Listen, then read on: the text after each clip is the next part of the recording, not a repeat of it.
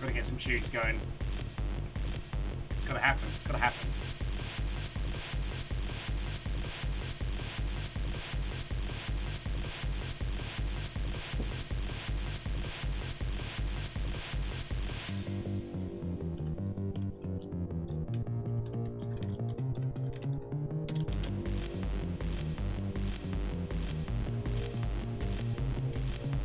Hey! Step Jen, first to the door. What ho, friend? Hello, hello. How goes it? Airman, good morning. What ho, friend? Hello. I should have made more coffee. Why didn't I make more coffee? Why? Why? Look, this is all I've got to work with. I'm gonna make this last. Navalas, what ho, friend? Yeah, Dynamite's actually been doing its job.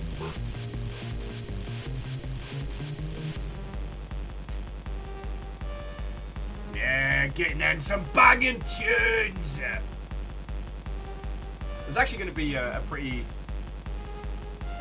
I've actually got a pretty awesome, calm game to show you today, but I definitely need to kick it up a gear before we get started. So that's what we're doing. Catastros, what ho, friend? Hello? Sorry. I don't know what's going on with me this morning. And it's a hard life being Amos. It's so hard being Amos. So good morning and welcome! Hello, my friends. I've got a cool game to show you. I got a very indie game to show you. It did start some fights on the internet last night. How are you? Fearless, good morning, what's ho, friend?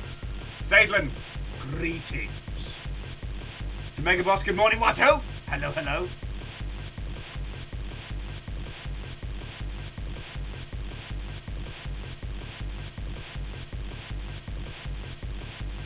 I can't imagine any of us haven't already... I can't imagine any of you haven't already had your ears talked off about Everhood. But if you're wondering where these banging tunes are coming from, then... Oh boy. Actually, did Everhood make it into the Great Hall? Must have. No? Why am I like this? Oh, I can change that one. And Fearless, there should be a little bit in the chat box where you can change your appearance as you choose like what badges and stuff are shown.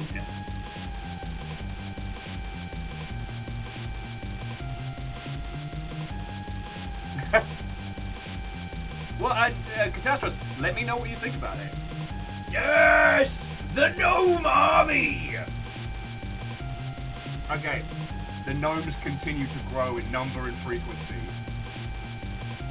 For those of you who don't know why we are amassing this adorable army of woodland creatures, maybe 10 down to 2s, some neighbours of ours who have the fairy garden and these like planter beds full of gnomes. Somebody stole all their gnomes over the weekend.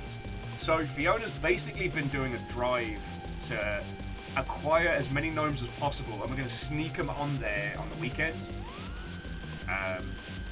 Because, you know, we've all been going through the shit and taking the dogs for a walk and going past like the lovely little fairy corner and then like the army of gnomes.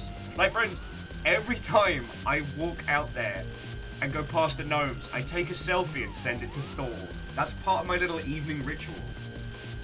And someone stole those gnomes. So, we've been replacing them. Actually, Fiona does have like a little Amazon list if you want to send gnomes before the weekend. If you want to get in this this gnomification.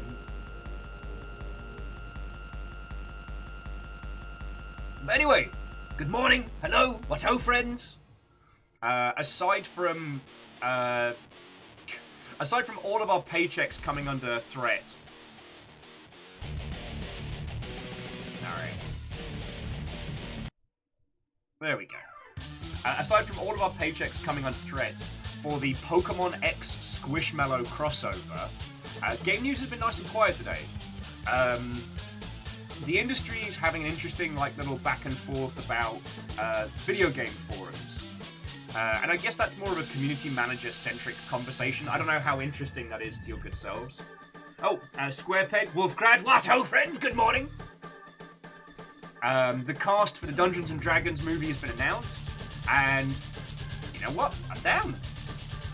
It did make me want to do a recut of the first two Dungeons & Dragons movies, but around the table, as in, the people playing those films. And Vanderbeest, take a bit in the pint glass, friend. That's what keeps me alive. Gnome Brothers! God, I haven't had the squad together in a while.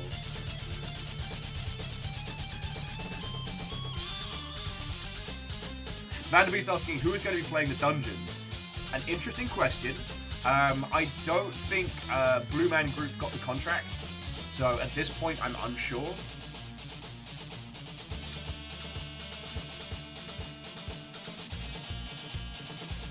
But it's just, the idea of a new Dungeons & Dragons film is still fascinating. In a world where Critical Role exists, what does a Dungeons & Dragons movie look like?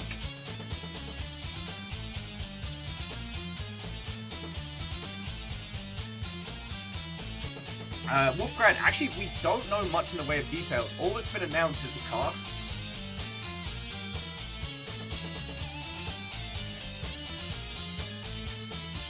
So, we don't know if it's people being pulled into the world of Dungeons & Dragons, or if it's the dramatization of a tabletop game, or if it's set inside the Forgotten Realms, which I'm physically incapable of saying like a regular person. See, Navalis, I love ideas like that. And Navalis was saying that what should happen is one of the characters die during the film, and a new character joins the party, played by the same actor. So Hugh Grant's character dies, and he comes back with a stick-on mustache. Hello, I am this person's brother. Stammering, good morning, what ho, friends? Hello, hello. See, Tiny Meows, that's my secret. I never stop watching Naruto. Alright, actually, don't get me started on everyone's favourite ginger. He's not really ginger, he's blonde.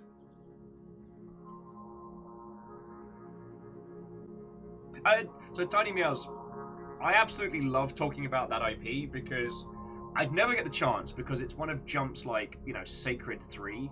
But I always wanted to do some kind of deep dives into that whole world. I wouldn't even know who to ask to get the IP rights to do it, but I always wanted to do a title based on the Second Ninja War, like Kakashi as kids and that whole conflict. You've got magical ninja child soldiers fighting in this land war. Oh.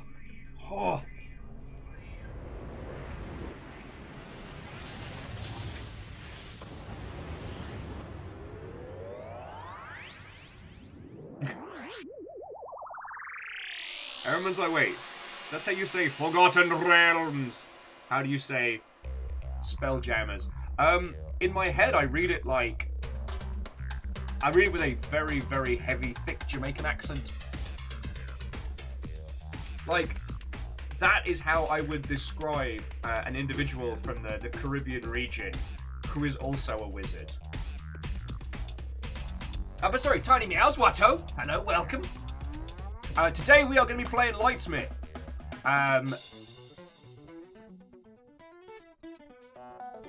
A few dragons are sponsoring us today to play Lightsmith, and I have been looking for an excuse to share this with you all, and the fact that they are literally putting cash behind it, fucking yo.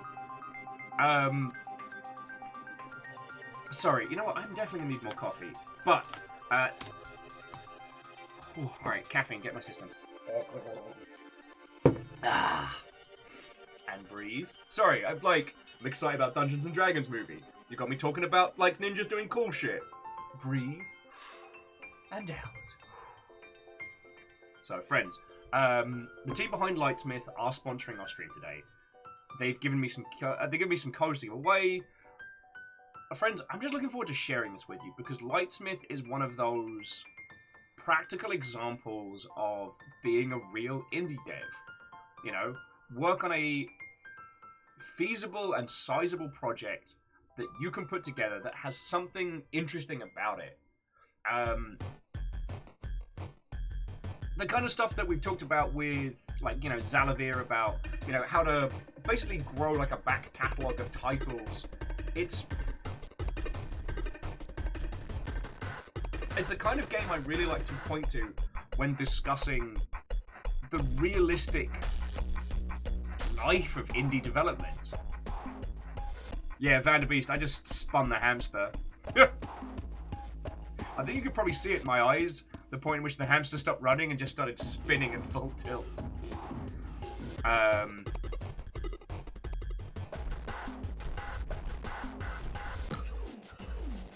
But no, this is a game that I really wanted to show you all, and they are literally sponsoring us today to play it, so fucking leave. This is going to be a real good day. Oh, wow. Yeah, no, I'm going to make another pot of coffee in just a sec. What was I going to say? Oh, yes, I got into a fight with lots of people on the internet last night because I couldn't leave things alone. And Jackie Fox, Watto friend, hello, hello. So, yesterday, I saw a bunch of people, because we played through Stray on Tuesday, and I feckin' loved it. I really enjoyed that. And I saw a few people posting online, basically along the lines of, it's a good game, but it's only 3 hours long, and 3 hours long for $30. Oh, that's a bit much. And I try not to put out more negativity in the world. If any of you follow my Twitters or anything, I try and post about good stuff that we're doing. I try and be that little bit of on people's social media feeds, because fuck it, there's enough miserable bastards out there, right? But wow, I'm swearing a lot this morning. But this was one I just couldn't leave alone, because I really detest the idea that the value of a video game is based on how many hours long it is. Not to mention the fact that the only way you could finish Stray in 3 hours is if you just scream through it like a cat on fire. There's so much to that game. Fucking Joel. Anyway, so I posted about that, and I wrote and deleted some very harsh tweets, and I kind of went with something a little bit more level-headed. And I still had people being like, well, actually... and so then after I necked a couple of ciders, I was on TikTok being like, I can't believe you've done this.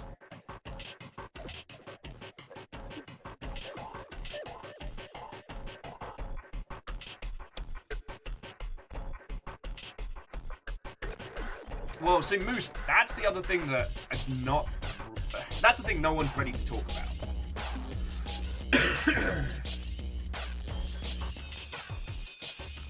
Now, because Moose was saying, so I take it people aren't ready to talk about how artificially low indie game prices are. Yes.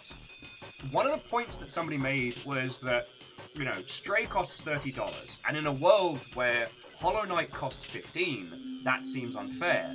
And I wanted to reach the internet and just, shake someone and go like, no, Hollow Knight's not the baseline. Hollow Knight is woefully underpriced. Like, it was a Kickstarted game, it has an indie perception, and so it has an indie price point. And the thing is, and I know we've talked about pricing games before, about how it's user perception that denotes cost. I think that's why I'm so fighty about this topic. But like, Hollow Knight is woefully underpriced. That should be a $40 game. And and it's not. The indies race to the bottom in terms of price point has been something discussed in industry for a while, but anything discussing, like anything moving the, any discussion about moving the price point hits upon a lot of landmines. And again, we've talked about this, in the end, users will decide how much a game is worth. Because if you charge $60 for a game and users don't like it, they won't buy it. Yes, the Hollow Knight is absolutely too cheap. And the reason it's only at that price point is because, you know, it was an indie team that didn't have weight behind them. And I can assure you, feckin' Silk Song will be woefully underpriced as well.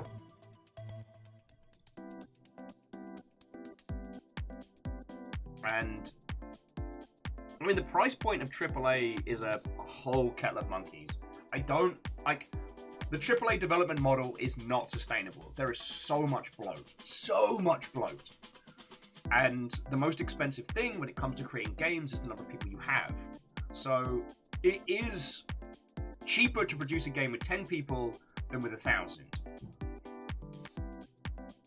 But then suddenly you're at a point where you're trying to create and justify enough within the title to justify your price point, leading to like the Ubisoft style of artificially extending the amount of content in it by, you know, strewn about pointless collectibles and challenges and near nonsensical. See, I get wound up. I get fighty.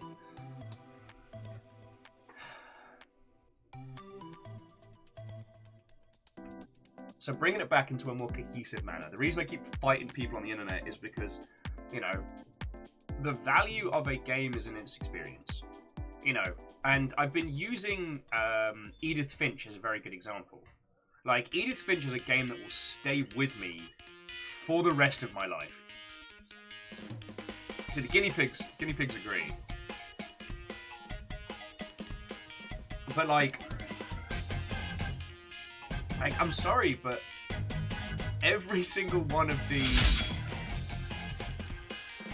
myth, the legend, Echo the Myth, Watto and Welcome, every single one of the Watch Dogs games, I will not remember. If it wasn't for the fact that they completely deleted Soho, Watch Dogs Legion is a completely forgettable game. Like, let's have a look at the price point of Watch Dogs games. Watch Dogs 1, $30. Watch Dogs 2, $50.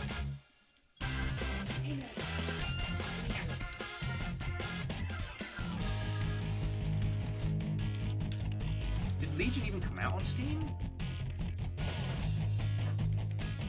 Is that on?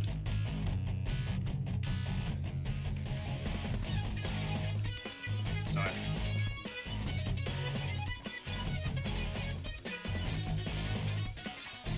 Anyway,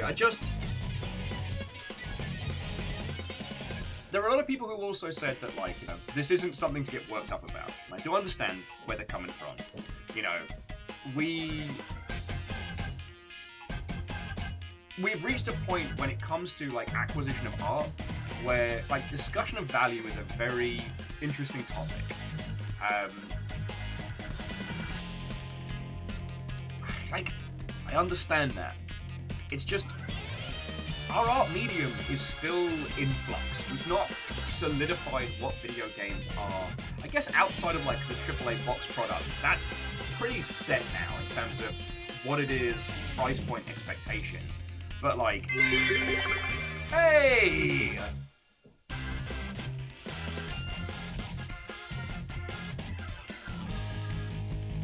say boop? Oh, Beadora, I am so sorry. The Welsh guy didn't say boop. That's shenanigans. So allow me.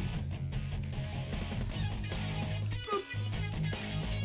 Beadora, how are you doing, friend? Watto and welcome. And alongside everything, thank you for the full spree of 45.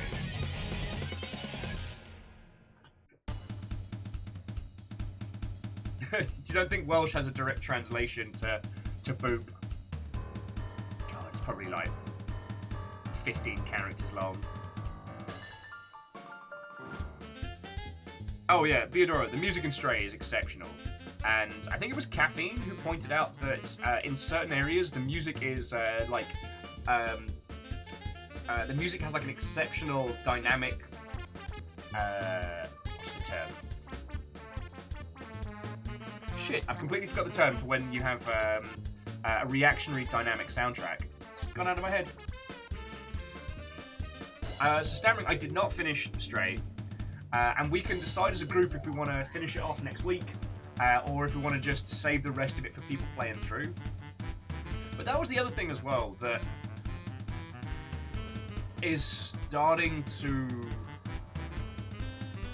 really grind my fucking gears. Like, what counts as finishing the game? Like, when is a game done? And most of the time when we have these articles like, oh, it's only 3 hours long! Like, yes, it can only be 3 hours long if your goal is to consume it as quickly as possible and move on. And I mean, there are two schools of people that are looking for that, and those are people who have to professionally play through it in its entirety, and those individuals who are looking to just churn through this one onto the next one. There's a bad faith engagement that's, I don't know. And I know I shouldn't get mad about this. Like, I shouldn't get het up and fighty. It's just, like, often I use a lot of, like, you know, food and booze analogies when it comes to video games, because, you know, it is about personal taste. But if you smash the cork in with the back end of your fork and just chug wine straight out the bottle, very little good wine's gonna have a chance to do its thing. You know, there is a process, there is a decorum to experiencing certain things. You know, get good wine, cork it proper, pour it, let it aerate, or you get some fancy glasses that aerate it for you. Then you drink the wine, and then you get to actually taste it. You know, if you pour out some fancy ass wine, drown it in Sprite, and then guzzle it like budget sangria, like.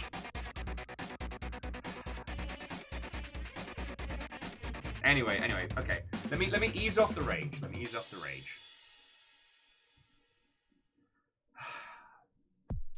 Anyway, it's rare that I get actively fighty on stuff like this, and it's something that's very much the core of my being. You know, a video game's value is the impact it has on you, and this isn't being against long games, but it's trying to create an environment where it's okay for a game to be 3 hours long. Like, would the beginner's guide have been a better experience if there had been collectibles and an additional new game plus hard mode? No. Is it okay that Rainworld took us, what, like 20, 30 hours to play through the first time? Yes. But that was exploration. That was the whole ass feckin' world of that. And there was so much to it in the right way. Like, pretty much every Assassin's Creed game could have benefited from being about 50% smaller. Like, a tighter, focused experience. I mean, hell, we could have done with about 50% less Assassin's Creed games. And, like, I understand why these titles exist. You know, the problem with the AAA space is that success begets success. You know, yes, yes, you can make a lot of money, but the boulder gets bigger and it takes more people to push it up the hill. Eventually, the boulder becomes too large and it rolls back and crushes everyone. Okay, I've had my 10 minutes. You've let me have my rant. Thank you kindly. How are you all doing, friends? Friends, Watto and welcome.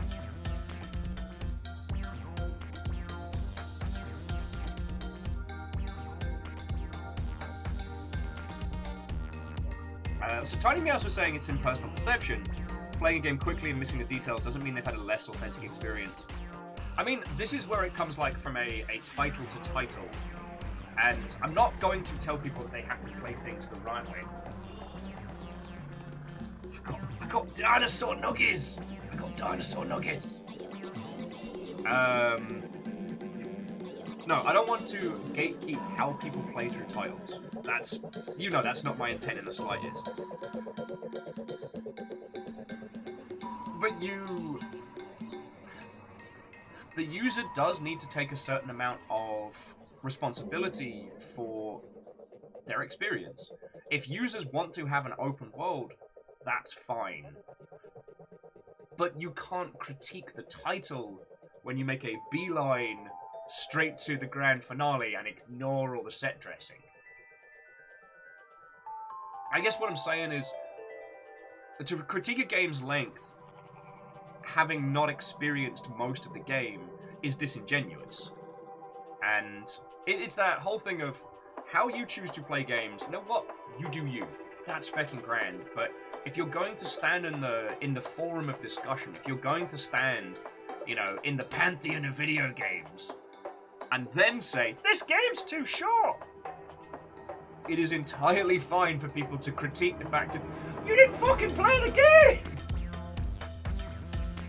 Yeah, Beadora, I just got dinosaur nuggies. I didn't even know dinosaur nuggies were coming.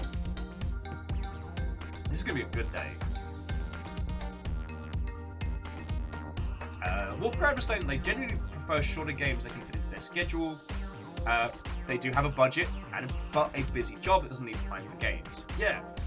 I mean, it's quite interesting that single-player experiences that have a 40 to 100 hour playtime outside of a handful of IPs tend to turn users off more than anything else. I mean, shit, ideally what you want is a title that hits about 8 to 10 hours with the possibility of exploration. Okay, this is a very different conversation in terms of structure and planning. In an ideal title.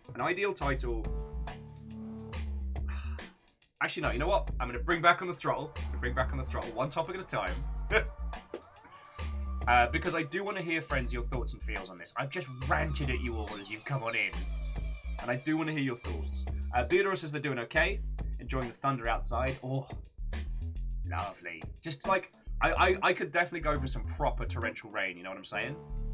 Lizzie, Watto friend, hello. Tiny Meow's like, we're talking about games or relationships now. I'm better at one than the other, let me tell you.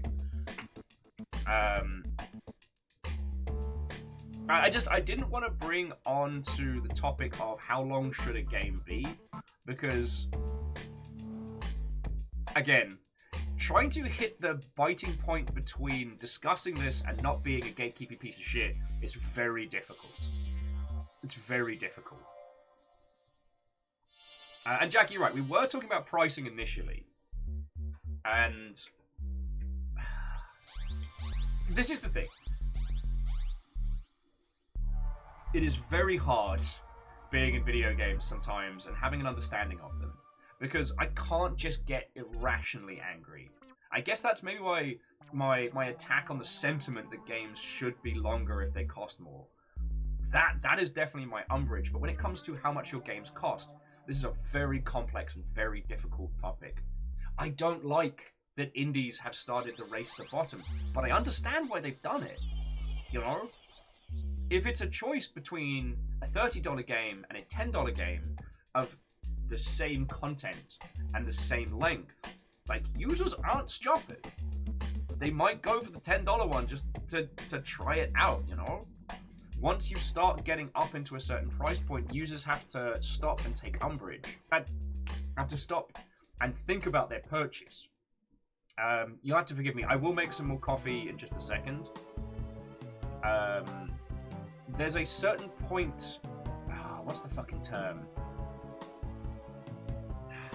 Peoples. Okay, it is different for all of us, but dependent on our budget and our situation, there are certain price points that we can justify to ourselves as a reflex. Buy coffee, be healed. Buy coffee, be healed! Good morning, y'all caffeine. How are you doing? And for the record, I have had a whole ass cup of coffee, so I'm not decaffeinated. We're not going carnage mode. But no, dependent on your situation, your financial state, there is a price point for which you can consider things to be like that's fine, a reflex purchase. And video games that hit that beat and below, you don't have to make a fiscal decision when you encounter them. You can just go, yeah, I'll buy that. Like, I'm not a rich person, but I will say, like, the $2 to $4 mark, I could just go, done. So when it comes to teams like Sock Pop, who put out a lot of titles, you know, how much was Stacklands? How much was Stacklands? Because this is a really nice example. Stacklands was $5. And that's something that I can justify at payday to myself. I can go, yeah. And yeah, I played that for like 5.5 hours. Gonna be playing that for a bit more now the island's out. But if Stacklands was $10, I would have to stop and think about it. Because I can't, like, $10, that's starting to get into, like, you know, that's a big chunk of our weekly food budget. Or, you know, that's something I should probably consider putting away just in case we need, like, you know, animal vet bills or what have you. Do you know what I mean? Yeah, I mean, Lizzie, if I could somehow turn chaos into gold, I would be some, like, Midas tier bullshit. Now, Stammery Gamer, I do want to talk about subscription services and how they affect this, but we'll come back around to that one. But yeah, so the reflex purchase point is different for everybody, and it is, again, it's dependent on a whole bunch of, like, social and personal economic reasons. But if your game can sit beneath that and succeed, it makes it real easy for people to just go, yes, buy. And so with the indie scene being as varied and vibrant as it is, competition between teams from a price point standpoint is very real.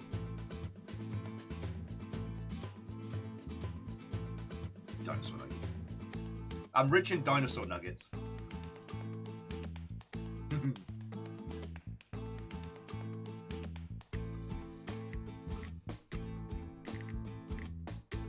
Wolfgrad, that is an incredibly good point. Just to frame the conversation, when it comes to video games, you can always bring the price down, you can never bring the price up. Now you're probably thinking, oh well, but what about the retro market? The retro market is completely removed from the original creators. You know, Mr. Nintendo doesn't make $1 if you buy a mint copy of Super Mario Brothers, you know what I mean?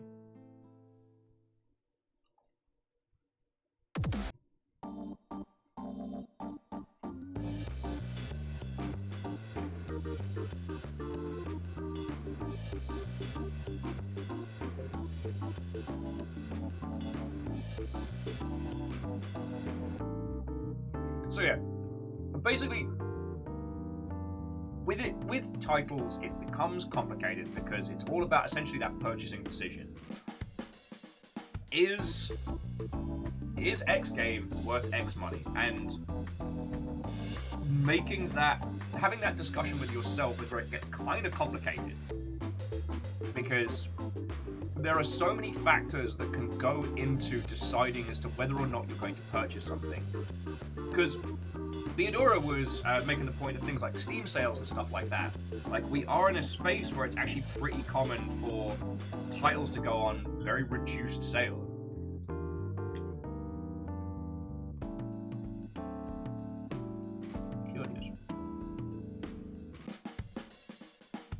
So that's another factor into the mix here of deciding like whether or not to buy something. And then, okay, so Jackie was bringing it back, thank you, which is interesting in the question, when exactly is a game too cheap? So you mean what I was saying about like Hollow Knight being too cheap, right?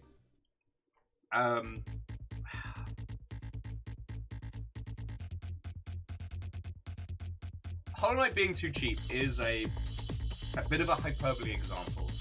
Hollow Knight did things clever. They had a Kickstarter, the Kickstarter went good, then they started selling the game as well, and it did even better. So they were able to kind of carry that momentum through.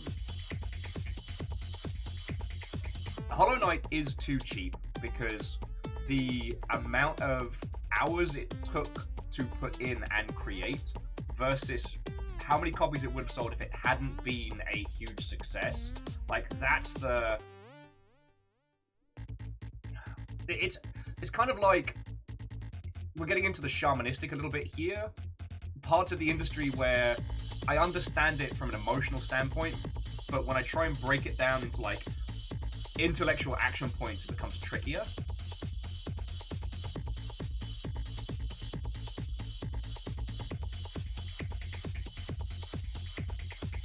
Like, it's not too cheap because they're making a loss.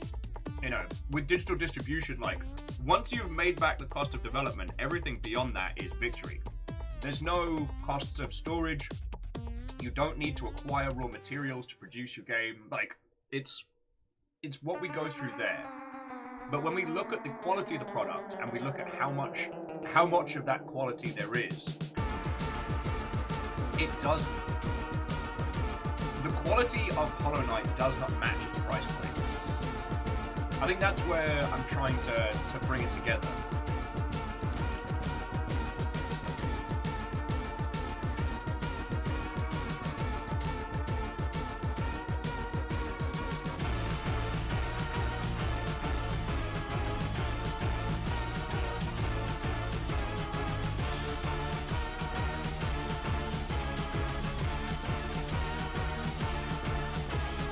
Oh, absolutely, Theodora. I mean, you know I love this soundtrack, but if it's getting a little loud. And yeah, Moose makes a very good point that Hollow Knight sold more than they reasonably could have predicted it would have. Yeah, winning the lottery, having your game go everywhere, is not a business plan. And Clank makes a very good point that, you know, Clank was saying that if they were 14 with barely 2 pennies to rub together and infinite free time, a 100-hour game is definitely a banger. And hey, 100-hour games are not bad. But that isn't the only gig in town.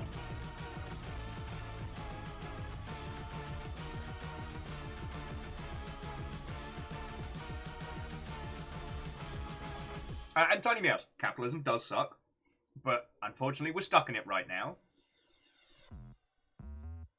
Like, and this is the other thing which makes it so difficult when... This is why I look so haggard, is because this isn't a simple thing. This isn't like a one beat and done. Hey, baby boy. This isn't like a one beat and done, and that is the only explanation and the only discussion to be having on this topic. There's so many factors. And factors. I always love that. And the problem about understanding the business behind it is... It's the old thing of, like, wanting things to be better, but knowing the real reasons, leave it. Knowing the real reasons why they're not. Alright, you wanna come flump? You wanna come flump? We're talking about game pricings. Oh, Sadlin with counterpoint. It is a business plan, it's just a bad one. You know what? You're right. You're right. There is a plan, it's not a good one.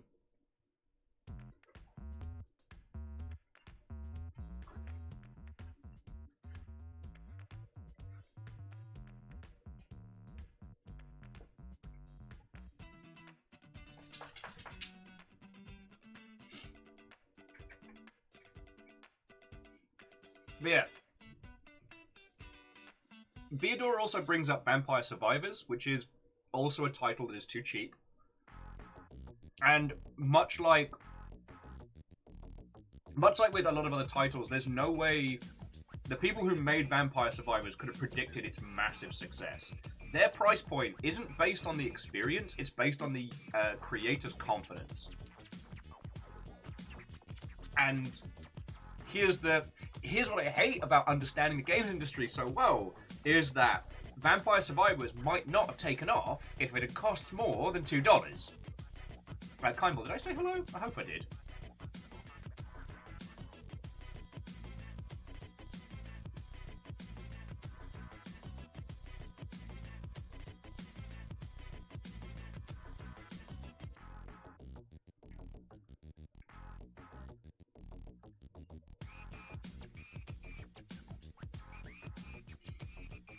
Yeah, and Wolfgrad, like, that's just testament to how well that Hollow Knight sold, that they were able to do additional free DLC updates after the fact, which is feckin' cool.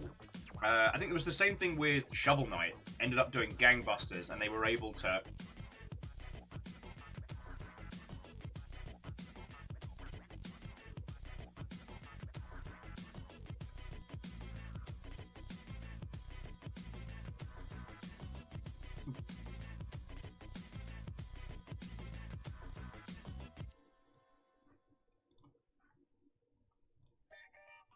Jesus.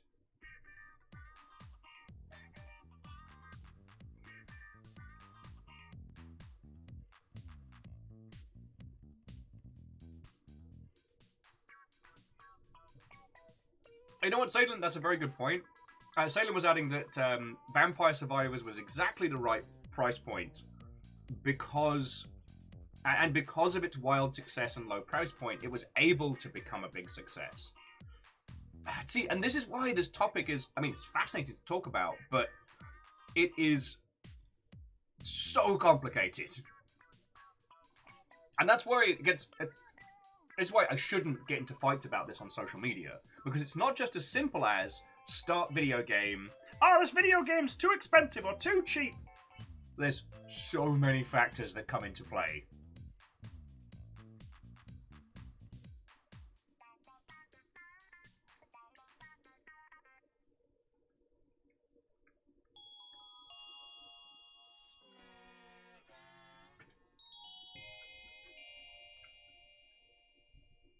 So Legion, the Supergiant stuff is kind of fascinating.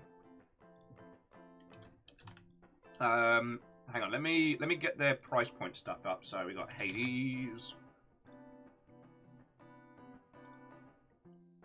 Because, much like with a lot of other games, Supergiant isn't a business model that you can point to and say, do that.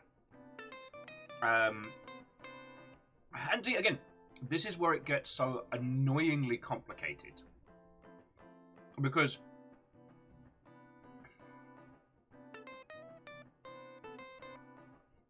Bastion sold so incredibly well as to allow the studio to continue making a whole bunch of stuff. Because Bastion dropped at just exactly the right time.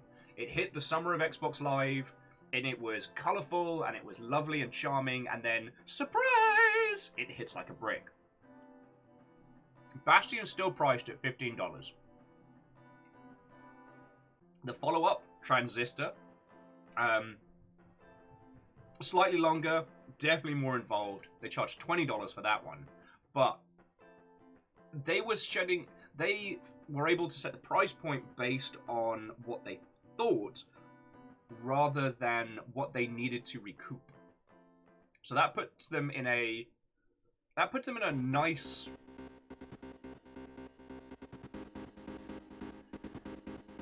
That puts them in a very nice, comfortable space. They had enough runway that... I mean, if Transistor had keeled over, then Pyre probably would have been the end of things, but it didn't. And even Pyre still sold. Not as well as the rest, but it still sold.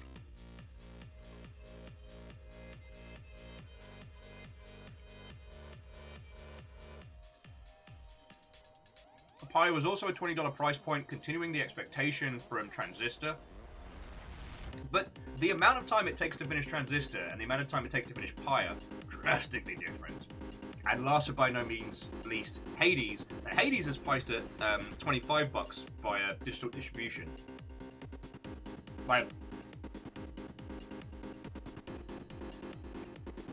Again, knowing what we know now, Hades could have easily been a $40 product. Easily. But the expectation that the team had set from their titles, the expectation is it's around $20.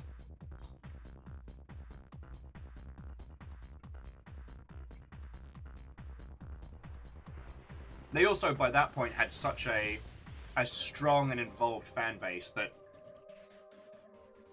Hades might not have been the massive smash success, but the fan base of Supergiant would have paid probably up to about $60 for Hades. Not during the initial early access development, but certainly at launch. I don't know, so Moose, we're coming together. Caffeine says if it started at 40, would it have gotten wide acceptance? I think so. But I think that's because the momentum Supergiant has around their products. So friends, today we're going to be playing Lightsmith. Now, Lightsmith is not a game people have heard of. It is cute. It is interesting. It has a lovely philosophy to it. It is currently priced at $5. Now, we are being sponsored by a few dragons to play this game today. I'm really happy to show it to you. I'm happy to show it to you regardless. Lightsmith is $9. I need to get my feckin' cat straight. What is wrong with me today, friends? I need to get my head on straight. I'm so sorry. Now, it's highly unlikely that unless I'm the one that's mentioned it, you would have heard of this title before. This isn't a known developer, this isn't a known entity. So anyone looking at this title is judging it purely based on trailers and screenshots, or, seeing it from operations like ours. So they annoyingly have to go for the lower price point. Lightsmith might be a game that lasts feckin' ages, or it might be done in the afternoon. This might be a title that changes our very perception of video games. But if we put a $40 price point on it, it would set an expectation. And this is where this whole thing starts getting so complicated. The price point denoting an expectation is a whole kettle of monkeys. And this is why I got dinosaur nuggets.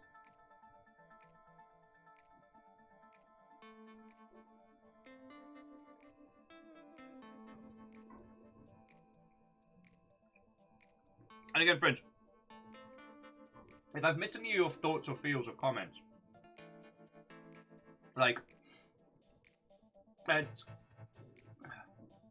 this is an incredibly complex topic. Incredibly complex. People get paid very large amounts of money to solve the exact problems that we're talking about right now. And most of them are pretty smarmy.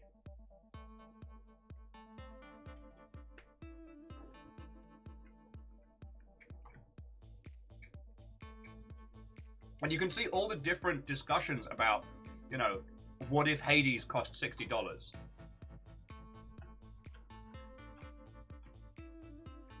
Now, I know I keep bashing on AAA, but they're a big proponent as to why this is such an awkward conversation. Now, obviously, times, they are a-changing. They have been changing for quite a while.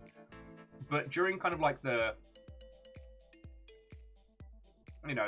360 through to, I guess, the PS4 era. And I guess it counts from before. Companies have been constantly trying to make the games bigger, more fanciful visuals, larger games, more features, let's add online. And the teams have had to increase to continue with this constant clamor to do more, be more. The sequelitis is one of overgrowth to the point of, like, unsustainable. And what's happened is that AAA teams continue to bloat, and so they have to find ways to recoup that cash. But every time teams have tried to raise the price of video games, it has been vehemently fought against. So what ends up happening is, because of this insane bloat of product, AAA games find ways to add additional revenue streams into their titles. You know, that's where the obsession with, like, season passes, battle passes, microtransactions, any way to turn a $60 purchase into a $100 purchase, they'll effectively go for it.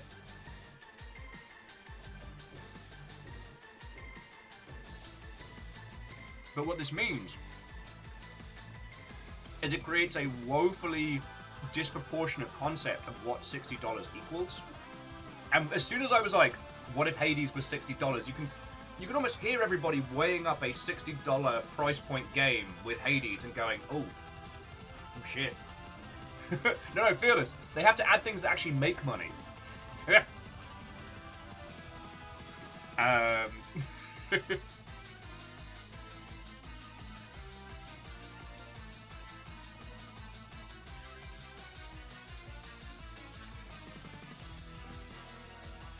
Oh god. Like, Wolfgrad, Megaboss, I'm not disagreeing with you that genre plays a huge, huge factor into perceived value. It's just, this is such a huge topic.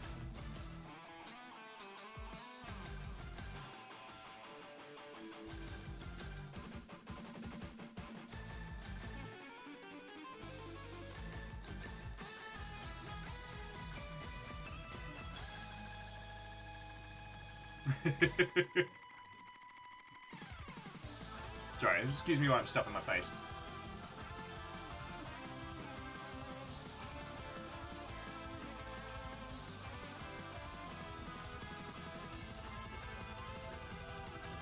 And Tiny Meows, again, you're entirely correct. There's a psychology behind it. If you pay less for something, you may perceive it as less. And so it allows a title to kind of hoodwink you a little bit. Like, Hades is a $25 game, which is, you know, premium for indie, dead cheap for big or independent studios. And it presents you with a cute little roguelike. Oh, look at little Zagreus doing his thing. And just to put into context, our run-through of Hades so far is at 147 hours. And we have not finished all of the story. But because it comes in a little $25 package... Oh, Hookshot, thank you. Watto and welcome. This actually wasn't intentional. And friends, Hookshot is the lovely individual who sorted out our sponsorship for today. So, we'll be jumping into Lightsmith in just a second.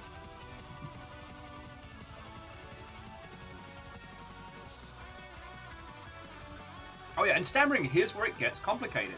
If it was a game you loved, and you had the chance to pay like $100 on launch, or like 60 and then extra content later on. And this is one of the reasons why I'm always vehemently against... I mean, okay, the term season pass now means different things in different spaces, but something like Gearbox and teams like that were very guilty of was pre-selling you DLC ahead of time in blocks, in seasons. Sorry, Hookshot's calling me out saying I only have 800 hours in every game because I get distracted telling stories of journeys across the cosmos. I can do both.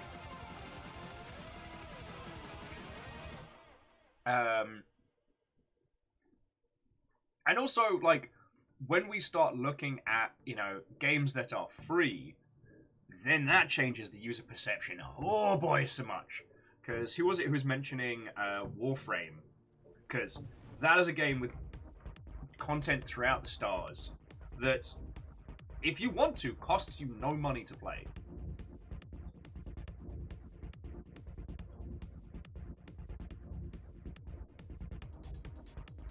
And this is why this conversation is so complex. Is You know, we're not talking about a handful of edge cases and then a core element.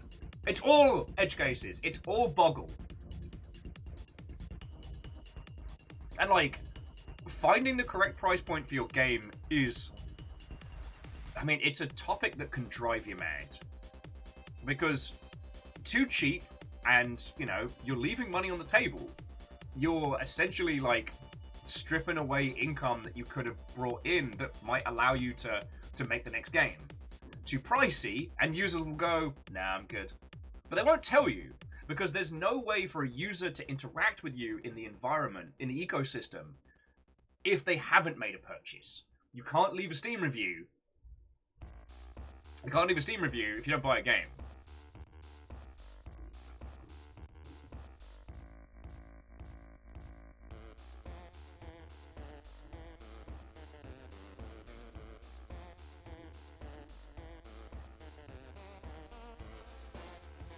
So, Stammering, Epic's free game thing is more about platform domination than anything else. They're basically, rather than paying to advertise the Epic Store, they're paying games companies to give away video games.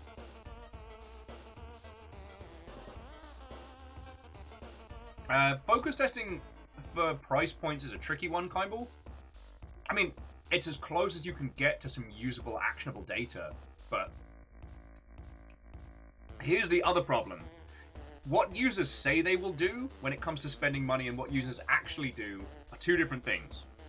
And that's, God, friends, that's a topic I could talk to you about for days. Like, shame buying gacha is real. There are people that will tell you barefaced, I'm playing this game, it's got gacha mechanics, I don't spend any money on it. They will tell you that to your face, despite knowing that they have spent money to go for roles. And there's nothing wrong with that. But the perception of, like, free-to-play systems with gacha in them, in the greater, you know, nerdosphere, oh boy, that's a whole nother thing to unpack.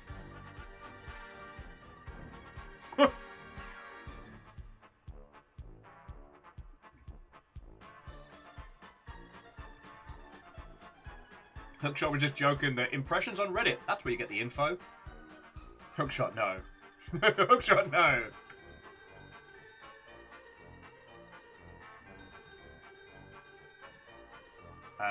Oh, and just Salem was adding that they have the tendency to play a free-to-play game for a while and decide to spend money to show support to the product and then moving on. I mean, that's really cool of you.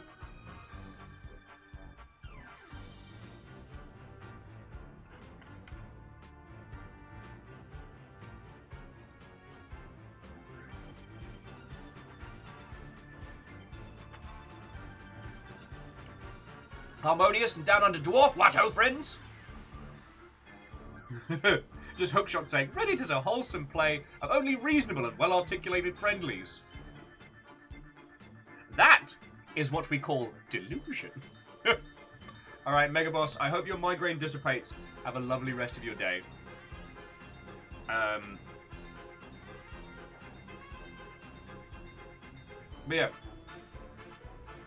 Focus testing is incredibly difficult when it comes to price point because you're engaging with people intellectually on what they think something is worth, but they will not be having to put their own money, so they don't actually enter into the state of purchasing decision.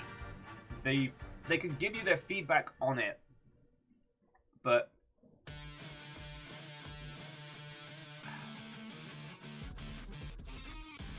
I'm trying to think of a good example, but I don't have one.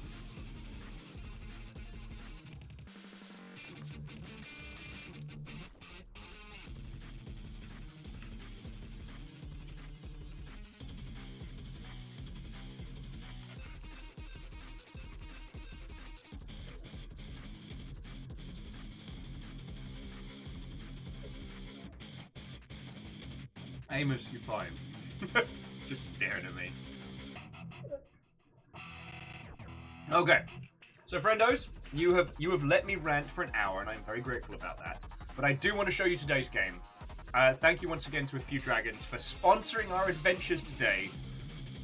It feels surreal to get sponsored to show you all a cool indie game made by a tiny team, but that's what we're gonna do. That's gonna be fucking cool. Also, another thank you to the Lightsmith team for making sure the game was on Twitch.television.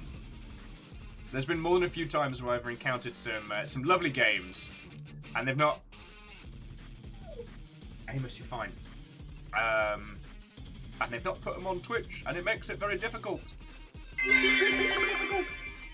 Amos is all like, Fiek the house, movie me, things are so hard. Love me!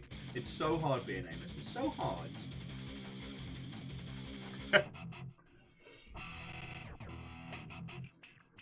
Oh shit! Sorry, while I'm sorting this out, I go over to change and update the game. Rainworld's going to be getting official mod support.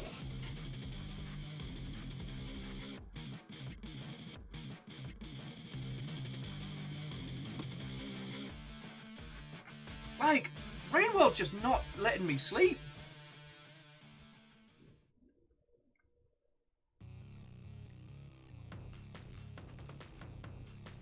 Okay, friendos. Let me get this all sorted.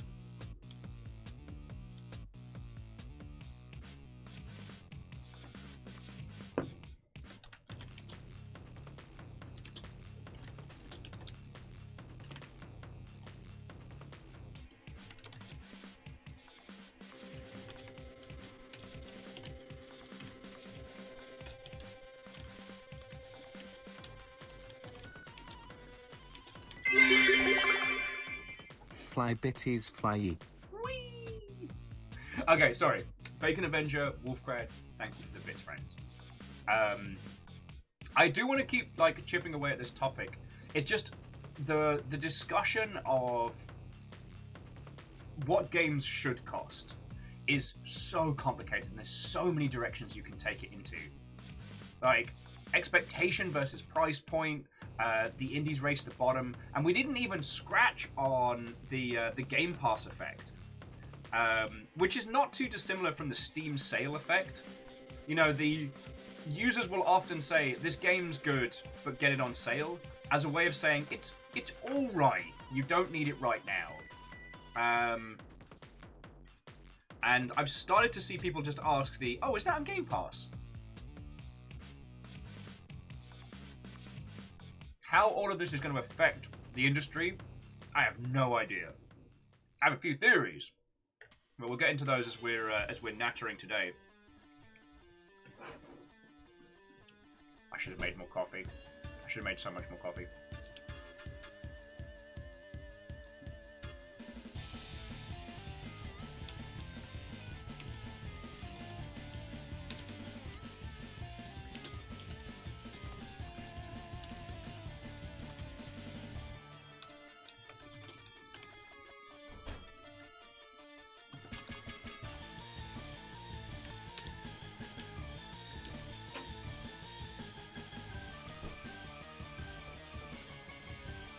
Look at me, I'm actually doing my job!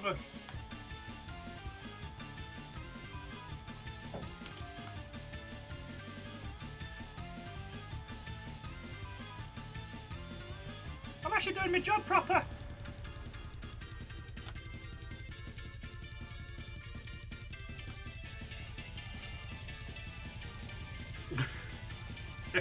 Barry says, I paid $30 for this and all I got was a good game! Feel offended for me! Aperios, how are you doing, friend? How was your stream this morning? We've been talking... Alright, I guess we've been talking about, like, the things Will's been ranting about online. And now we're going to get into a really cool indie game. So that's what we're going to do.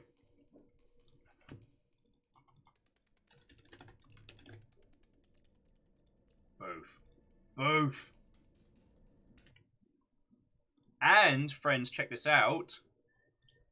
Tweet deployed.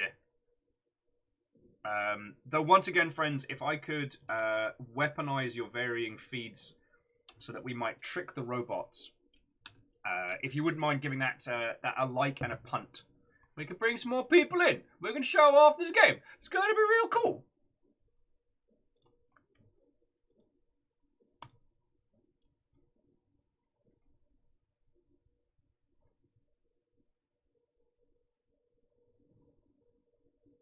Oh, so Fearless, the launch day discount thing is an interesting one, because that's a theory that comes from.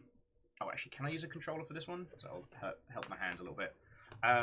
Initially, the Steam sale list would list all titles by launch if they were at discount. So before Steam changed its setup, day one discounts were a great way to get more coverage on the Steam store. Like, aside from big advertising spends, like, there isn't too much you can do on Steam to make your game stand out more. And putting it on sale, even 10% sale.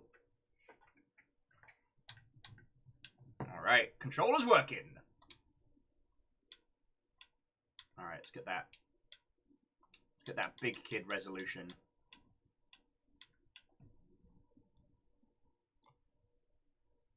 Boosh. Okay.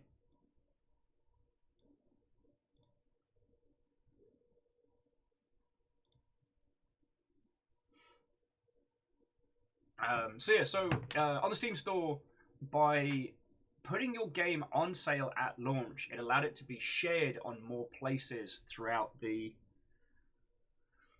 Oh yeah, I should do a... Alright, Aperios, we're just going to pretend that there's a Lightsmith command. Yeah, we're just going to pretend. I should have done that before we got started. God, I'm a professional. Oh, thank you, Aperios, for using the exclamation Lightsmith. Okay. Breathe. Seriously, thank you again to A Few Dragons for sponsoring us today. I want to see this game do well, friends. If you have the time or the inclination, please consider picking up a copy on Steam. Or if possible, like, give it a follow, throw it on your wish list. That'll help it get shown to more people that might find it, you know? So far, the title's at 4 user reviews, so if you do pick up a title, if you do pick up this game, please consider leaving a review, because once it starts getting into the positive and above, again, it gets shown to more people. Why are you all spamming the commands? I'm trying to... I'm trying to help the... Yes, Clank, wish listing costs nothing. And it genuinely helps our team.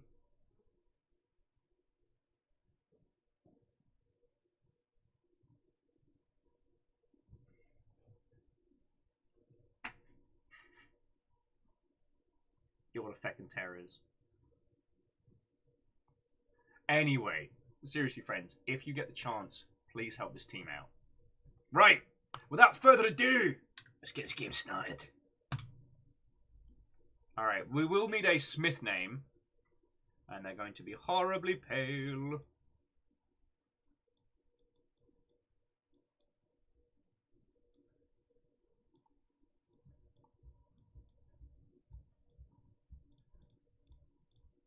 There we go.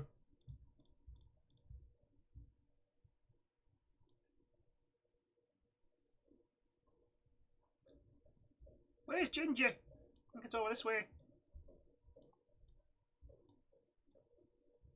Needs more gingers. Needs more gingers.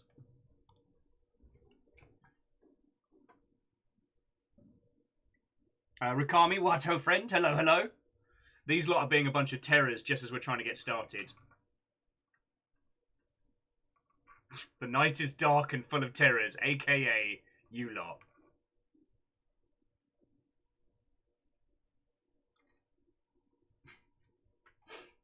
You'd like our Smith to be called Hugo Weaving. Huh.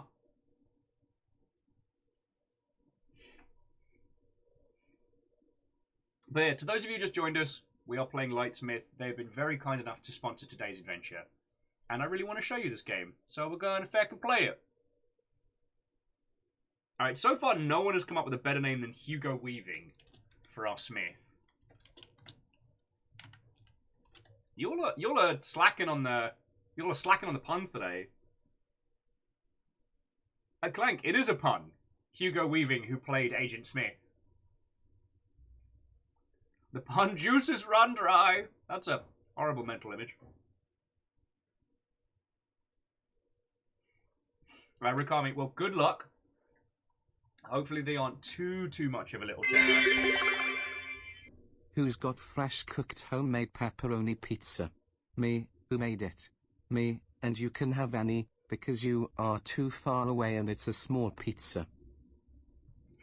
I think the typo tripped you up there. But Favor 6, thank you for the 200 bits. Lumen Smeltum? Not bad. You know, it's a fancy way of saying Mr. Lightsmith. Smithy McSmithers. Expected better of you lot. Expected better. Alright. Hugo Weaving's adventures in Lightsmith begin.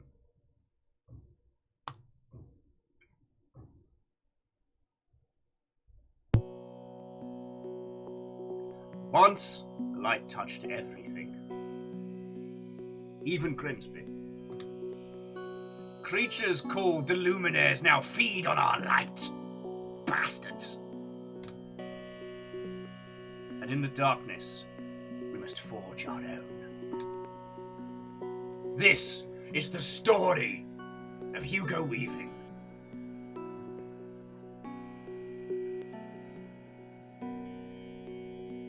You can interact with items by pressing A.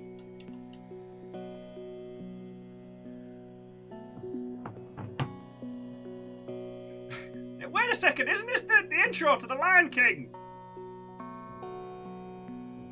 What about that shadowy place over there, Father? That's Blackpool. We don't go there.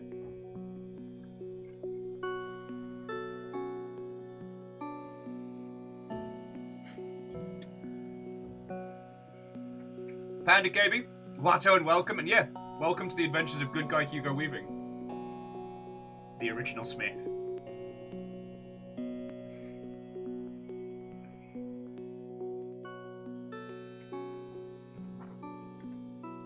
Brian! What are you doing here? Brian's like, who are you, Hugo Weaving? Why is it dark and gloomy? Why in this dark and gloomy world are you wandering around out here by yourself? I am the Lightsmith. Do you need me? Looking for a place to set up my lightory. I love it. I'm looking for a place to set up the light tree. Ah, why do you say so? Alright, well, welcome to Gloomsdale. Well, actually, much friendlier name than the town suggests. We let the kids name it. It was a bad idea. And we just so happen to be in need of a lightsmith. We even have a nice empty factory you can use. Get to work. Okay, yeah, Beadora. The glowing cats in this would be amazing. And horrifying. Oh, sorry, for those of you who missed it, friends. Graves brought up one of my favourite stories, which was scientists trying to work out how to convey the presence of nuclear materials in the ground through the medium of genetically modified cats that glow. Alright, if you get up and running, maybe you can fix the town. As you can see, we don't have much light around here. That is, if you really are a lightsmith, Hugo Weaving. Maybe I should get you to prove you are what you say you are. Alright, what kind of proof do you need? To start, just head up the road to the empty building on the left, past the broken lighting core.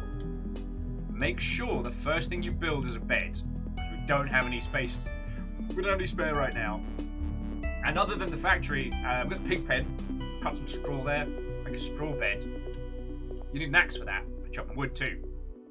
Okay, I don't have any of those tools. Can I just borrow something or like, craft my own? No tools? That won't do in my town. Oh, I didn't realise Brian was the mayor of Bryantown. Here, have this old axe. Keep it. I got another one. I got a better one. I don't even want this stinky axe anyway. And don't wait too long to make a bed. You already look tired. Your light will fade the longer you go without rest. Alright, come see me again once you've collected some supplies. Make a pickaxe. Get some sleep. You settling in nicely? Still getting settled in. Come back and see me when you do. Ow! Brian!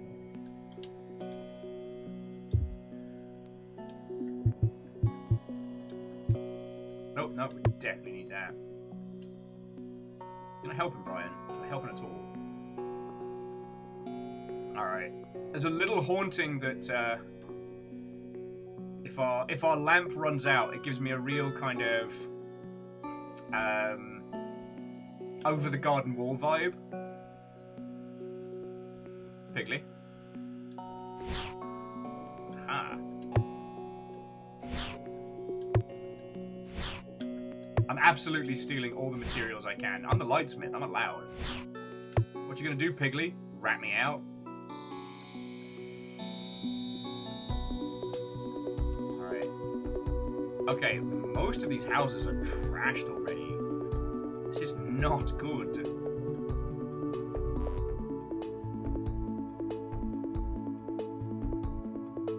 They call him Brian.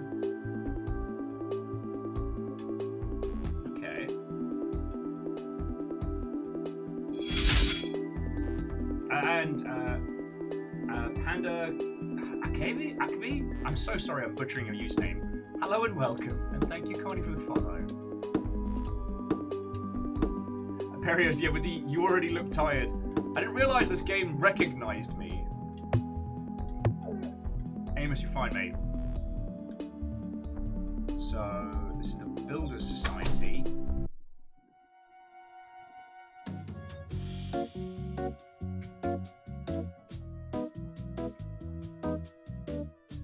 We'll come back to you later. Amos, you're fine.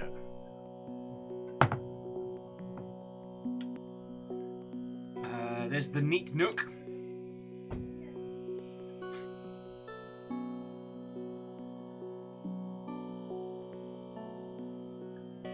I'm Brian, and so's my wife. Alright, you get settled in. Yeah, I'm just trying to remember. Where was the place you said I had to go? Brian! Stop talking to me! Brian's worrying me. I'm just gonna say it. I'm sorry, what, oh friend? Hello, hello? Coming in, coming in. Exploring the darkness.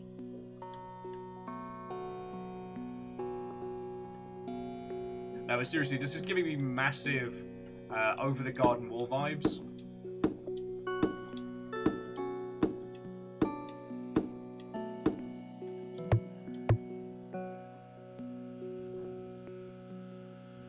Release Brian!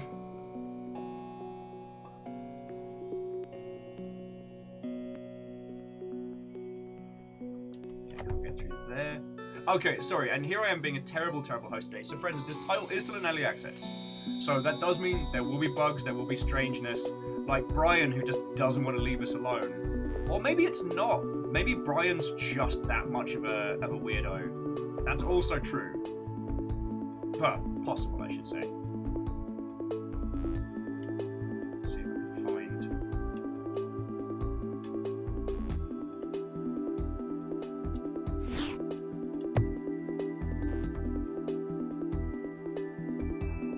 spot.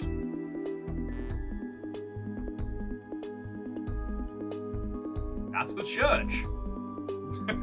Imperio's just yelling, "No weirdos in here!" Like shit. So Hookshot was saying, so for the inspiration of this game, they were playing Stardew, started a game jam in the local area, and the theme was dark. Recently watched Pitch Black. That's a good space to start.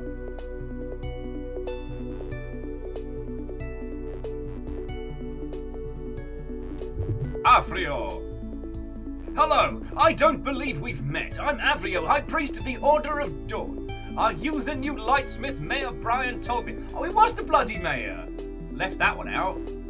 Oh, hi, I'm regular Brian. Welcome to my town, don't fuck up. Alright, fucking cool. Screw you, Brian. Yeah, Beadora, I'm still waiting for this to, like, turn into, like, a meta horror game. That's me. Just setting up the library. Praise the dawn! A true blessing has been bestowed upon Gloomsdale. Light will be brought back to our town, just as I foretold. Alright. I am overjoyed that the dawn has sent you to us. Some of our citizens were losing hope and turning away from the dawn. But with you here, our town will be saved and citizens of Gloomdale will seek the light of dawn once more. I can feel it in my light. I have faith we will one day even see the church restored. But not yet. Dawn tells me the citizens need to be helped first. Yes. Cool, I've started helping the town already. Dawn's blessings upon you, Lightsmith. May your light shine bright and long. I got the fuck out of me church. Okay, yeah, I think it is the controller is auto-starting the next conversation.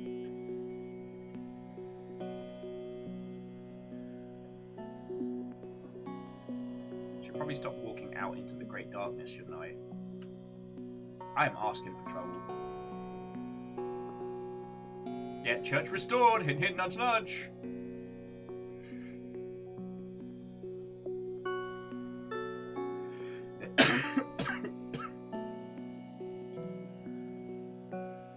Yeah, just Brian really wants to be our friend. Alright, Catastros, sleep well, have a lovely rest of your evening, and thank you for coming to hang out, y'all. I know I get to hang out with you on the daily, but it doesn't mean I take it for granted. So there's the Neat Nook and the Builders Society. Oh. Ryan, where's this place I'm supposed to move into? You're shit, man! Ryan! Okay, here we go. Open the crafting menu by hitting Y.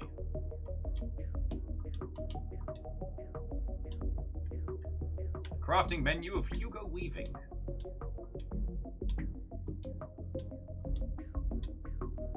So first up, straw bed.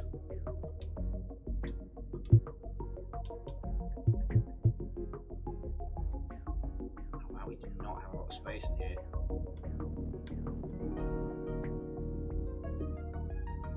Alright, so later on we'll be able to start getting things together, but we'll put our little nap spot in the corner.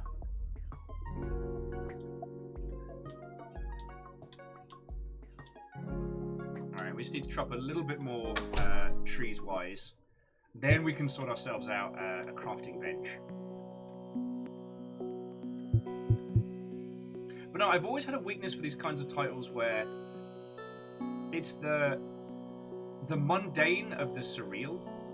I've been rewatching a lot of Over the Garden Wall recently, and the thing it succeeds in doing so well is presenting you with concepts that are completely ridiculous, and then handling them as if that's exactly the norm. Of course, there is a person that has a school for animals to teach them to count and spell. Of course they do.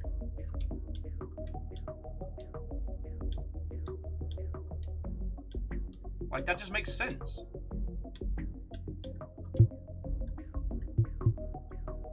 Alright, crafting table by the door. Here's a special. Now let's have a nap on the floor. Snoozy. Oh, okay. So depending on how rested we are, that changes how much light we exude. So as we become more and more tired, the light recedes. I'm sure nothing bad will happen because of that. Alright.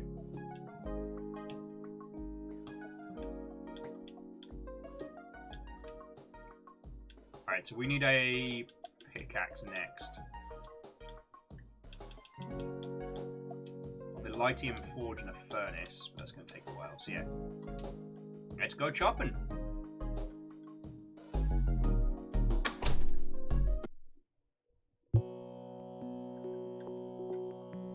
Martha! Martha! How do you know that name? Martha! Oh, hello there. You're new. I'm Martha. I used to run the bakery. Can't do that voice infinitely. That was until the lithium core broke. Now the town is out of light and we can barely survive. I've lost 17 children this summer. Sorry. I am thoroughly enjoying this game. I do not know why I've got the silly buggers about me today.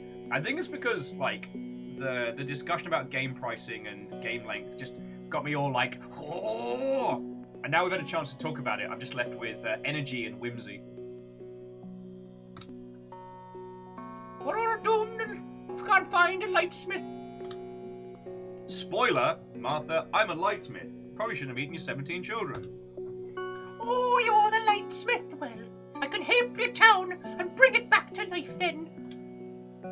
I'll see what I can do. No. Sure as I gotta go, Martha. Martha, I gotta go.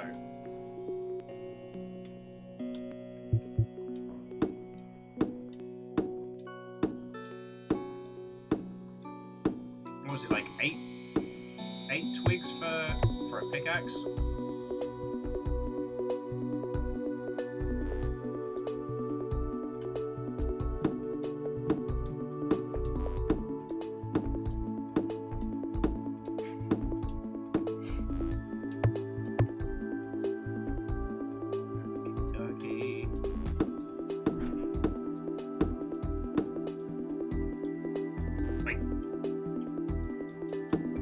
Chop that tree!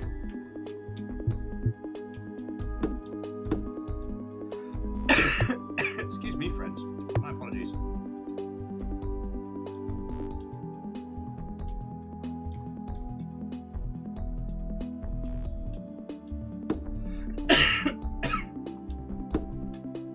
Sorry, it wasn't intentionally meant to be a Welsh accent. I was just doing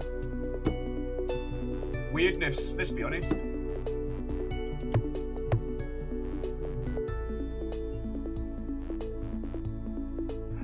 Pickaxe up and going. Then we can ignore. Just kind of, I guess, it does kind of sound like Martha from the valleys.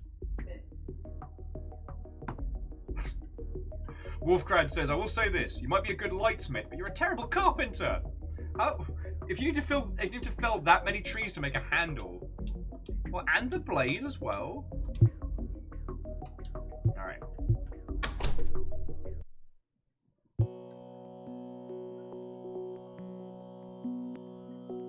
Let's get to work.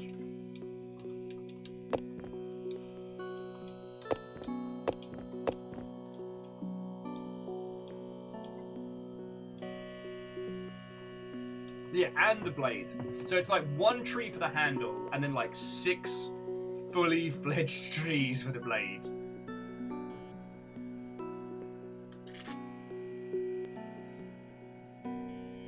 Sorry, I gotta wrap my hand. It is better, friend. It is better, but it's still a little bit grumpy with me. So I'm trying not to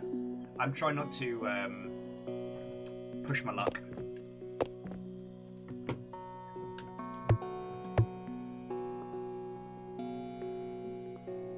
No, but we've talked about this before, and like I said, it's a kind of thematic that I really enjoy. You know, the normality of the bizarre. You know, you show up. Oh, of course you're the new Lightsmith. Of course. Oh, you know, our town's light forge is gone and people are losing hope. Of course, that's just how it is. And the matter-of-factness with a lot of this is what makes games like this fascinating.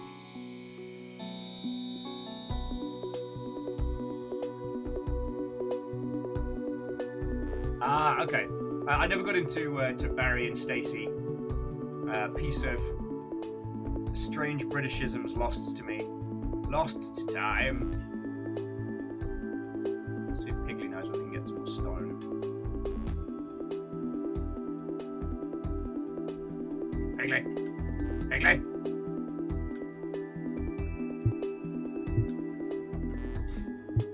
Nope.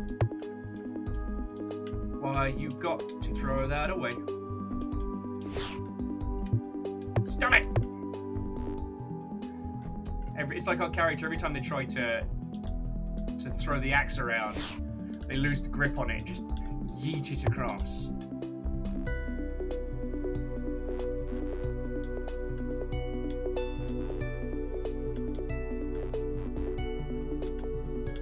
It's a fascinating thing that with titles like this, you can do so... Oh, cool, what's this?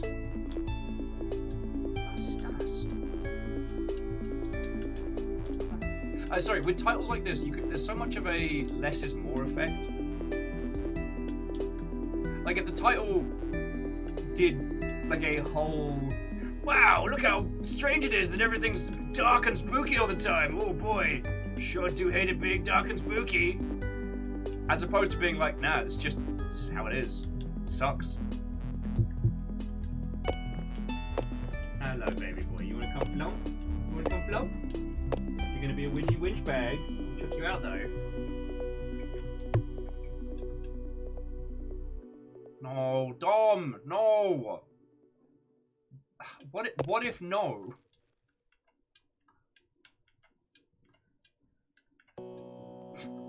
Get out into the fields and practice axe throwing. That's how Martha lost 17 children. Confirmed by Hookshot, so that is canonical.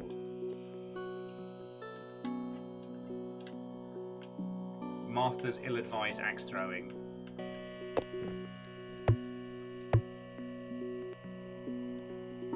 Terrors, the lot of you. Terrors! I'll get a few more resources while we're hanging around and having a natter. So, Hookshot, I don't know how much of the earlier conversation you got in, but I'd really like to hear your thoughts and feels on game pricing. Because I was talking earlier about... Because, as I'm sure you know, the process of setting a price point for a game is incredibly, incredibly difficult. Lightsmith's, what, $8? 8 USD? What was your... do you mind if I ask like your thinking and your reasoning behind that? Just because I think it would be really interesting to share with people.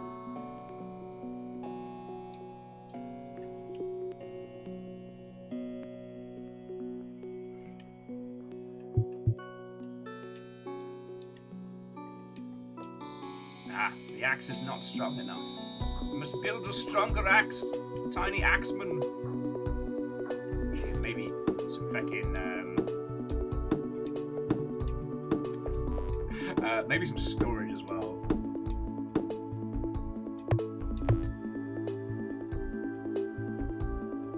I realise we're gonna need some more wood for axe handles and stuff.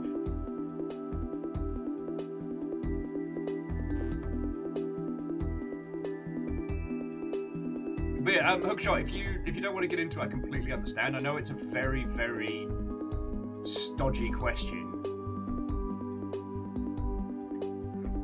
Okay, so Hookshot was saying it's $8.99. It's enough to make money. I want people to be able to afford it.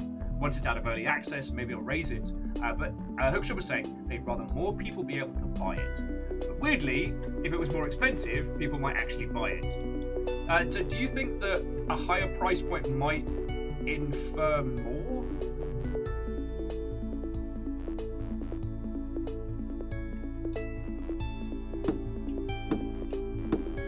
Because at the moment it does have a deceptively simple art style. It definitely has one of those that gently sneaks you in through the side door. Like, oh, okay, I know what this kind of game's going to be about. I know what this kind of game's involving. I'm sure nothing's going to happen here. I said committing masses of deforestation. Alright, that's got to be enough.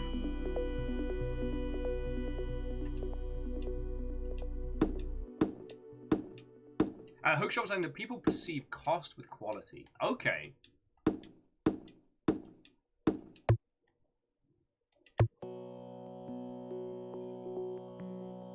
And one of the things that's been very curious has been the number of titles that have gone for a 0 price point. Actually, okay. So here we go. So stone axe, stone pickaxe. We're gonna need so much stone.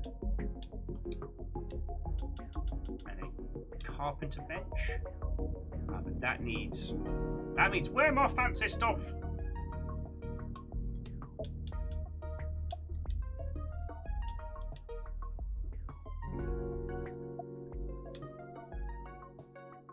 Fancy axe it is.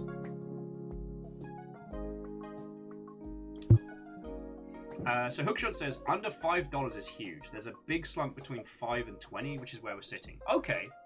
And Hookshot was saying Chris Zukowski? Zukowski had some great graphs on costs to sales. That's fascinating. Because, I mean, I've been talking very passionately about how, you know, video games are worth a lot more than just the hours that you get out of them. I've been talking a lot about that, but it does mean talking about video game pricing, which is a very, very complicated topic. Settling in? Yep. Still doing good.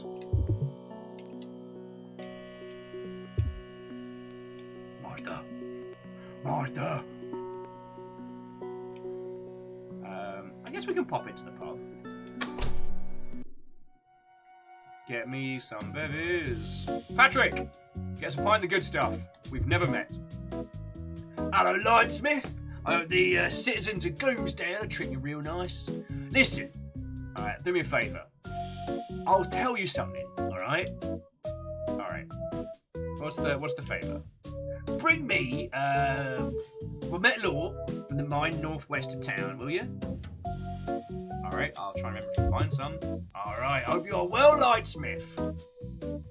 But can you get light to my shop, friend? Yep, getting onto that.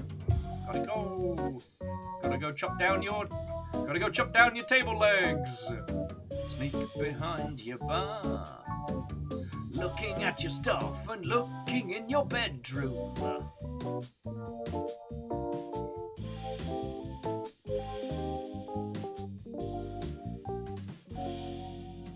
So Hookshot says, the quest I have, I think I built the bed before the build bed quest prompt came up.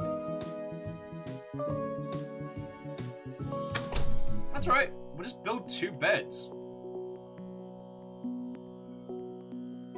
Like, as anyone who has owned animals knows, you can never have a bed that's big enough. And there was some extra straw around here somewhere. We just have 2 beds. Jobs are good. Jobs are good. There's some straw here. See, now we get tired. I will not stop inviting townsfolk to my second bed, thank you. This is the adventures of Hugo Weaving, and in this world, Hugo Weaving is single and ready to mingle, so... This is Lightsmith by day.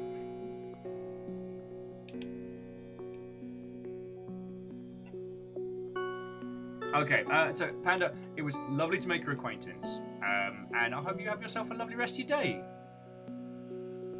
I'll try not to throw too many in-depth questions at people's.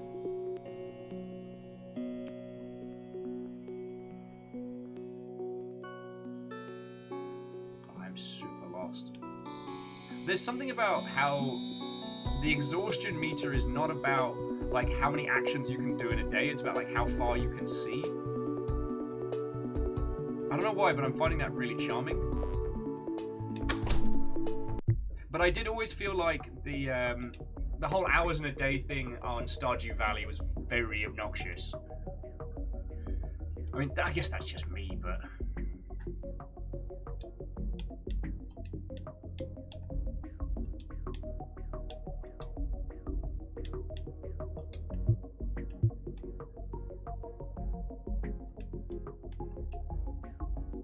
Oh shit, I accidentally slept a day away.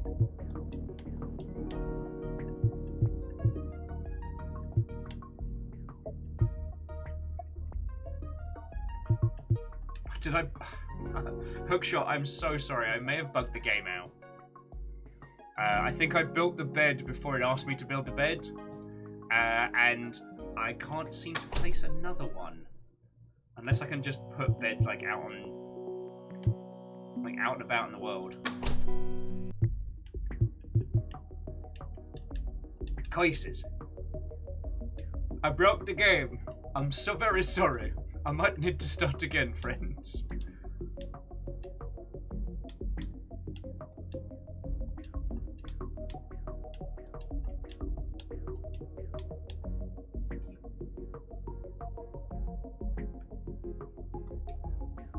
Oh, you're right. I didn't craft the bed. I just looked at the crafting for the bed. Good at maths. So straw bed, craft. There we go. All right. Did someone say bunk beds? All right, build a pickaxe. Why am I like this?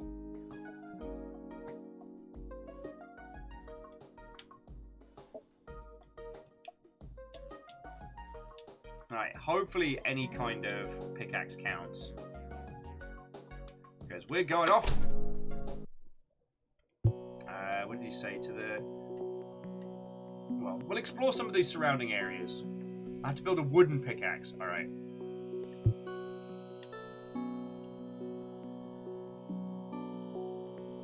See if we can find some trees that I haven't obliterated already.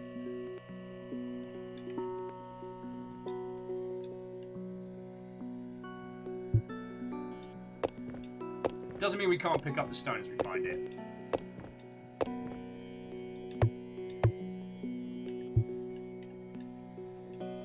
And hookshot, it's all good. It's all good. So like hookshot, it's just yourself on the programming side of this, right?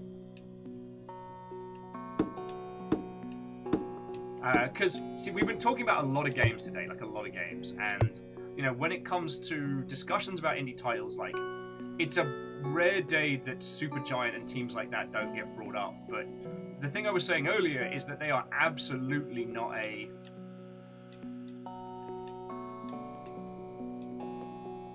still not strong enough. We need a fancy axe. I'm stealing everybody's stuff. Okay, so Hookshot does programming for this and another game. That's the accidental double rep. So, friends, the other game that Hookshot is working on is one you saw during when was it? I think it was the Steam Next Fest. I think it was. And this one that says Nectar is from the Sacred Acorn, which was the exploration squirrel game. Clank's like, Hookshot, stop tempting me to make games again. Oh, so when I give you words of encouragement, Clank, you know, follow your dreams, make cool art, you're like, nah, I don't know. The Hookshot's the encouragement. No, I see how it is. Sorry, I don't want to be a dick today.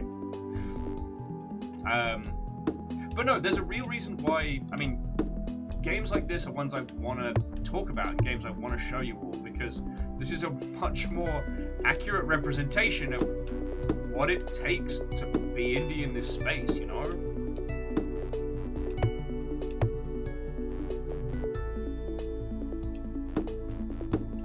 Zalavir said a lot of very, very interesting things when we did the stream of Cellular Harvest, and it's been really good seeing him succeed and kind of prove a lot of those theories, you know? Clank just never finishes projects. No! Well, the secret of game development is finishing it. That's the real challenge. Oh, that's not working. There we go.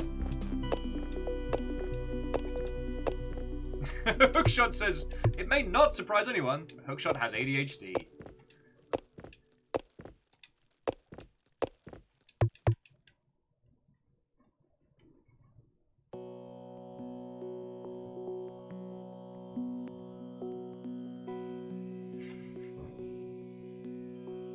Sorry, I hate that my brain immediately went, I don't know what HD is, but according to the doctor, I've got 80 of them.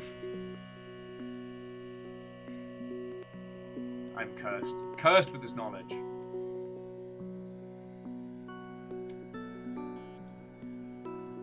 But not enough rocks to make it work.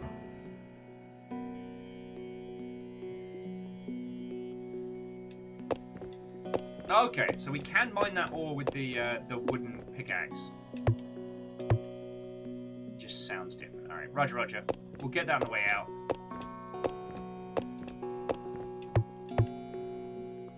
There's also, not to state the obvious, but the thing that I'm also enjoying about this, friends, is the thematics of essentially feeling your way through the dark in this strange little world. It's done a very good job of evoking that kind of lost with purpose feeling. If that makes a weird sense.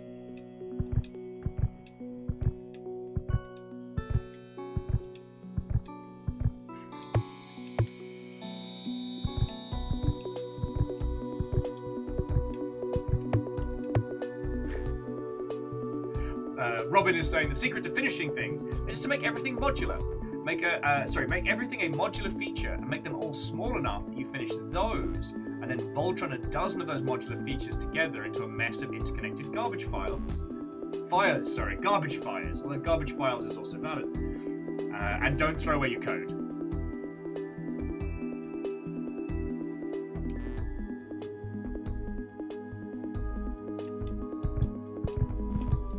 But no, making projects that are manageable in a size and forcing yourself to release them is the way to go.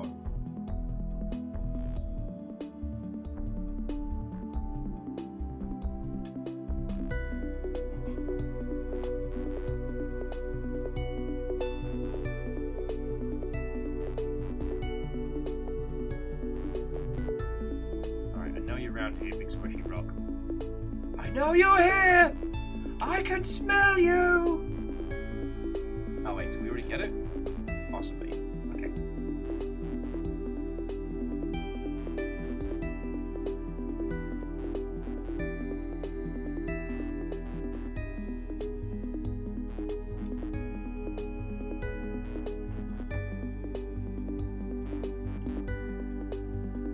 Should be a gap in the fence around here somewhere? Nope.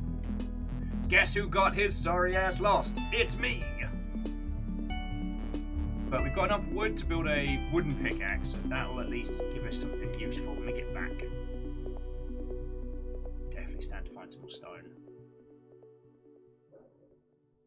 Just Hugo weaving our way through all this. Get it? Hugo weaving our way through the...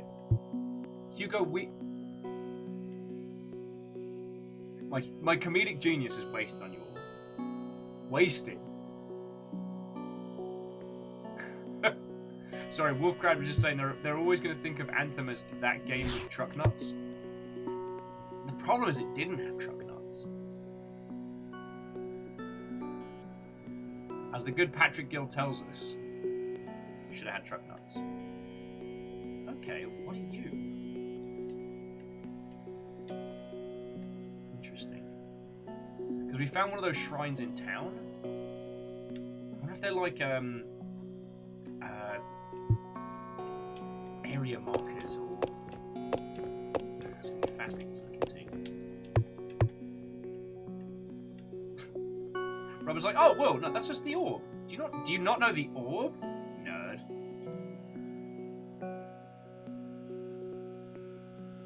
I guess it's like a tiny bonfire?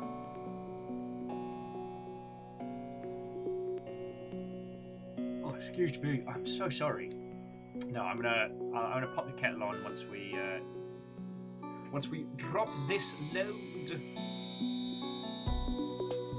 Try and come back out here with a little bit more light, a little bit more pep in our step.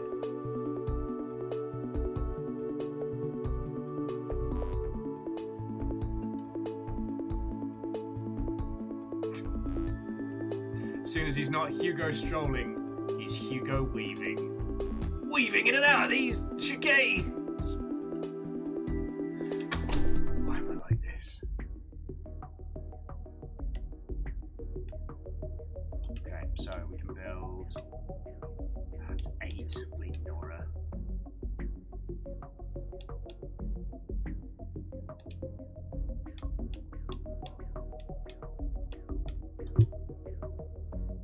Okay, return to Brian. You know what? I'm just going to follow the prescribed path. We'll see what Brian has to say. Hang on, we need to snooze. We can go talk to Brian in a sec. But which bed shall we sleep in? We've got so many. Well, sorry, Hookshot and Peeps were saying that we all wanted Anthem to succeed. I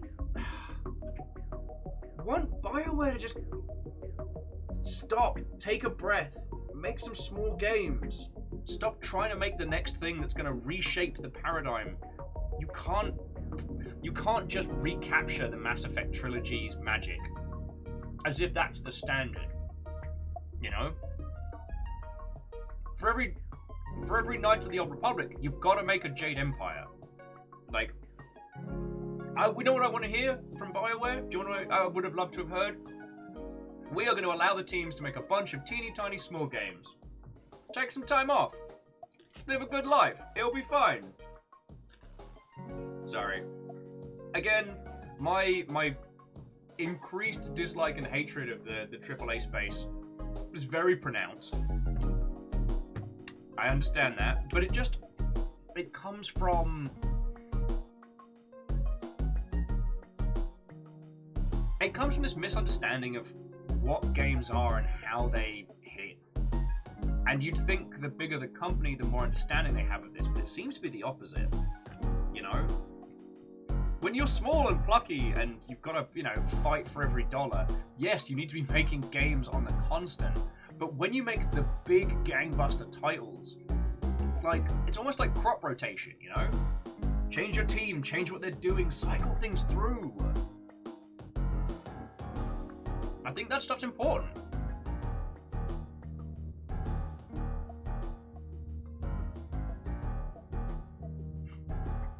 Okay, so friendos, I'm just going to refill my coffee cup, and then let's keep going. I'm thoroughly enjoying this. All right. Yeah, Woolcrad. $50 million product. It's not an experiment. It's a threat. Okay, friends, I'll be back in just a second.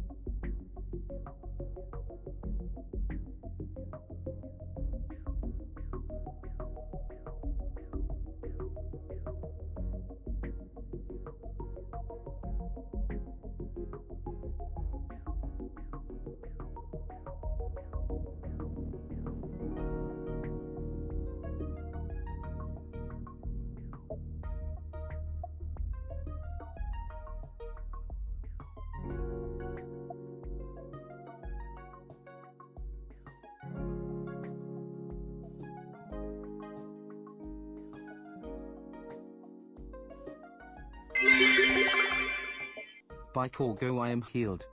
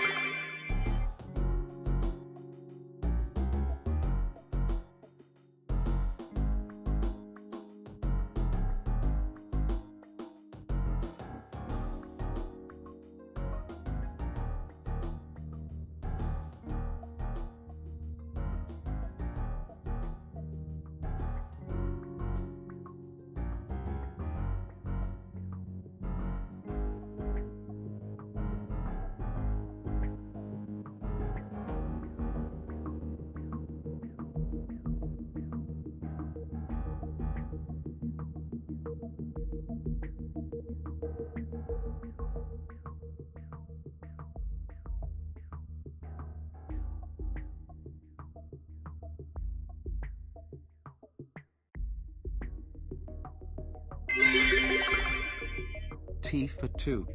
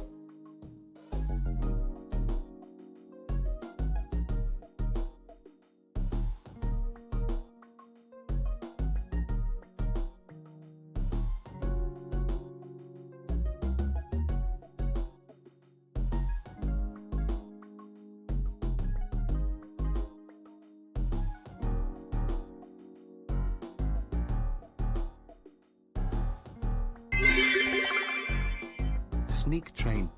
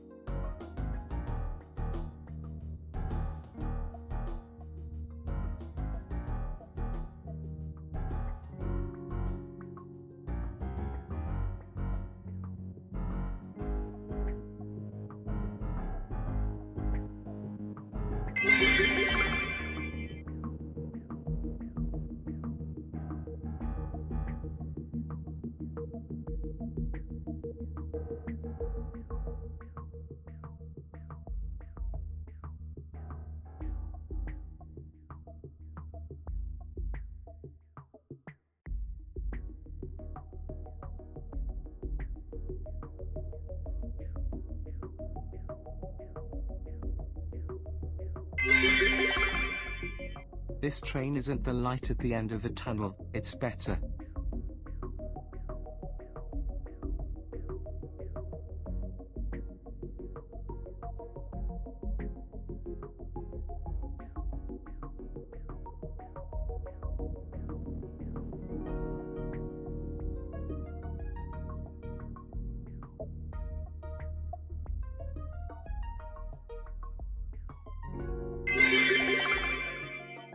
Corgo for Corgo for Corgo for Corgo for Corgo for Corgo for Corgo for Corgo for.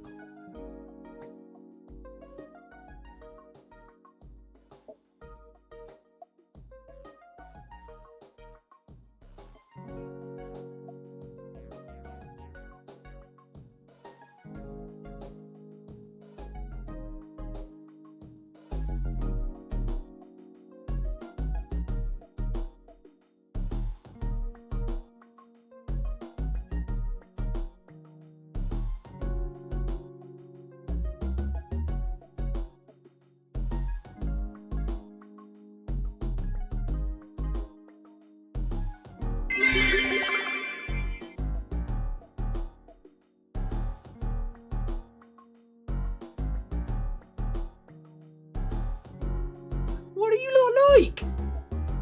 It was me getting my caffeine fix. Jump starting my heart. The train that shall pierce the darkness. Air horn sound, air horn sound. Great big train, air horn sound. Fucking yo!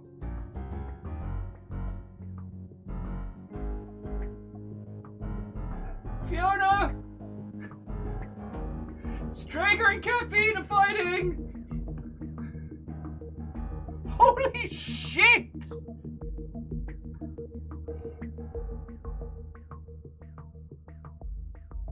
Yeah, and Caffeine, you're the first person to get that badge. The off the deep end badge it is. I see you, Strager and Raze. Fuck. No, I mean, sorry. Fucking thank you. You all probably saw it. You all saw it before I did. Before Caffeine threw in 5 fucking K in bits. And then Striggs had thrown in 20k. Wolfcrad, Corgo Ford the pint glass. But also like Bacon and Fearless and J-Post and Tiny Meows. Caffeine again? Yelling by Corgo, I am healed. And then Wolfcrad and Spooky Ghosts. Fucking yo!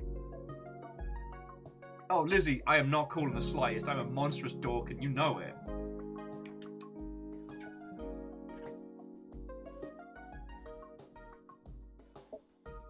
Fucking yo.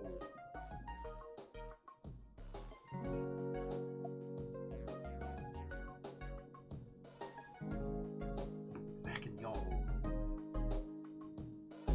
No, seriously, Caffeine, that's fucking massive. Thank you. Whenever we have these sponsored days, I don't think anything's gonna happen because it's like, oh, well, do you know? It's because there's stuff and things.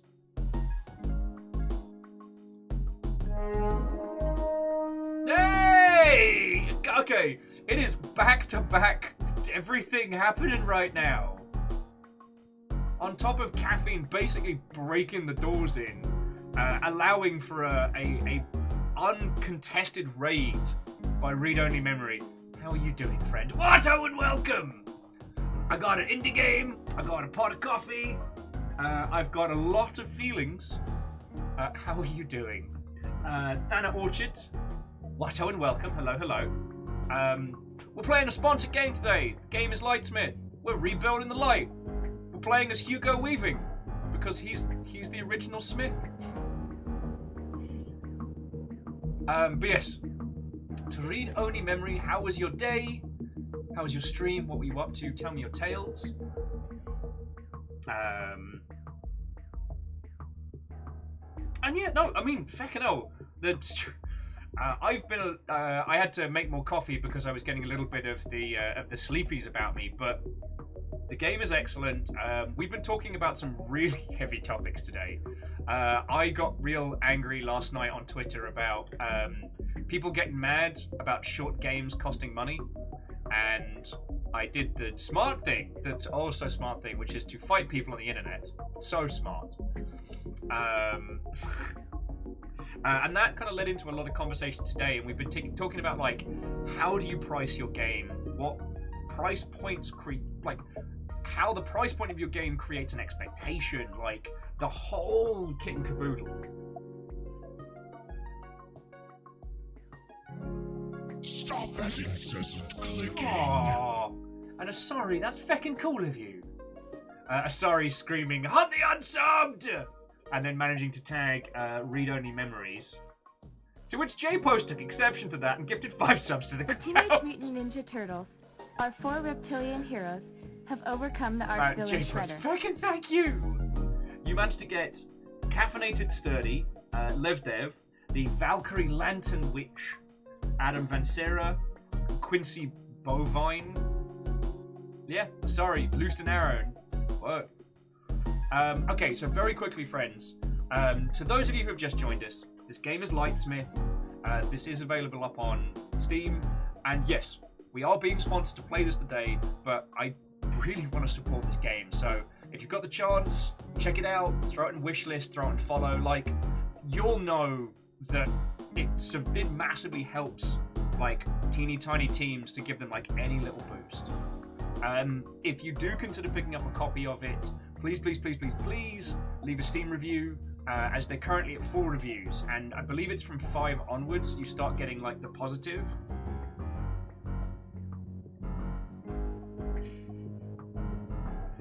Jackie, sadly you can't, but we are discussing a potential early access later next summer.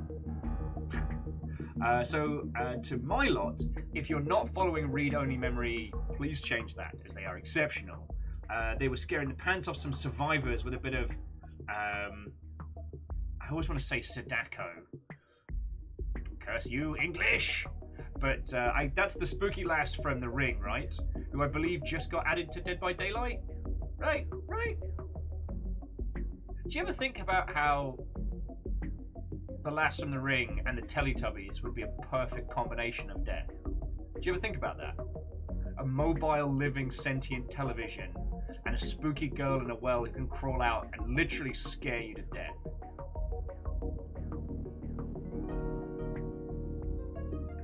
Robin says, when are you gonna let me 3D scan you? I mean, I guess you can do photogrammetry for static images. For static models, real easy. If you want like a 3D movable will, you're gonna have to put in the hours. Oh, and Fearless, the thing you're talking about. So Frieza got announced for Dragon Ball Survivors, which is the coolest game that we're gonna see in so long. If you haven't heard of it, Dragon Ball Survivors, you play as 4 regular people trying to survive a villain attack in the Dragon Ball universe. You have a series of gadgets and gizmos and quirky little things to use, but you cannot defeat them. You just have to survive and, I guess, get out before the villains reach their final form and blow up the whole ass city or what have you.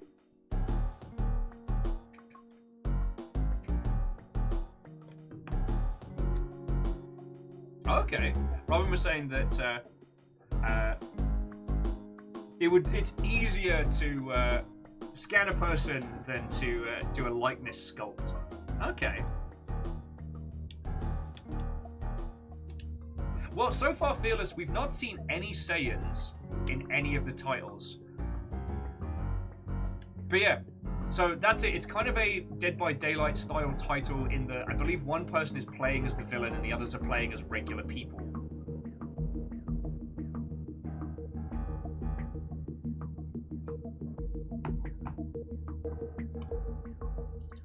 But yeah, just me doing my sponsored duty. But yeah, the link that I've dropped in, that is the game that we are currently playing. Please throw it on a wish list. Consider picking up a copy. Drop a review. Let's help boost this. I want to see this game do well.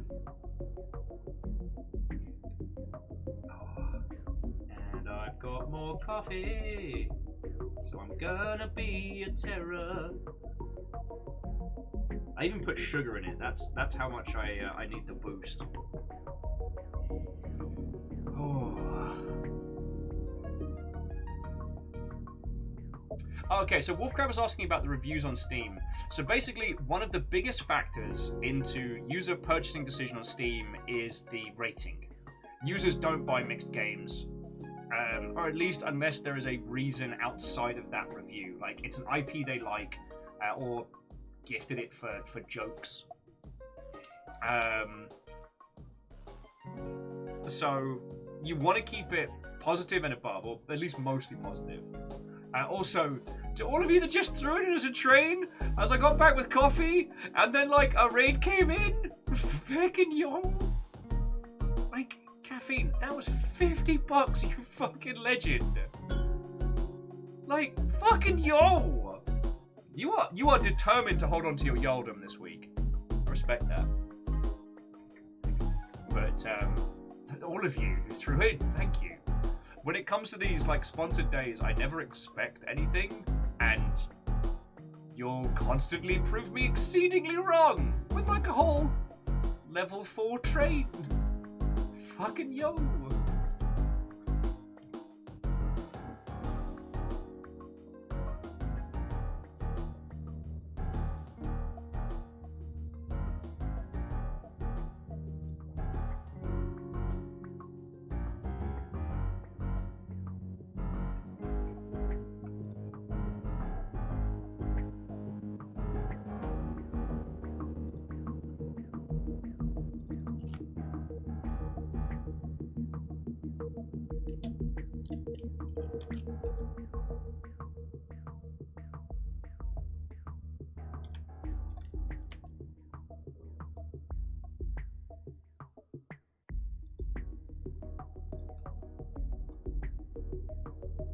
And Caffeine, as per your request, you may need to refresh the browser, but your shield has been named the off the deep end shield.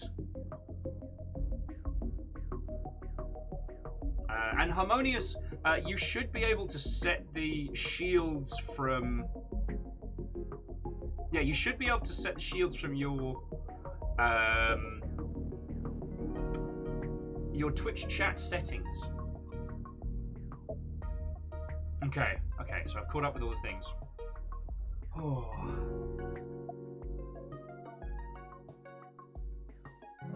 Wait, so Konami announced a Dead by Daylight game. A Dead by Daylight. Dead by Daylight? Has anyone coined that? Do we get to be the first one to say that? Can we claim that?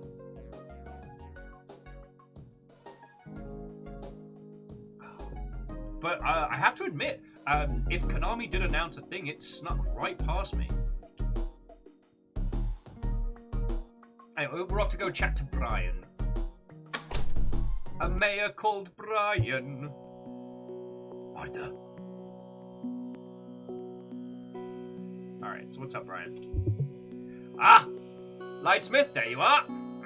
See, you've managed to set up the basics. Guess you really are a Lightsmith. Dude, all I built was a straw pile on the floor and an axe, but alright. This is a happy day indeed. Maybe things in this old town are finally looking brighter. See what I did there? Made a light joke. I'm the mayor. I'm quirky. As mayor, I would like to officially appoint you as the Lightsmith of Gloomsdale. I know you still have to build up your lightory, but I've no doubt you'll be forging light for us here in no time at all. Please, seriously, forge some light. We're dying. Don't forget, when you sleep in your bed, your light will be replenished, so sleep regularly. Dude, I try. You don't want to get stuck outside the town when you're tired. Okay. Just wanted to say hi. Alright, give ore to Patrick. I guess now we can start crafting a proper. Robin's like, you built a straw pile on the floor and an axe. What they built? Nothing! That's what! They have contributed nothing! You really light up the room. You just have a way of lighting up the room. It's called arson. And the people who said that were firefighters.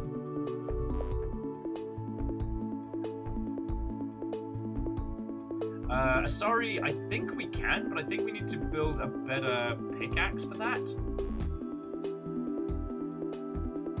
Challenge authority. Sleep irregularly. Eat cereal at midnight. Heck the popo. And Thunder Orchard, sorry. The music is lovely. I don't know if Hookshot is still chilling Nelling with us in chat, but we do have some of the developers of the game just hovering about. And we were, before I got woefully decaffeinated, we were talking about, I mean, I guess with the focus on this game, but the price point. So this game is priced at $8.99, and I was asking Hookshot why they were going for that.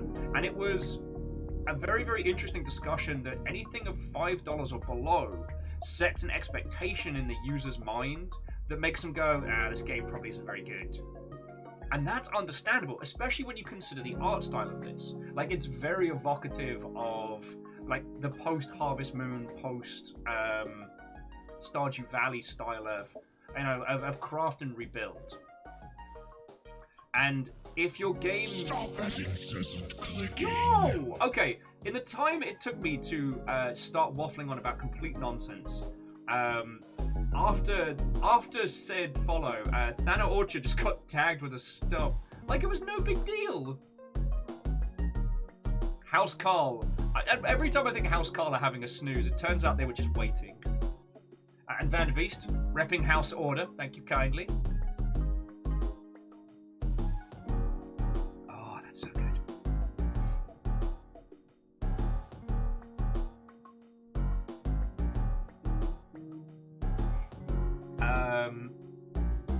Okay. So, Agnostosphere on Twitter or Spotify is the individual that did the music for this.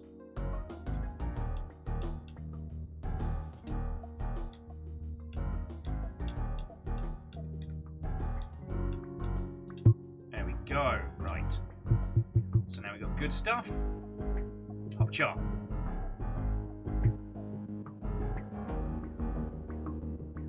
Harmonious like, I didn't think Soma had a shield yet, but apparently here we are. Yep. So the rule is, aside from a few shields that were chosen ahead of time, whoever makes it to the shield first gets to name it. Just in honor of just how much support people put into this operation. I mean, when you look at it like, you know, Vanderbeest has one of the steel shields. And that's through house order over 4 years. Like, holy crud. But you know what? I cannot say thank you enough. I cannot. Anyway, sorry. Jumping back.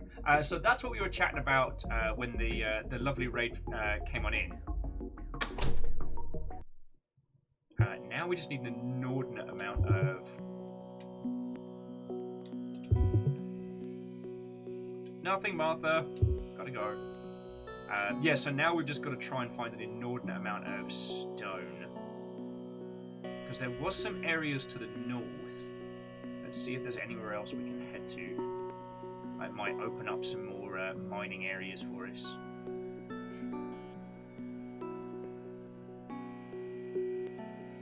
But yeah, most of the bad shield names are either based on our own little like ridiculousness or titles that have definitely shaped us, you know. Nothing so far. Oh, thank you.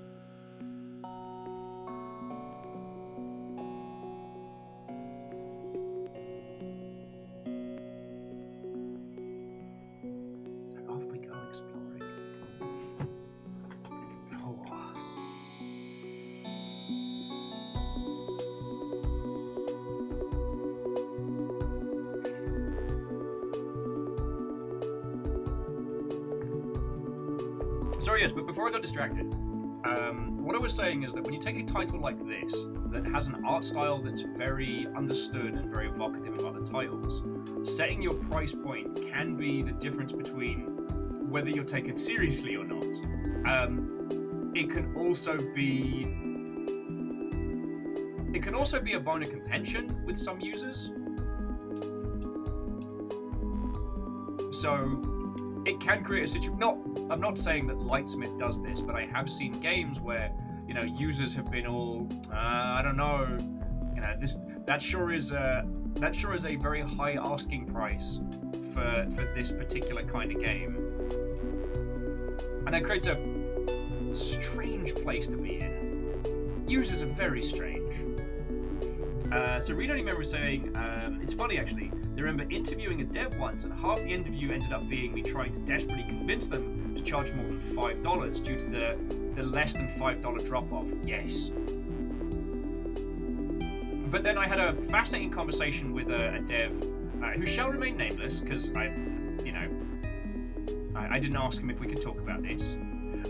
But I was chatting with a dev friendo who worked on a post-pub couch brawler, and they were having a hard time with sales, and it seemed to be because their publisher had really heavily pushed for a $20 price point, despite the fact that the game was a couch brawler with some really fun mechanics in, like, not denying that it wasn't a fucking fun game, but it was the kind of title that would have done gangbusters pre-lockdown. She grab some wood while I'm here. It would have done gangbusters pre-lockdown with that whole like, oh, everyone's just coming around. Cool. we'll just play some video games. Oh, what is it? Like Nidhogg or, you know, Super Smash him in the gob or what have you.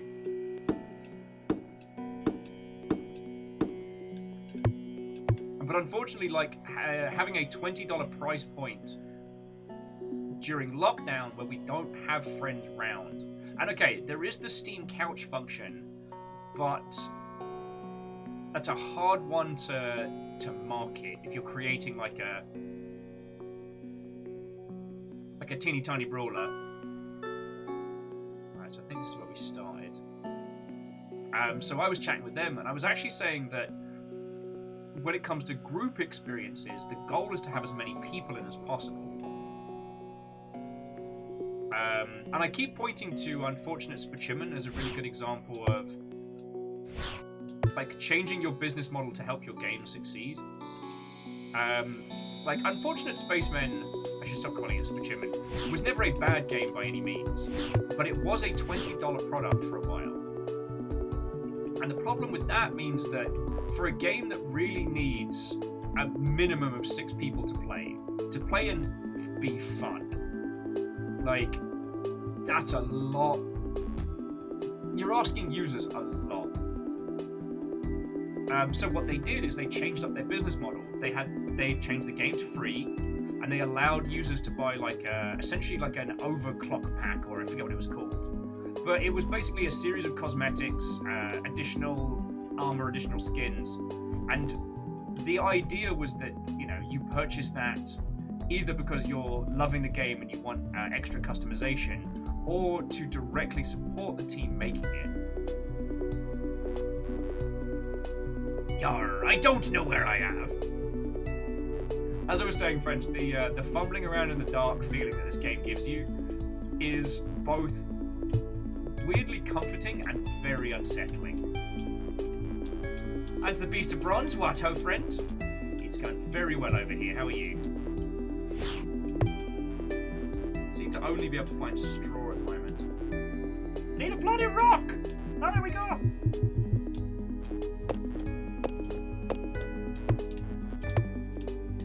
Two bloody rocks, that's great!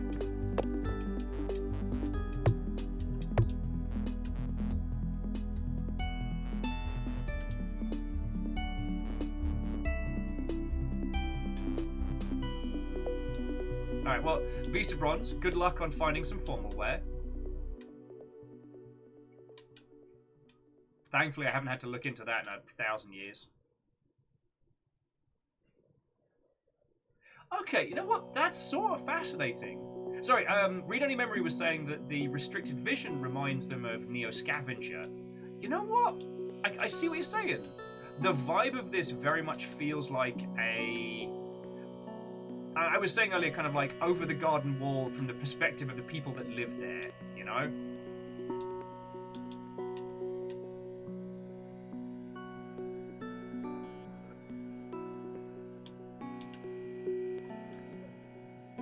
Oh, sweet mercy in a cup. Like, that's the feeling it gets. There's nothing so far that has jumped out at us and gone, ooga booga booga. There isn't like an existential monster waiting to pull my soul out through my bumper. Oh, no. Oh, wait, what? Lambert? What's up, Lambert?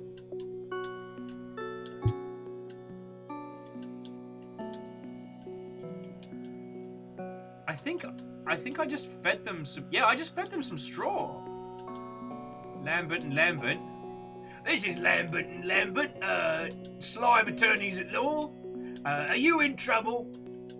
Did you accidentally wipe out all sun in the known galaxy? Well, call Lambert and Lambert Associates. We'll work for food. Literally. Sorry. I will not, Beast of Bronze. Although I do need to start getting back because my light is diminishing. What's up, buddy? Want some food? Lambert, want some food? Do you want some Lamberts?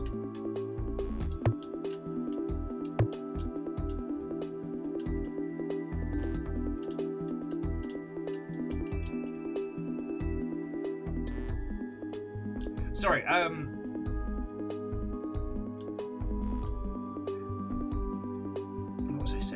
yes, this has this kind of vibe about it, which is, it's worrying but not oppressive.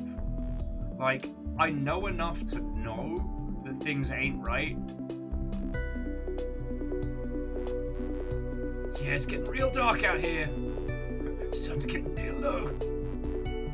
I was too busy nattering and I completely lost sense of time with my lightometer, or lometer as I'm calling it. So now I'm gonna hope I remember where the feckin' village is from here. There we go. But yeah, it doesn't feel oppressive, but I know enough to be worried. I'm really not capturing it. There was something about Over the Garden Wall that there was always something threatening.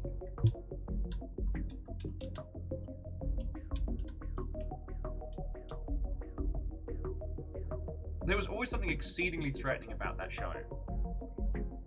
I'm sorry, about the... I'm gonna have some more coffee and see if I can actually make people words with my dumb face.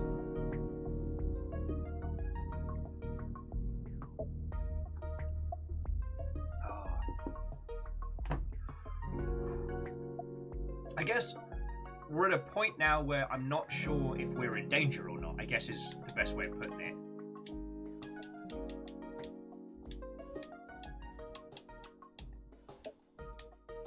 Okay, so what we need is a furnace.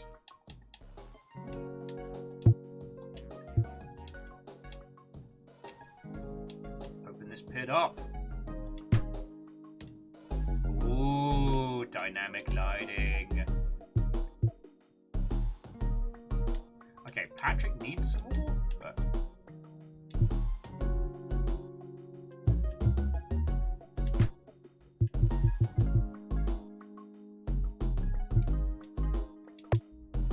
We'll go give Patrick his ore, and then see about starting to light this up.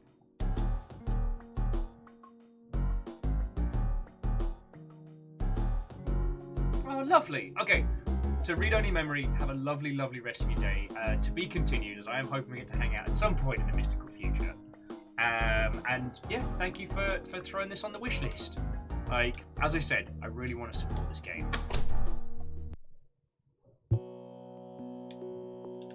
Oh, hey up, Patrick. I got some more for you.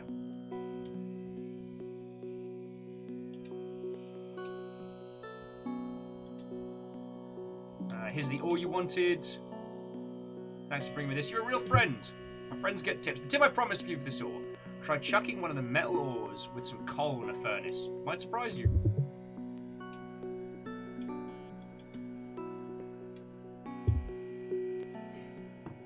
Okay, so we need coal as well. Alright.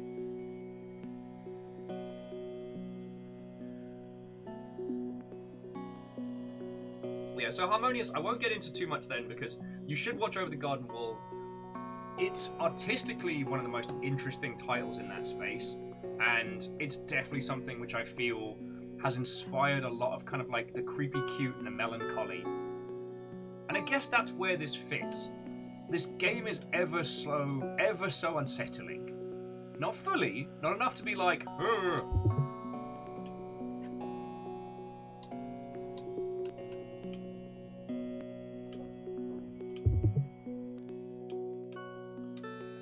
Just wanted to say hi. And now I want to say bye. Alright, meet the town.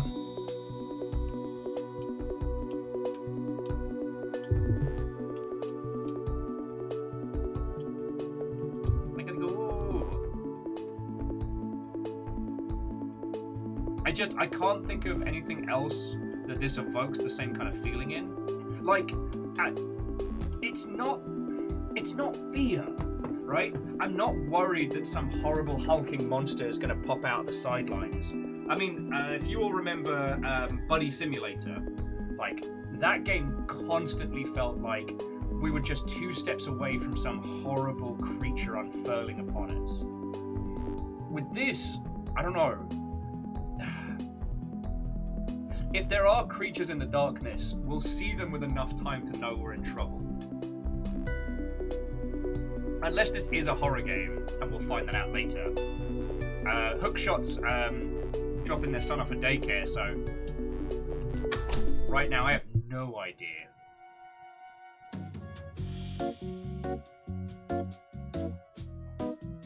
Fruit by the foot, unfurl the horror.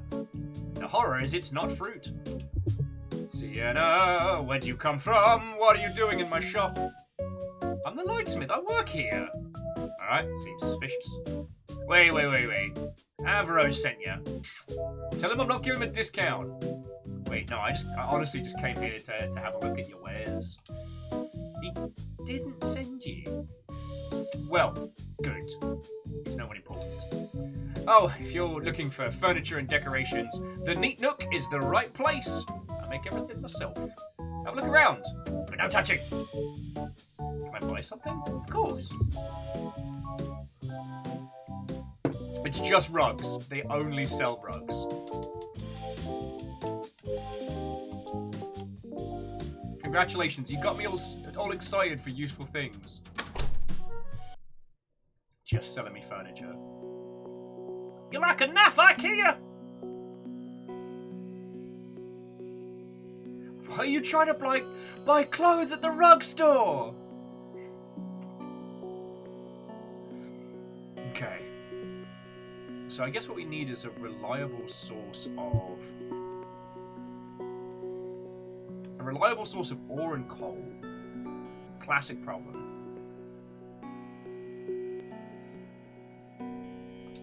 Carvey, do your job.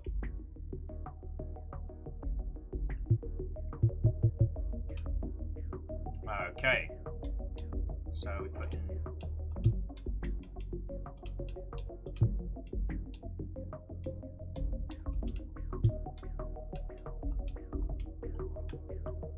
Oh wow, it's gotta be coal. Okay.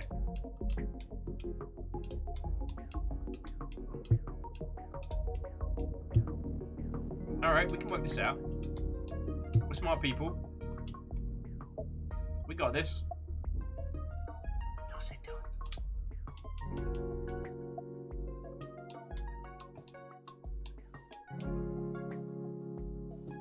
Alright, so we need 15 sparklies and 10 metal. For that one, we need 4 metal and a bunch of twigs. Gotta love a challenge, friends. Gotta love a challenge.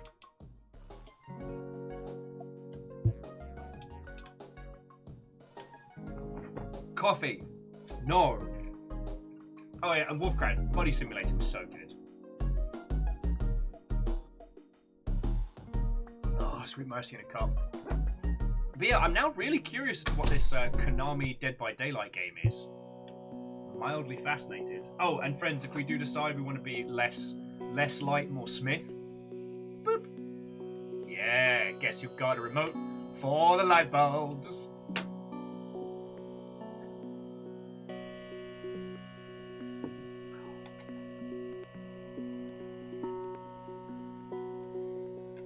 You know what, Harmonious, rereading your comment, I think that's the word I've been grasping for and failing. It is. It's ominous. This game is exceedingly ominous.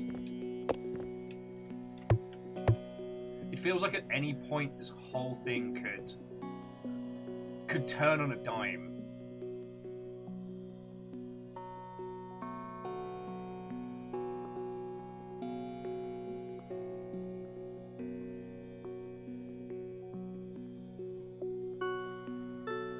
And I'm not entirely sure. I think it's how much we can see. I think it's the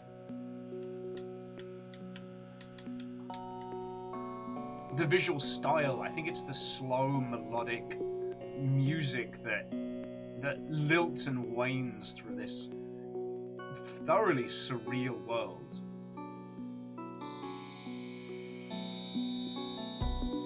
From the implications we got from the priest, like, they've reached the point now where the sun is an idea, a concept.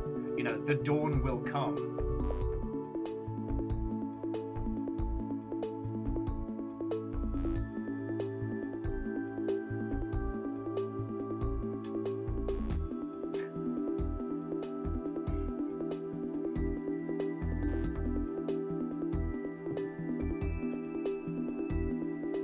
Oh, and by the way, friends, I did look into it. It is illegal for me to threaten to kill the sun. Just in case anyone was wondering on the status of that, it is illegal. Unless I was to renounce my citizenship from the US and the UK, and I forget where it was that I would have to become a resident of, but it wouldn't be fun. No more streams at that point.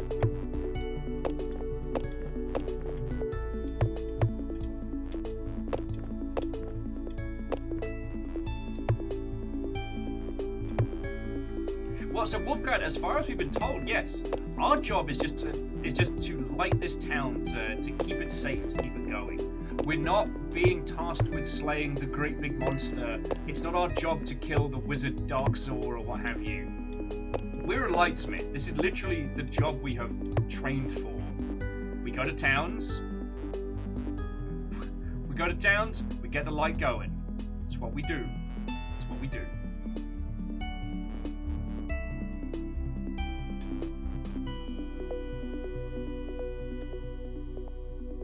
But apparently we need a lot of coffee.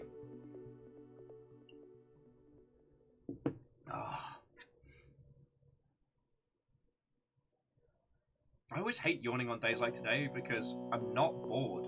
I'm not disinterested. The conversation's brilliant. The game is fascinating. Like, I'm having a great time here. I mean, perhaps it's the smooth pacing or the fact that I have a shite sleep schedule. But this definitely isn't a Tales of Vesperia situation. Myself and my previous partner, we used to play a lot of different games, and we both enjoyed JRPGs. But what would tend to happen is like one of us would play and the other would watch and have a natter, and we'd take turns. And we put on Tales of Vesperia, the one with the smoking dog. We put that on a few times, and there was just something about the rhythm and smoothness of it that I would just fall asleep playing it. So I never finished that. Loved the designs. Never finished the game.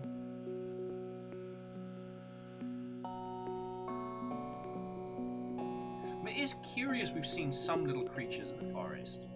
Are they forest creatures or are they something else? Ponder on that one.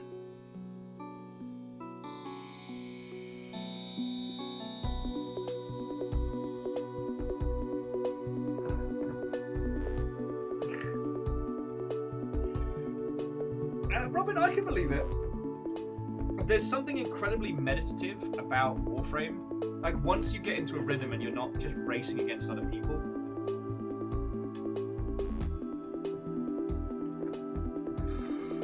Oh, then let's get that oxygenation going.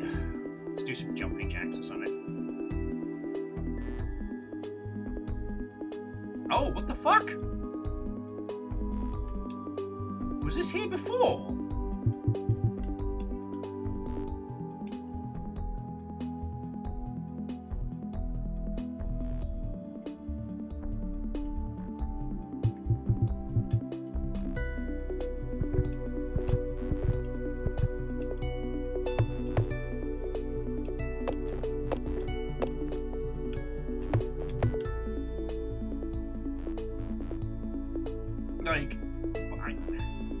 I mean, it's possible we've gone past it and just missed it, but I feel like that antenna implies something.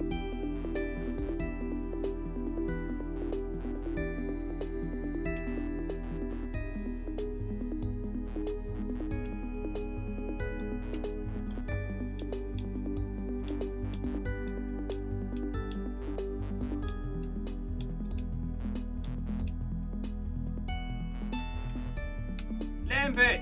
Want some food? Some food, buddy? Yeah! Yeah, good, Lambert.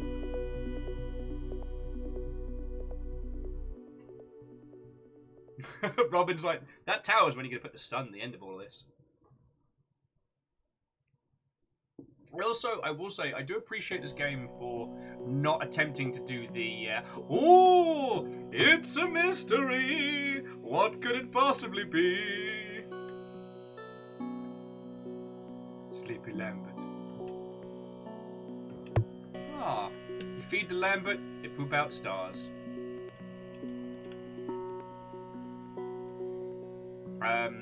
And this is by no means a diss. You know I thoroughly enjoyed that game, but we played a title a little while ago called The Light Keeps Us Safe, which was a fascinating game. It was made by the same team that did The Signal from Tolva and not Escape from Tarkov. Sir, You Are Being Hunted. That was it. Big robot. And I felt a little bad because they proposed a really interesting concept. Like a really interesting, like, what happened. And unfortunately the game didn't hit the beats they were hoping it would. It didn't shift enough units. They had to kind of finish the story with the resources they had. Which is a thing that happens in video games, especially early access titles. But they'd set up such a potential for such a huge, like, surprise! And they never got the chance to carry it through. Alright. I need to see if there is, like, a storage box or something I can make.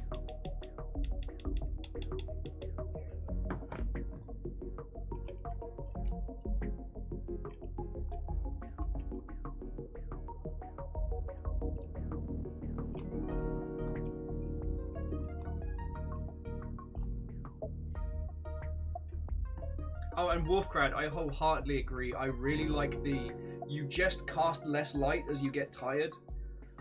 Like, the amount of times I would get almost outside my door in Stardew Valley and then conk out, and then either the doctor or the local homeless person is like, "Hey, found you hanging out. I sleep on your porch. Thought I'd help." Please don't. Please don't help.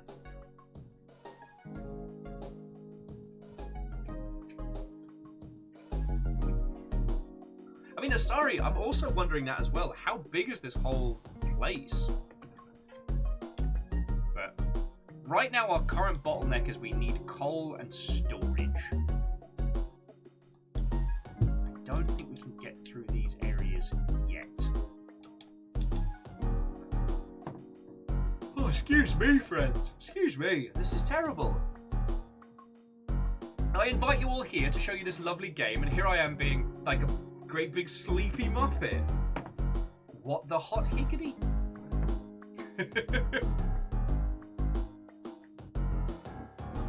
But yeah. I mean, okay. What I was saying about the light keeps us safe in this, it's not like I'm saying anything super genius that the rest of the world couldn't have worked out. You know, the show don't tell methodology is very good. And the great mystery is the double-edged sword. You can intrigue users with the potential of the mystery. Like, what could it be? What's it going to happen? But much like hype as a resource, the more you drag it out, the more difficult it is going to be to deliver on that mystery. I do keep thinking about Lost. And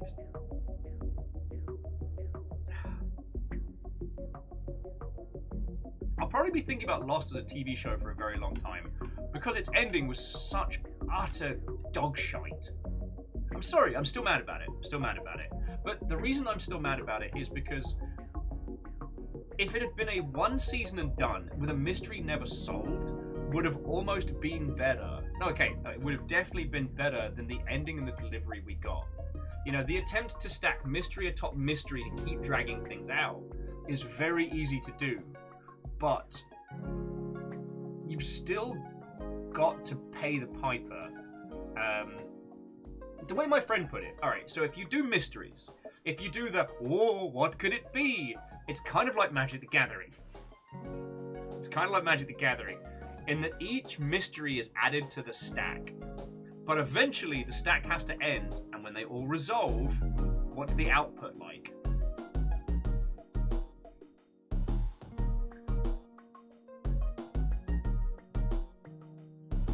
Video games have an added problem where you have to not only have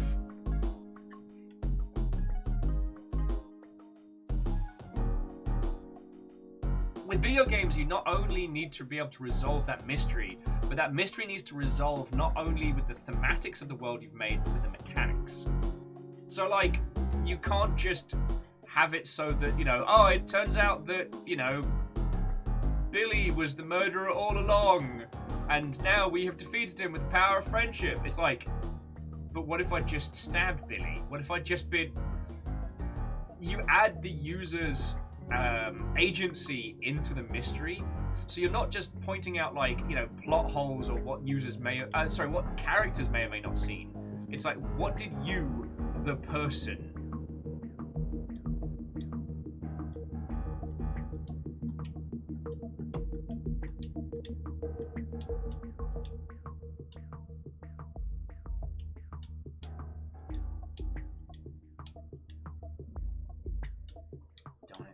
Too much wood.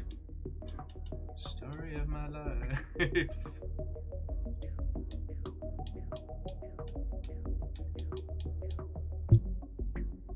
Bloody course.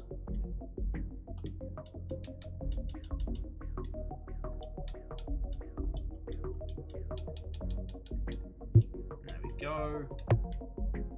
Honestly, I'm just building a second furnace just to kind of open up this pit. The carpenter bench requires... So the carpenter bench requires 4 pieces of crafted metal, but we don't yet have any coal.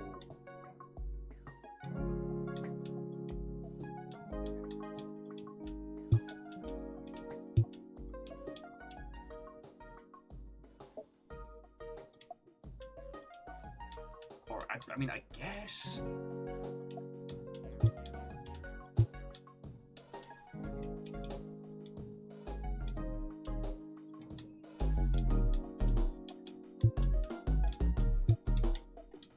So yeah, so right now I don't have a means of lighting our fire. Sorry, but jumping back, Darren was saying, you know, a show is popular when the Joker references is in Arkham City.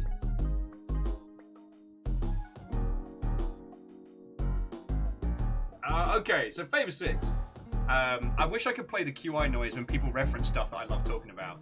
So, the brilliance of Scary Movie is that it is an entire film about the tropes and rules of horror movies. The reason why the original Scary Movie works so well is because the villains are so obsessed with the rules of horror movie that they're actually adhering to them. And in the end, it actually ends up kind of turning the tropes on its head.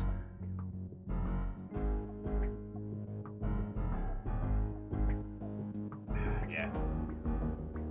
It was lovely to see John Carpenter...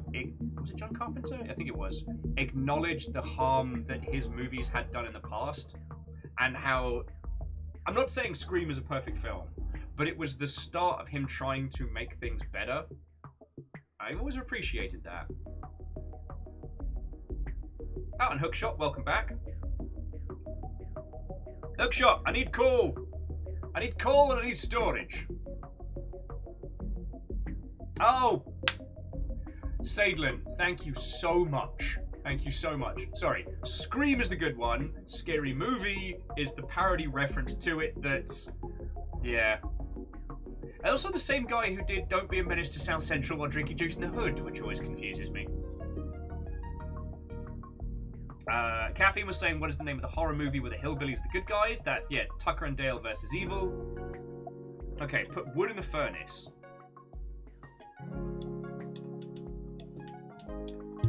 Okay. Oh, okay, so that lights it up, and then we can add... Alright.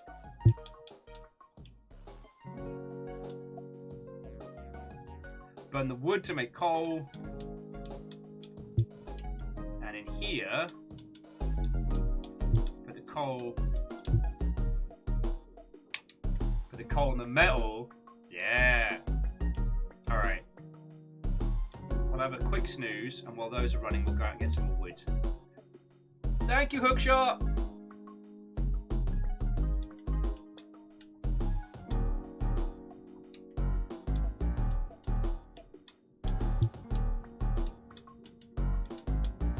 That should be enough to get us the crafting, but we're going to need a lot of wood. Yeah, you're right, Hookshot. I just had to put my Smith thinking cap on.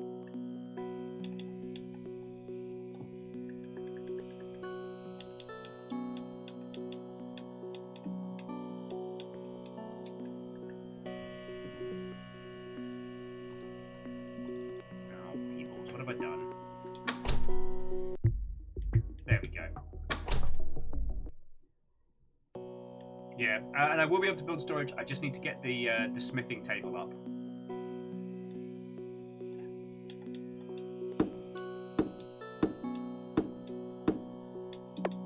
But yeah, I'm sorry that I've just turned into a session where I bitch about an old TV show, but Lost was kind of the progenitors of a lot of the, you know, mystery atop mystery shows, and it absolutely did not deliver. Oh, and Tanari, wow, I didn't see you sneak on in there. Watto and welcome, friend. Hello, hello. How goes it? I kept meaning to say to Tanari, wow, I don't know if you've shown your parental unit the game Stray, which recently came out. It's a gorgeous, short little indie game.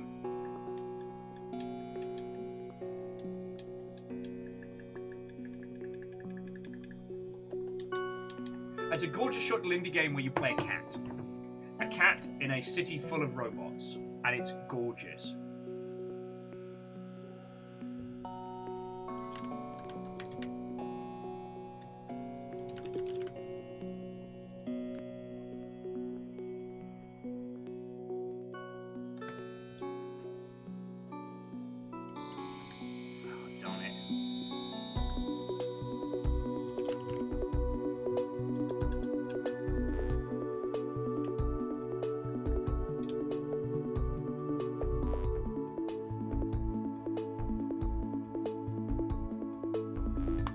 Sorry about this, friends. I'm just having some controller issues at the moment.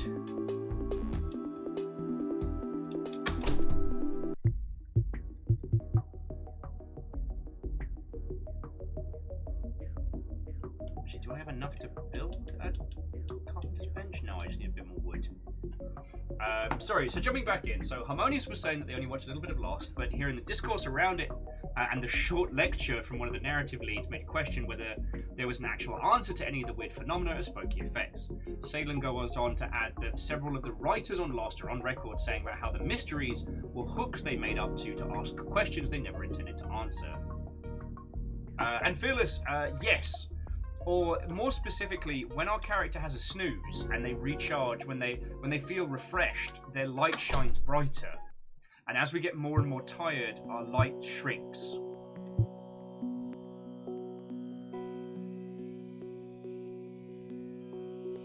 And that is proving thoroughly fascinating.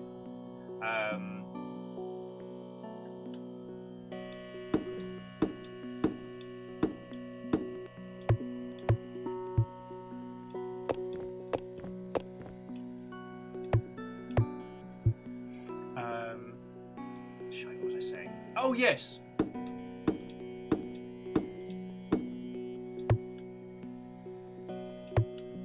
The reason why I bring this up, I think, is because sometimes leaving the mystery unsolved is very much the better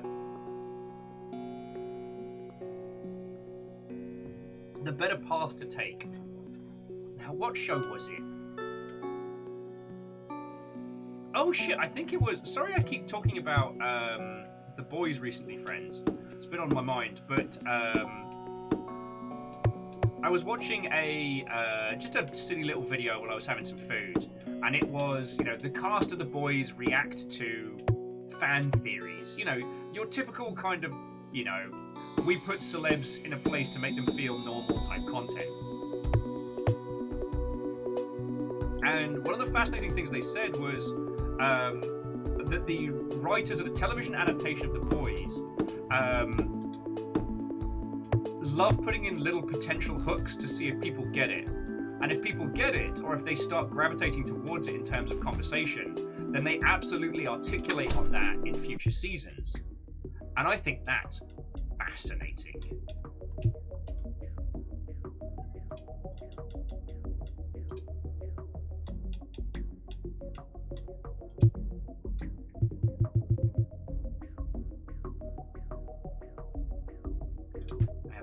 carpenter bench. Here we go. Mixer, wood chest, metal chest, wooden bed, nicer, wooden chair, table, animal pen.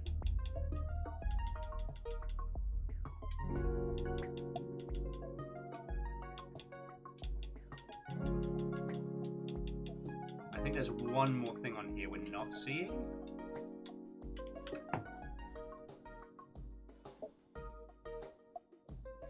Sorry, bear with me a second, friends. Okay.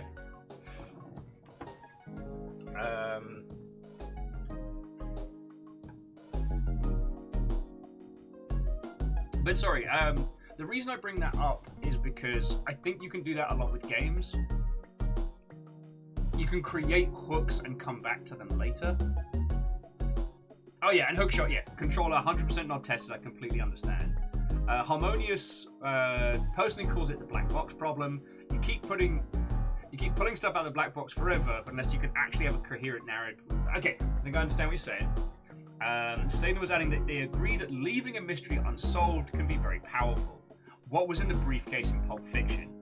But it has to be intended and planned for as an effect rather than a conversation around things like Lost, and more like, let's throw spaghetti against the wall and see what sticks. That's very true.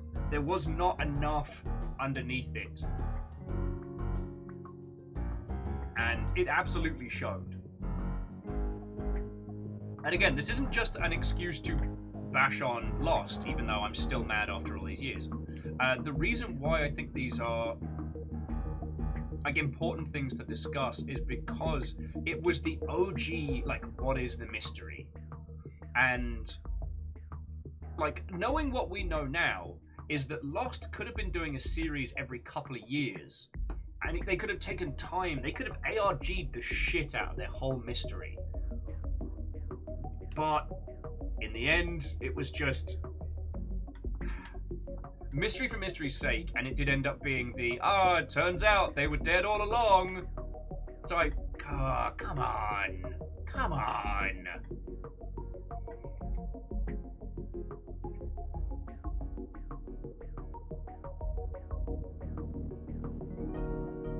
Okay, Wolfcrat, that's a very good point. Saying not every mystery needs to be solved, but a good writing team should be able to expand on the idea in a compelling way, provided they're given the freedom to deviate from the basic hook of the show. If we use the Pulp Fiction example, which is a nice, easy to understand example, I know it's a little bit, hyperbole, but what's in the briefcase? It glows, it is clearly important, and it's very important to, the crime boss character. We're given all the context to know the value, whereas Lost almost reveled in giving us no context. The guy in a bunker who has to enter numbers, and then when he doesn't, it blaps a plane?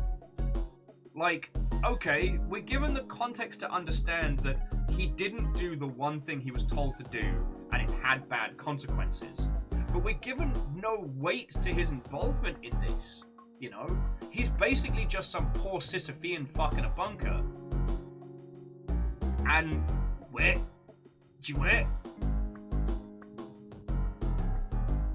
the difference between that and the mystery of what's in the briefcase, it almost doesn't matter for the story.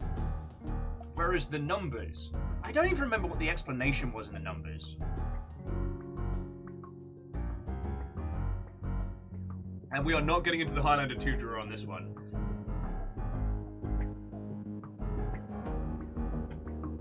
Feels like, man, why did it end in a church? Because everybody dies in the plane crash, and then the rest of it's just meant to be like, question mark? Oh, there's a really good example. So Salem was saying that another parallel for themselves is the difference between the X-Files and the Fringe. I mean, another example that they're talking about, Sadlin does not have, to my knowledge, parallels with X-Files and the Fringe, to my knowledge. But for them, both shows were successful when the big mystery was a thought line, but not directly exposed. The difference was the X-Files held on to the mystery for many seasons, but the Fringe charged right into it and then started to feel like they didn't have direction. Very true.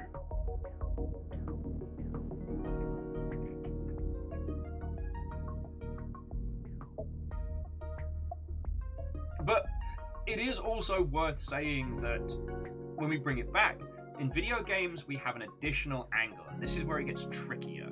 See, in video games we're not just a passive observer, we have agency in this world.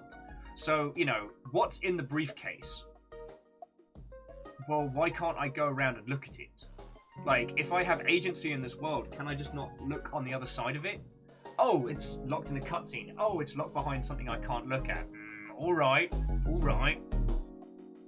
It's very, very hard to create those same kinds of incomprehensible mysteries when you can touch and interact with the space. You know, the threat of the unknown changes when you have a gun. You then have to come up with, you know, stuff and reasons. Alright, Sadlin, to be continued, friend.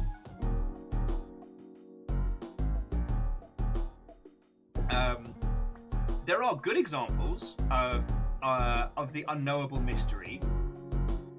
G-Man. G-Man in Half-Life. Ha ha ha, I cast gun. I cast gun! This is why artificers get to be wizards. Their peak spell, gun!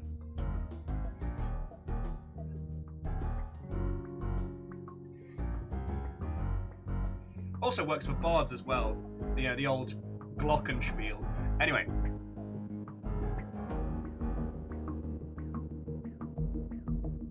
And Fearless, like, it's so weird to call it the new Battlestar Galactica, despite it being now so old. But yeah, the last big season, the last mainline Battlestar Galactica from 1,000 years ago now, was very much focused around the who is and who isn't. I mean, shit. I was worried we were seeing a similar thing with Westworld, but I do want to prefix that I stopped watching Season 3, and some people whose opinions I take very highly have said that it's worth going back to, so...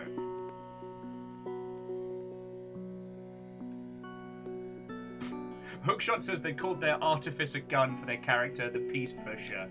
I love it. I don't have an ETA on when I'm meant to be starting, but a very cool friendo has been working on a campaign that's let me make a very, very sadistic artificer, and I'm going to do some mean things, and it's going to be glorious. So I've been reading up about like what artificers can do in D&D, and when I found out that I can hot cook a paladin in their armor, I was like, oh, who wants baked long pig? It's gonna be great.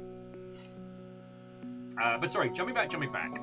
I mean, Immortal End, we know a lot about G-Man's activities, but we don't know what the fuck they are.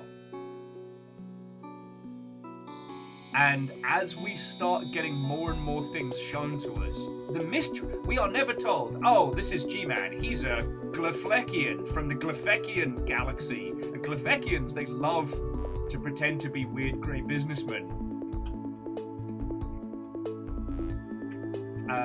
What we've seen throughout the Half-Life series is context.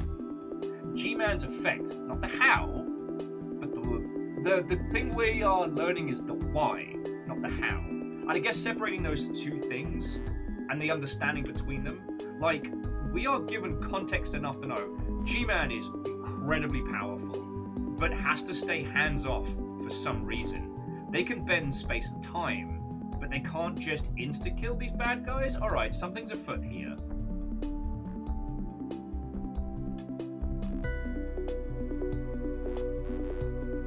Yeah, heat metal. Sadistic little spell. It really is. Like, throughout Half-Life 1, G-Man's kind of like the weird mystery figure. And, okay, we all played Half-Life, we know it. It's easy to forget that G-Man was kind of the mystery character in that, like, you know, smoking man kind of style. You know, he's absolutely evocative of the mystery, you know, the mystery government agent. I mean, he's called G-Man, for fuck's sake. But the mystery government agent from the X-Files. And throughout it, it feels like he's kind of like he's always there in the peripheries just before something goes wrong. He's always watching, never directly interacting, always watching. And then you find out he's not of this place. When he brings you into a tube, a tram, like in between dimensions, and gives you the choice of like work for me or continue fighting a battle you'll never win. And if you follow the narrative through, after that interaction with G-Man, you step off the tram, and it's been, what is it, meant to be like 10, 15, 20 years later, and you're in City 17 without your armor, without your crowbar, in just skivvies. Like, you all need to play Half-Life Alyx so I can finish this thought.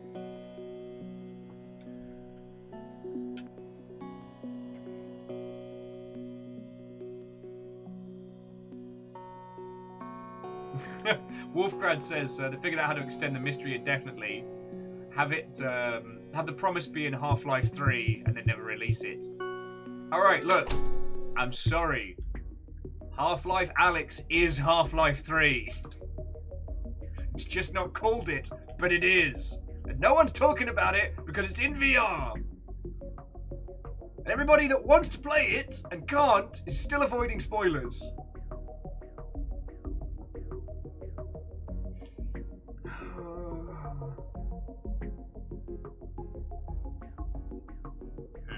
So, Harmonious, and actually, I would personally disagree with you on that one. And the reason being... Actually, is there a way to split stacks?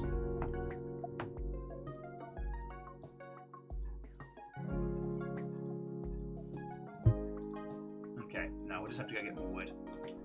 And the reason I would disagree with that is that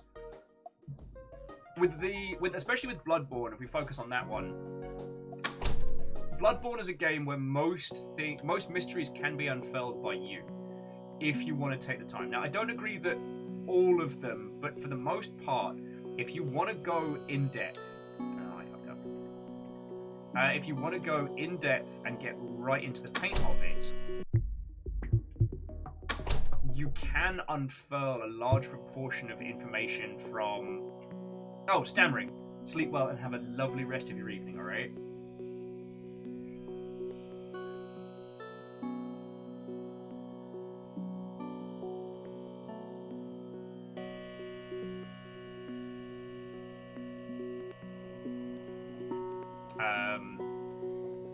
Sorry, what was I? Oh, yes. Just the,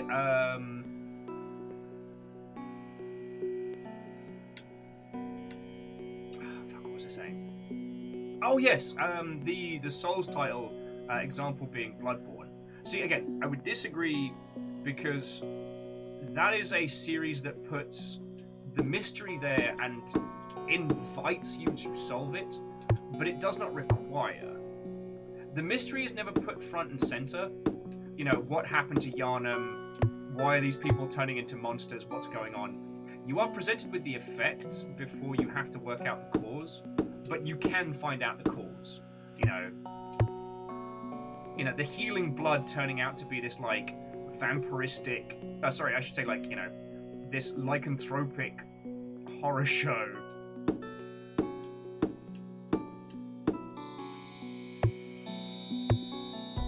The reason as to why you are a hunter, but a hunter of the dream. That you're the heretic in this whole situation, but everyone else has been corrupted by the blood that was supposed to make everything better and didn't. The fact that the hunters exist was as a cover-up from the healing blood turning people into more and more increasingly horrific monsters. Like, it's frankly fascinating. But the thing about Bloodborne is everything is in service of that. Every setting and every menu, every point throughout it is all part of the mystery at large. So that's where the Soulsian games, I think, get people. Because solving the mystery is an inherent part of the human experience, right? We see mystery, and we're like, I want to solve it. I want to solve it. I want to solve it. Let me solve it. I'm going to do it. Oh shit, I'm going to solve it. But when we're denied that, it leaves a kind of a curious aftertaste. And if the experience is good, it gives us a reason to digest these experiences, to think about them and talk about them. You know, the what's in the case from Pulp Fiction works because all in all, it is a very good movie. And we're not only left with the, that was a good film, I want to talk about it. We're left with, oh shit, that was a good film and a great mystery. I want to know more.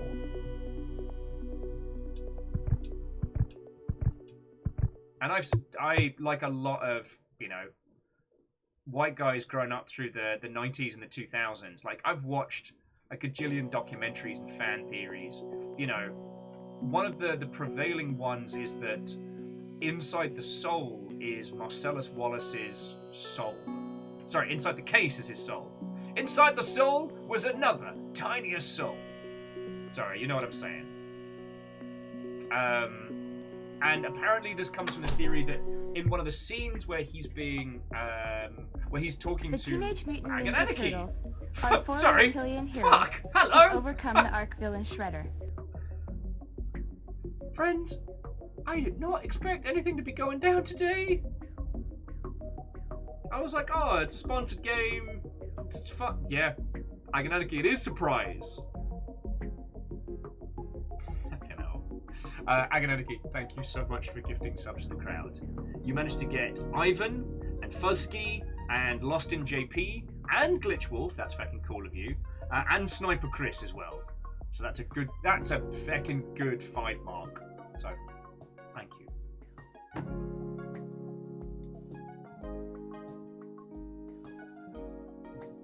Yeah, so like Harmonious, leaving a mystery for people to unfurl and decipher if they want to, that's not part of the experience, that is one of the things that's probably left people so enamored with the Soulsian games, especially Bloodborne. Because it's like, if you just play it at surface level, oh cool, I'm a Victorian bastard with an axe, let's fucking go! But if you delve into it, you're like, oh no, this is really sad.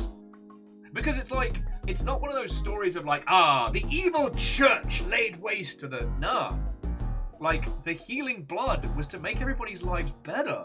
Like, they were genuinely trying to cure diseases, cure ills, do right. And then, because of the power of the healing blood, they became themselves very powerful. And then the symptoms of the blood curse, whatever it's called, start showing, and people start turning into monsters. And shit gets bad. I mean, in one of the areas, you go to an area where most of the people have completely changed. Like, they barely remember. They're all just wild beasts. Not like in Yharnam, where, you know, they've got the elongated limbs and the shaggy beards and the growl, but they're still people. They can still talk and function. And you go to a village later on where it's completely run rampant. The only thing these people remember is a fear of fire. And you encounter a hunter on the roof with a fucking chain gun who's just trying to solve shit, like... Yeah. Agonanarchy, I am a sleepy disaster and a constant mess. But thank you for all that you put in. I sincerely hope I can just do a little bit of good in this digital sea of nonsense, you know what I mean? So, thank you and cheers. But jumping back, like, yeah, there is a mystery underneath that. And I think that's something that...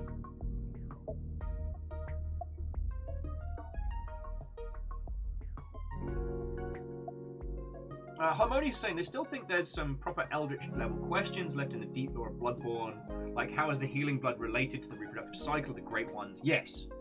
And the thing that's brilliant about that, intentional or not, the thing that's intentional about the thing about that, whether it's intentional or otherwise, is that because there's so much of the mystery that you can solve, that you can unearth, it feels like if you just keep digging, you can solve it. If you just keep digging, you can find out where the great ones came from.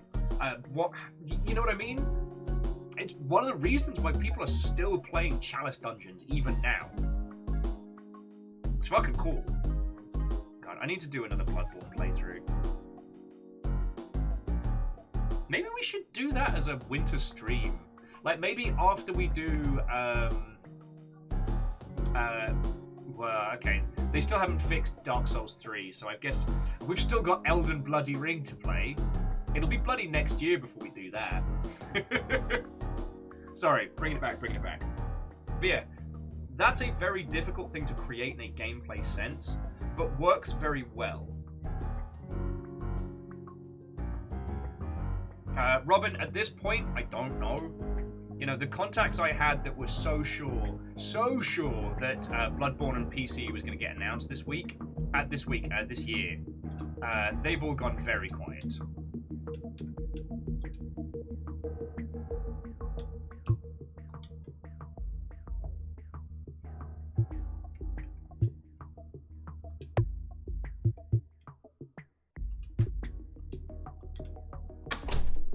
Oh shit, I just threw away all my sticks and I can't get them back.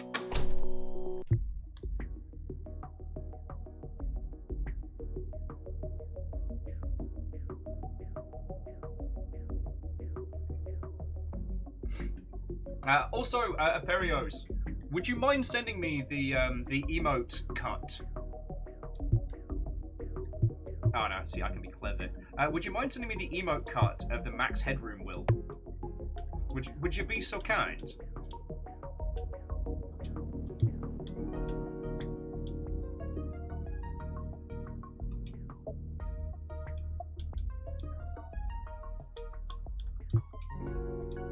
Because I don't know if people are going to want that, but I might sneak it in as a. I might sneak it in as a I don't know, like a bit reward one or something. If that's okay. I mean, I do not mind you having those. But as you rotate Will memes, I feel like I want to almost keep them for posterity.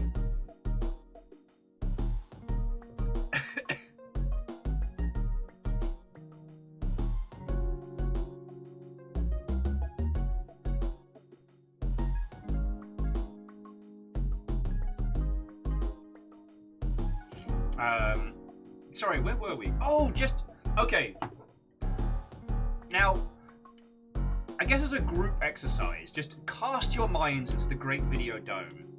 Are there any titles you can think of that do the mystery unsolved and do it well? You know, the what's in the box, who is the grand villain? Are there any of those you can think of that do that really well?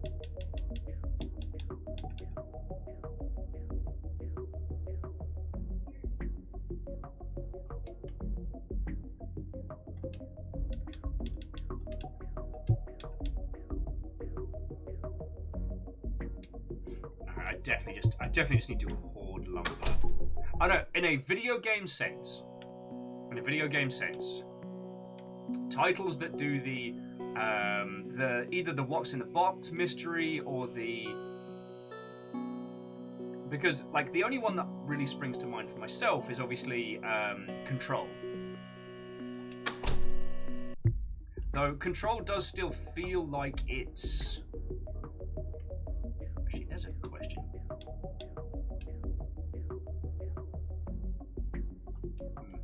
Control does still feel like it's a large part of a mystery as yet unfinished, you know what I mean? It still feels like to me that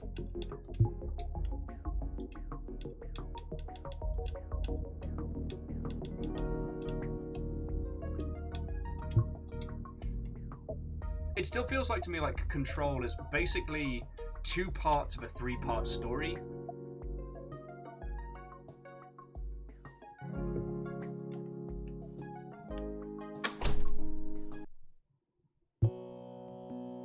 Happy Pie says, Control is still part of the Alan Wake universe. Well, Happy Pie Pew Pew, I would say that Control is the connective tissue there. Control is our... God, I hate saying it. But yeah, Control is the SCP of the Alan Wake universe. Alan Wake is a snippet of a strange and large world.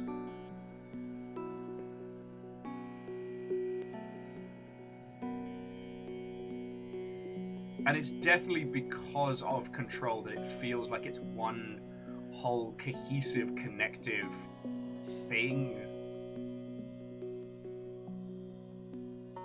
Okay, so Where in the World is Carmen Sandiego is a good mystery game for certain, but I mean it's an adaptation of a game show. It's always designed to have a solution. I mean, shit, the whole goal is to find where Carmen Sandiego is wrecking or stealing some shit and go from there. I'm talking about the games that leave you with a big old honking great big mystery and don't solve it. I mean, Control had I wouldn't say an easy time, but there are lots of moments throughout that game where the completely over the top is regarded as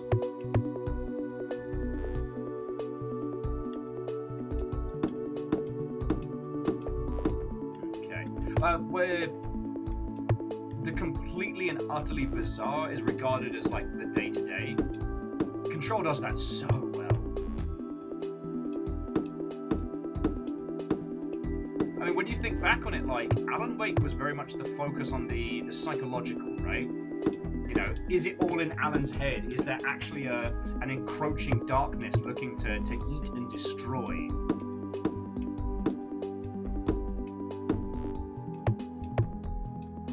Now, Happy Pie was saying they really like the mystery from Horizon Zero Dawn.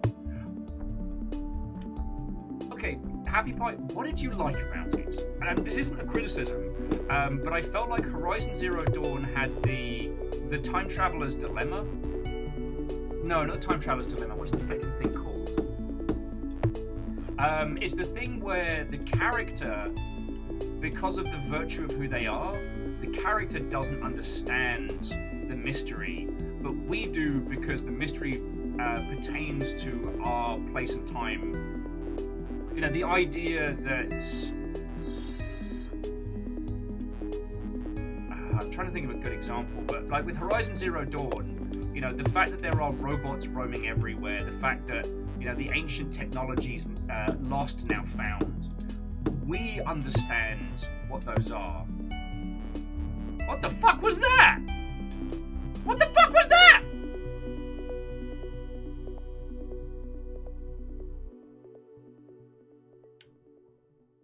You all saw that, right? I swear by the old gods, Hookshot, if you've made a fucking horror game and you've snuck me into it. Sorry, friends, I didn't mean to screech in your ears. Okay, Wolfcrat's helped me out. Wolfcrat saw something. Alright, we'll come back here with some coals once we've got a bit more wood. See what we can set up. It was not a shark. You all are bad words. But yeah, so with Horizon Zero Dawn, we are aware that this is a factory that makes machines. The machines resemble dinosaurs, but they all have functions now lost. And to the tribal individuals of that world, it's a very different, like, they're inferring meaning, almost mystical meaning, to these machines, these creatures. Do you know what I'm saying? We know what Aloy's, like, augmented reality eyepiece is.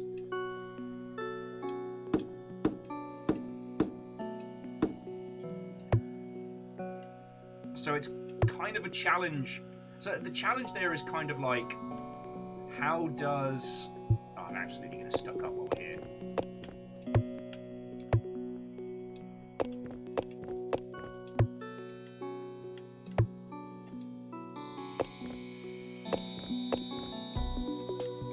Hookshot, don't play me like this. Hookshot's like, oh, it must have been a bug in the code. Must have.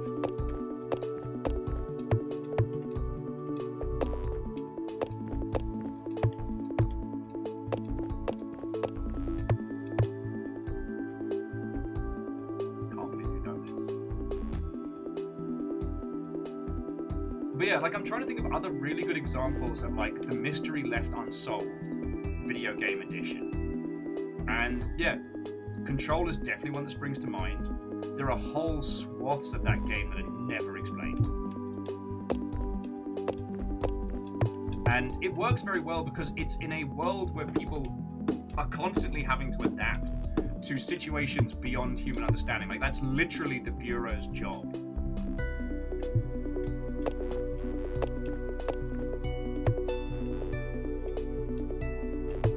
So Orchazini was saying that the mystery of Horizon Zero Dawn is something the player gets to experience.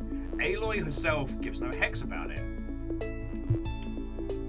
I'm not sure I would agree with that statement, but from a narrative standpoint, but I know what you mean. Happy Pie goes on to say that in the sense of the knowledge from the player playing the characters in the world, the connection that went from the character's time connecting backwards to the player's time in a memento kind of way with bits and pieces. Okay, I see what you're saying. And I know it's not easy to articulate the intrinsic details of that kind of story via this Twitch.television, but I do like talking about it. Wolfgrad saying that one of the fun things about Control was the many NPCs being like, yeah, whatever, this is just how it is. I will also say, and this isn't a diss on the SCP, like, the SCP is a fan-created thing, and there is no one cohesive vision. But one of the interesting things with the SCP is it's very, very over the top. Like, drastically over the top. Which is fine. Oh, let's see what Avro wants. Oh, I'm just helping. So we do actually need to build a light forge next, so we might have enough stuff soon. Sorry.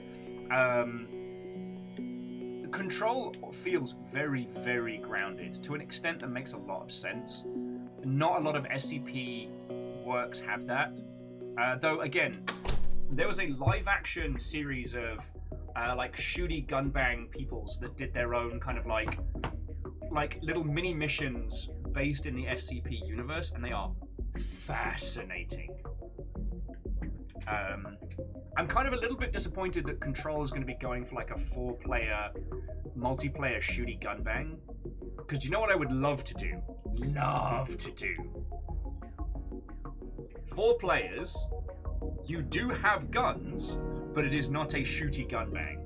I want to do basically I want to take an old concept I had for a supernatural video game, and I want to adapt it to the SCP Control environment. Now, okay, this is pie in the sky. This is a thing I'd love to do, but probably never will, because making a game is fucking hard. No matter what Hookshot says, it is actually very difficult. There is not a button in Unity that just says make game. Oh, and Hookshot. Jumping back. Try playing Control with damage turned off, because that's what we did, and it turned it into a narrative game, and it's so good. So good. Oh, and Fearless, yeah. Modded Armor 3 stuff is feckin' rad, but it's hours in a day. But with the success of Phasmophobia and titles like that, like, people are used to and understand like non-combat based. Shoot, just gets a little bit more charcoal. Thank you for this. No. Wait. I just managed to swap things between the furnaces. That's a really good feature. I like it.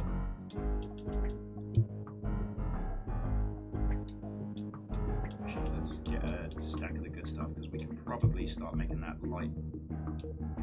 Don't need a mixer, but we do need... here we go. Lithium forge. Gonna need more sparklies. Alright. Shit, we need a lot more sparklies.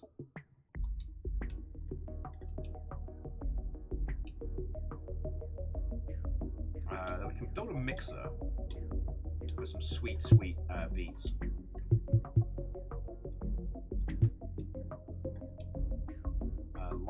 control compound. Alright, so we don't need that yet. Sorry, jumping back. So hookshot, yeah, try control. 2. What I'd love to do for an SCPs type game is have something where, like, firearms related conflict is actually one of the rarer interaction methods. So much like with Phasmophobia, it's about identifying what is going on, understanding it, not getting killed by it, and getting out. Like, does it need to be contained, destroyed, fought? One of the SCP shorts I was talking about, it has this wonderful moment where a bunch of shooty gunbang soldiers have to storm a compound, and apparently this compound is being regarded as like a psychotic religious retreat, but the Foundation thinks that there's more to it than that. And so they get in, they find the guy running it, and he shoots himself, and you're like, oh shit, okay. And then someone in the room gets brutally knifed up, and they never need to go so far as to explain the science behind it. But the guy on camera who's recording everything for future evidence starts being able to see these creatures, these shadow monsters. And so they end up having to direct the rest of the shooty gun team via like a crappy flip forward digital camera, like looking around the environment. It's fascinating. And I love those concepts.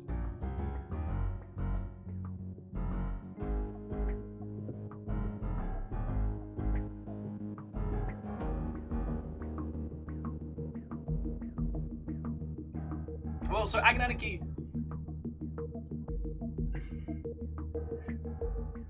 that's an interesting one. Like, making a horror game when you don't have much in the way of natural fears can be difficult. Who's gonna get this kill? Who's gonna get this kill? Who's gonna get this kill? It's me! It's me! Ah! Boof! Headshot. Ah!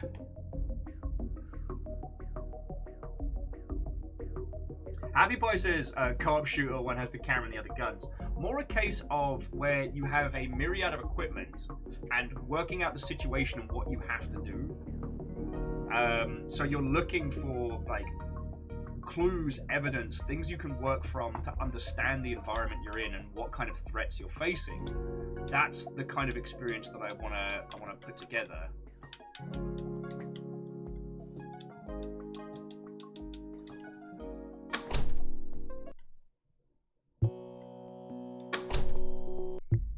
And I initially wanted to do it as a Supernatural branded game, because I really like the idea of like the low-tech research versus monsters. You know, taking that kind of Hunter the Reckoning sans the superpowers.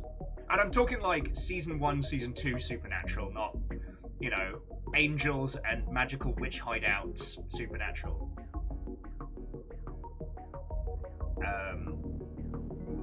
Like, problem solving in that environment. Because, honestly, GTFO is halfway there. Because GTFO's whole thing is about avoiding or managing conflict, not mindless conflict. And I really like that.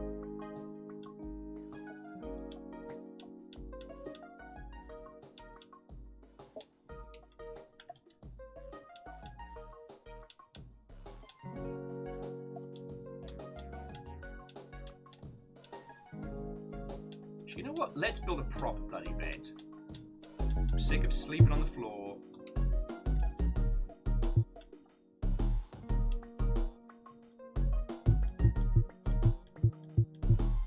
We have a nice bed in the corner. It's gonna be good.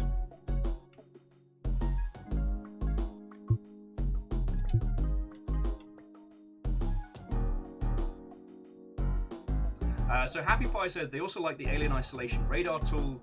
Like, GTFO game with that radar on those tools would be cool, yes. Although I do think that the imaging tool in GTFO gives you just the right amount of information.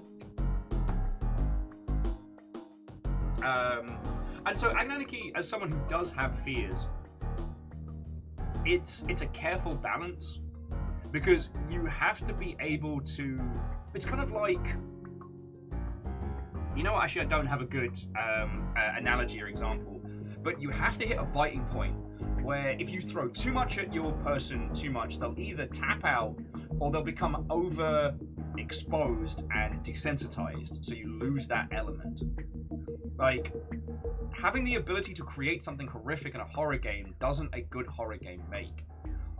The problem that you would have as someone who doesn't have a lot of natural fears is pacing and when to hit that.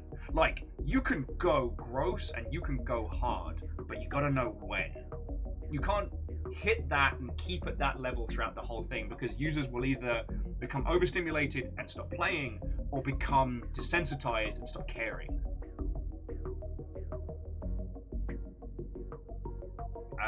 Actually, here's a good example.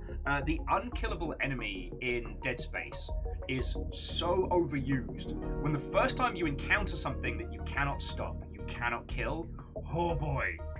Dead Space 2, they throw them at you intermittently, and it becomes this like, okay, cool. The thing that was horrifying and scary in this game, I'm just gonna bring him over here and cook him in these engines. Cool, sure, I'm done. Okay, again, it's very easy for me to throw shade, as that's more of a mechanical horror than a thematic horror, but you know what I'm saying. But no, using that power to be able to craft things is interesting. The problem you'll find again with not having fears in that regard, it's kind of like being sans taste buds. You understand the mechanics, but not the application.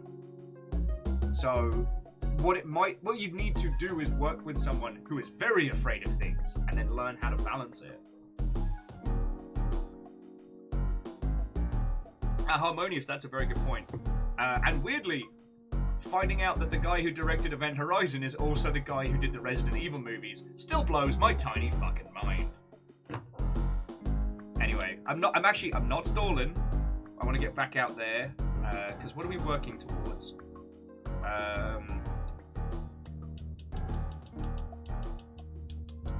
We've got the carpenter's bench. I guess we're working towards the light crafting and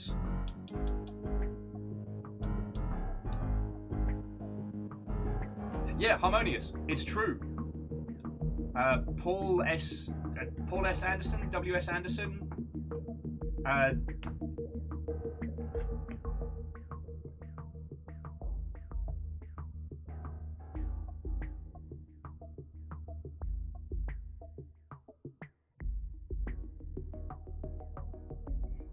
Sorry, bear with me a second, friends.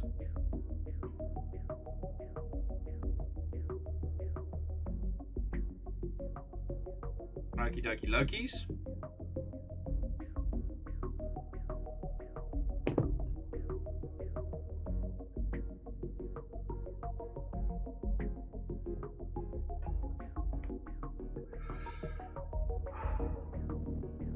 Okay.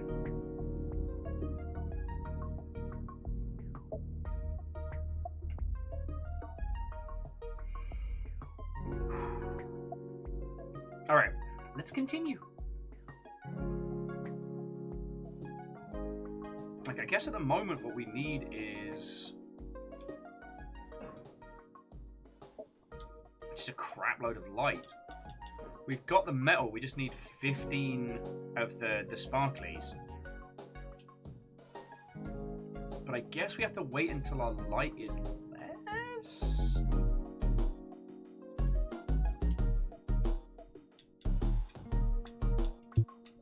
Alright, stash the... Oh no, we were going to go light the coal up the way.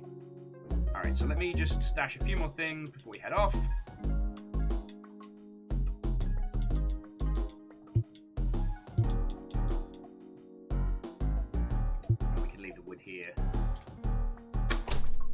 So we need... Where possible, we need more food for the cute creatures of the woods. And we could need to try lighting the bonfire up that way. Alright.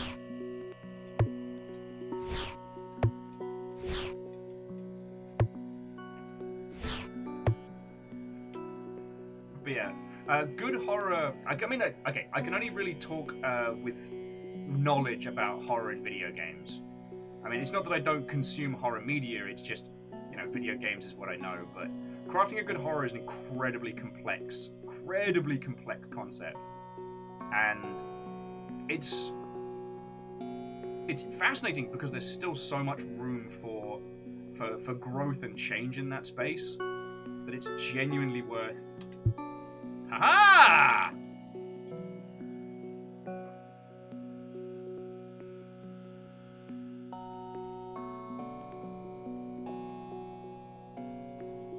Okay. Have I done a good thing? Have I done a bad thing? I don't rightly know.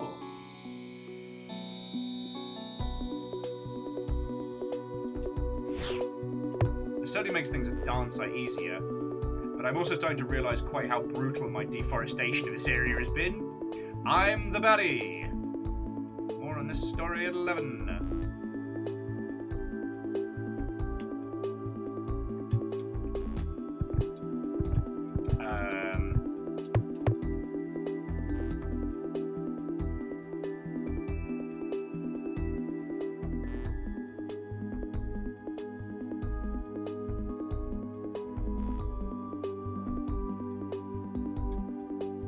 For stone. Okay. So yeah, we're on the lookout for whatever.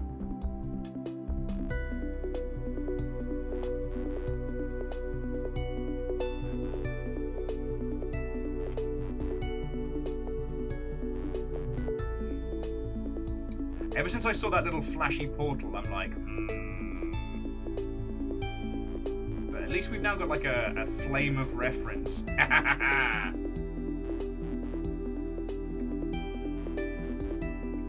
And I do agree with Fred that really good horror does stick with you, and it does make you think about things you wouldn't otherwise. I was discussing Soma with some industry friendos on Saturday, and just being like, Soma delights in making you think that it's going to be an ooga booga booga, like scary monsters and nonsense game.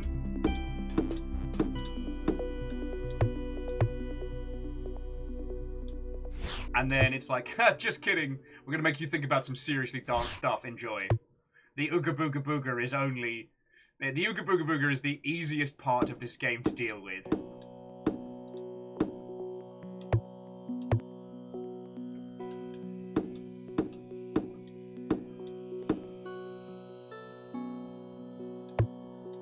So Wolfcrad, I wouldn't necessarily agree with the mirror to society. Definitely for horror, definitely for comedy and sci-fi. And again, it depends what kind of comedy you're putting forward. The style of the... Oh! This wasn't here before.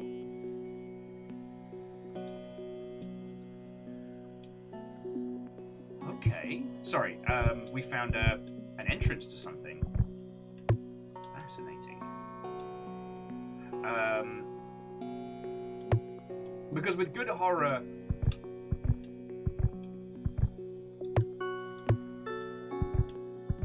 With good horror, doing a societal reflect can work very poorly once the societal changes hit. With horror, you need to be looking at something personal, something primal.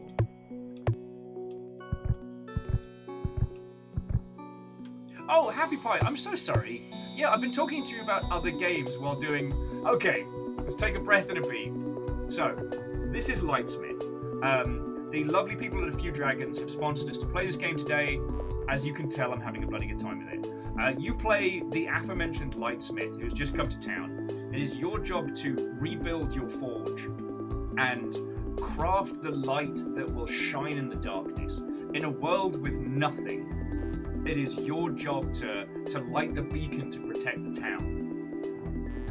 It is a craft and build title, and it is frankly fascinating, and I'm really digging it. But it's also been a very, very good vehicle for some really good conversations, so it's kind of where we're at right now. I have too much straw. Gotta find some cutie patooties to feed it to. Happy Pie, at this moment? Maybe no? But we haven't currently encountered any horror elements. I think the horror elements discussion came from talking about, like, using the great mysteries.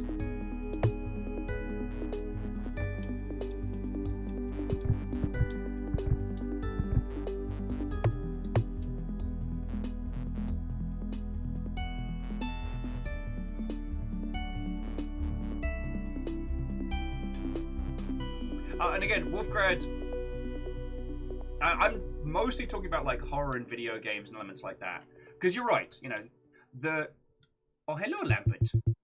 Would you like some straw? Lambert, would you also like some straw? There we go. They're nice and fed. As we go into the wild fields and find a couple of Lamberts. Let them have a little snooze. And then once they're done snoozing, take some sparklies. I promise I won't get too into it because you get me talking about, like, classic zombie films and I won't stop. But yes, Night of the Living Dead is a film about racism that has zombies in it. Dawn of the Dead is a movie about rampant American consumerism that just happens to have zombies in it. You guys want some more food? Are you all full? Alright. The Lamberts have been fed. Alright, maybe we can find some more Lamberts before it gets too dark. Though how the fuck we're going to get back, I realise I have no idea. Alright, well here's one of the towers. I think I know roughly where we are.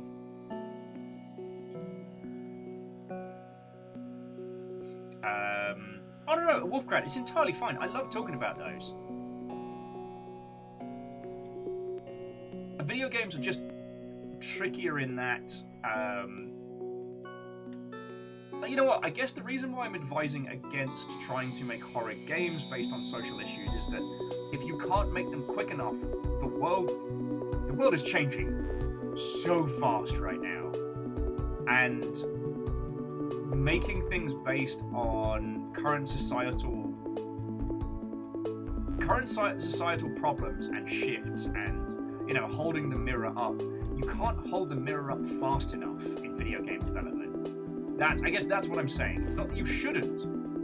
Like, when we look at the Umurangi Generation, that's a game about, you know, being the last generation. That's the theme of the game entirely.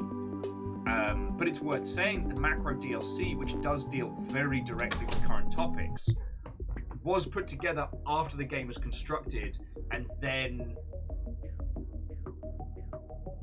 Oh, Agadon, and that's lovely.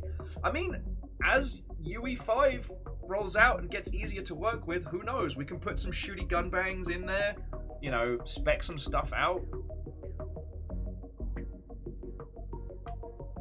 First things first, our character's having a proper good snooze. Nectar!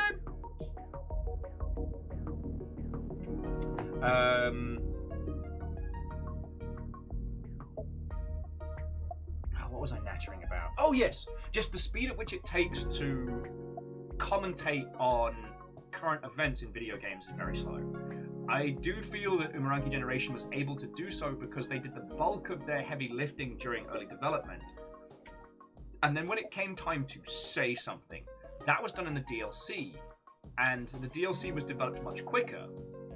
As is the nature of these things. Like, once you've got your content pipeline together, once you know what you're doing, once you've done all the heavy lifting, like making the game look and feel like you wanna, then you're just adding content.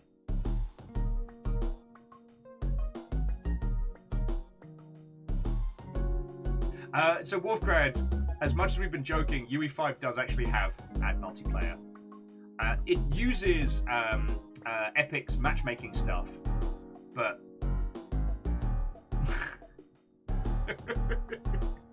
Alright, Fred, I'm getting to that in a second. But yeah, Unreal has always been designed with first and third person action in mind, and has definitely made multiplayer a lot easier. Not the persistent kind, but just the peer-to-peer. Fred says Transformers the movies are clearly pro-GoBot propaganda. Yeah, movies that hold a mirror up. A very old, crotchety, not so cool to transform mirror.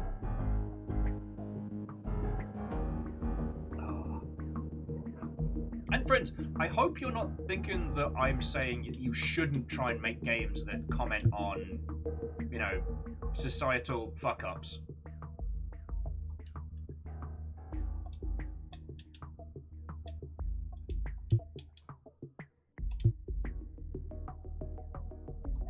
Because it's absolutely something we should be working. It's absolutely something we should be doing. It's just, it's very hard to do. If your game takes 3 years to make, like, think how much the world has changed in 3 years. Like, oh boy! It's a lot! But it is worth noting that, like, you know, the core crux of the Umurangi Generation's story was essentially, like, climate change fucks the planet, and you get to watch, you know, rich people and governments basically party down while the world ends. But not from the perspective of a superpowered soldier or a warrior, not from the perspective of like a tactical commander or politician. You're just a person. It's just one of us. You just happen to have a camera, and it's you and your friends just fucking vibing at the end of the world. And that's a really powerful place to start from. I think I'm being very contradictory here, and I don't know, I should probably not do that because that's not useful to anyone.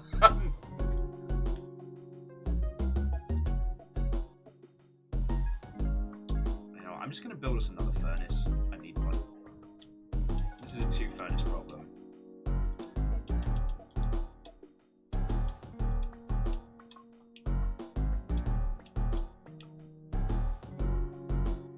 Oh, it helps if I have the resources in my inventory and I don't just look at them in the box and go, cool, those sure are things that I need. Find my findings.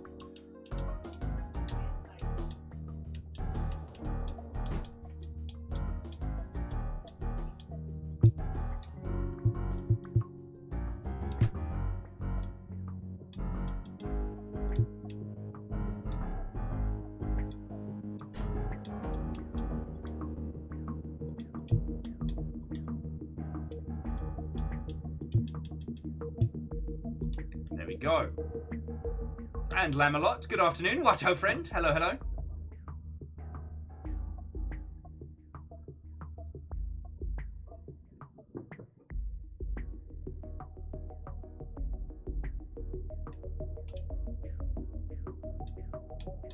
Oh, and Robin, hard agree. I do love it when games allow me to use nearby stuff for crafting. So Lamalot, it's going lovely. We've had some incredibly lovely chats going on today. Currently, we're just talking about horror in video games and how difficult it can be to do good video games about social commentary because of the length of time it takes to make. Agnaniki made a very good point that there are some social topics that are evergreen. You know, don't be racist, don't be an arsehole, you know, be kind to others. You know, the fall of civilization is an ongoing cycle. You know, greed destroys all. I mean, feck it, pick one. Just, you know, would Captain Planet turn you into a tree for doing it? If yes, you're probably the baddie. That kind of stuff. But it's the immediate. It's the moment to moment. The things that television and other mediums can do faster than we can. And so when we're talking about horror, and I was saying that while with, you know, with sci-fi and with comedy, like the mirror to society method is a very good one. I feel with horror, it's not as ideal a maneuver when making video games.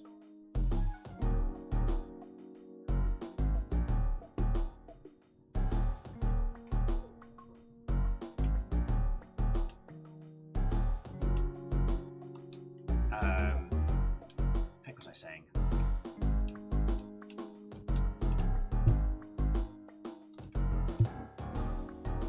That is a lot of wood.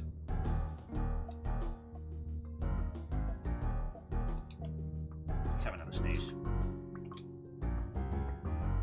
Sorry.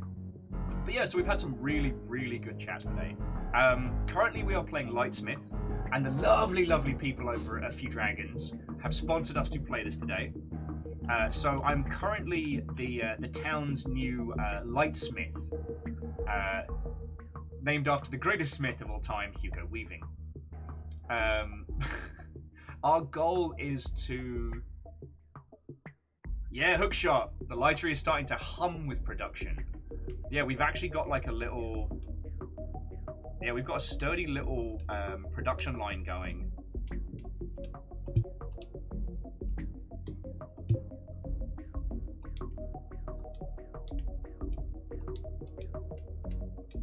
But of course, the challenge now are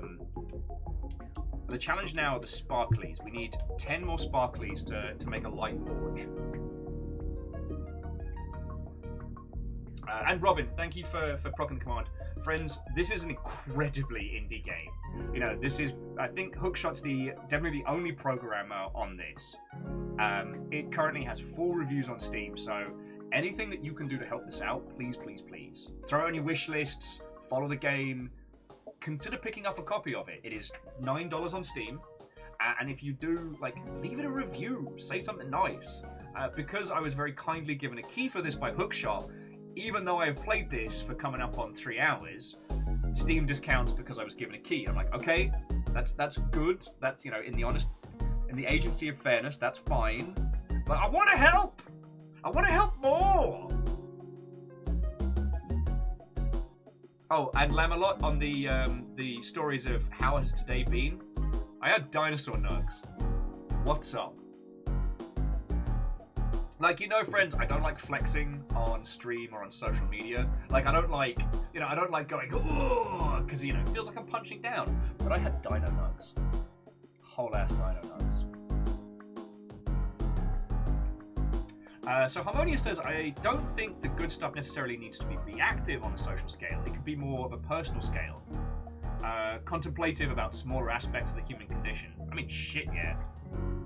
The good thing about horror is it really does allow you to go right deep into the pain about the human experience. I mean, shit. What is Soma if not a great big conversation about what is the self, right?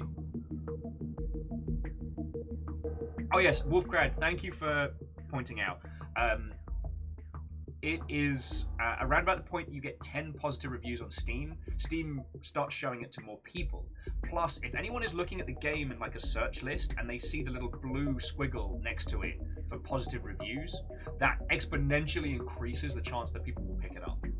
Now, the reason being is because if 10 or more people go, I like this game, then people are more likely to be like, oh shit, 10 people like this game, I might pick it up.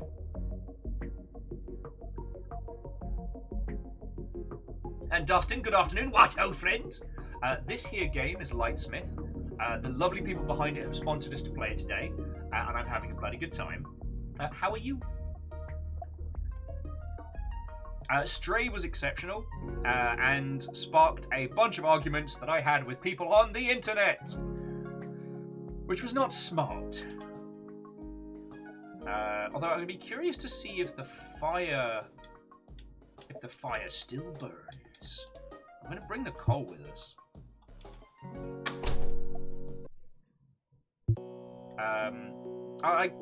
It's not a smart play, but I did get in a bit of a fight with a few people online last night about how I do not agree that, you know, games should be judged on their hour count for like justification of price point. You know. Okay. So the fires only stay lit for each little expedition. So we light this one, and if we then keep going, there's something tells me that once this is up and running, that's going to be a big deal. Sorry. Oh, fuck was I saying? Hi, my name's Will, and I just distracted myself from a conversation. Andorf, good afternoon. What ho? Hello, hello, friends.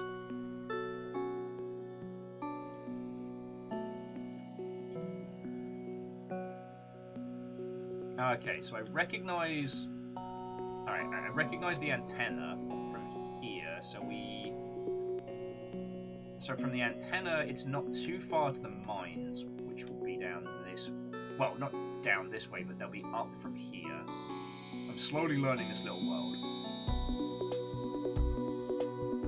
Yeah, so Happy Pie, the argument I got into last night was that, like, hours of play does not denote the value of a video game. And we don't have to go back into it because these lovely, lovely Mother Hubbards had to listen to me get very passionate about it earlier. Because it's something I believe in quite strongly. But it also... Hey! What's up, Lambert? I'm gonna feed the Lamberts. They're gonna give me sparklers. Oh, Vanderbeest. My name's Van, and I'm preparing to do a cook. What are you cooking, Vanderbeest? Wolfgrad's like, oh no, there he goes again. Anyway, we don't need to revisit it, but we did get talking about why games are priced the way they are, which is a topic as deep as the fucking Mariana Trench, which is where pasta sauce comes from. Hi, my name's Will Overguard. I'd like to formally apologise for that joke.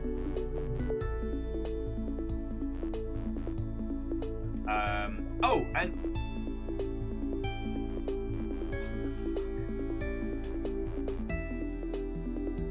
Yo, I think the world is changing whilst we're lighting lamps.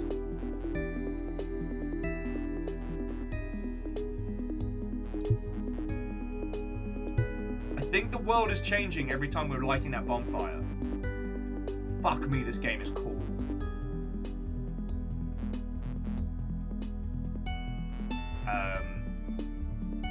But yeah.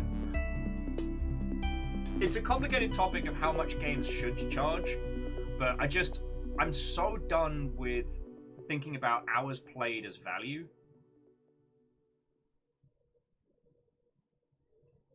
Like, here's a question. Have any of you played current Payday 2? And I mean, like, are any of you, like, up to date with content now? Hookshot says, I'm gonna do you a favor, head all the way east from here. Never eat. Alright, so you said from here. Alright, so we're gonna head east. This is where Will gets fucked up by the Yeti from Ski Free. Alright. Alright, so there's the bonfire we lit. There's the tower. Okay. Just gonna quickly stop to get some more ore.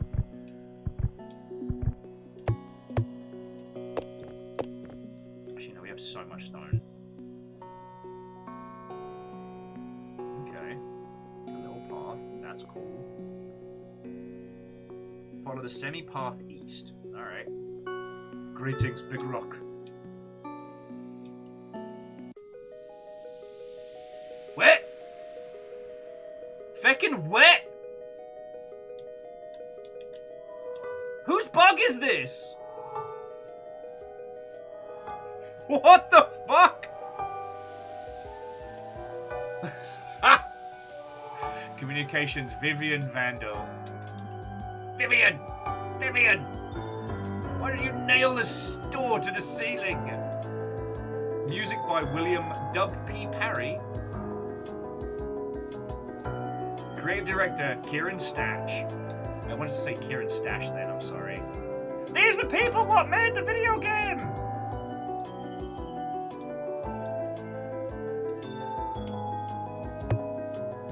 Spiderweb. Who's this, Ellen? I know a Lightsmith when I see one. Nice to meet you. I'm Ellen. I'm the gravekeeper of Gloomsdale. Not really sure what a gatekeeper... my name's Ellen, and occasionally I attempt and fail to beatbox. I'm not really sure what a gravekeeper does, but it means I get to live all the way up here. I know it's a bit out of the way from the rest of the town, and kind of scary. That's what I like about it. It's nice, it's quiet, because everyone else is scared of it. and scared of being here too long, so I don't get disturbed much from my studies of the light times. It's fascinating. You seem kind of quiet yourself. I like quiet visitors. You can come by any time. Are you looking for something scary? I'd like something scary. Of course. Oh shit, we can buy spooky stuff. Ah, and they'll buy spider silk from this. I don't know if we need spider silk for crafting yet. What is this ectoplasm for? You can make ghostly items with it. Or you can buy it off you. I'm making something. Looking for something scary? No, I'm good.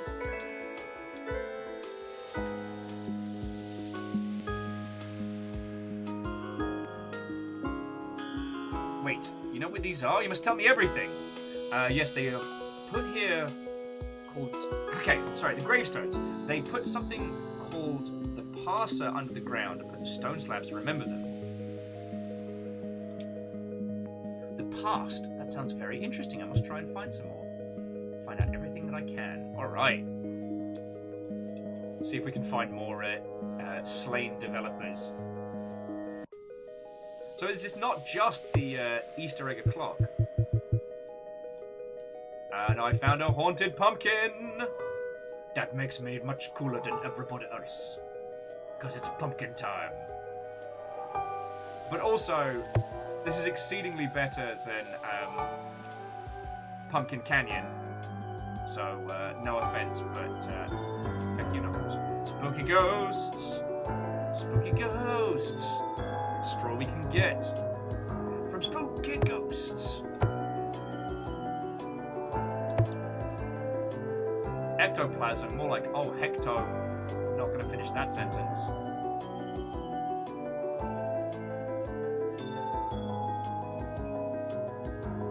As I said, the feeling of kind of fumbling around the dark in this world,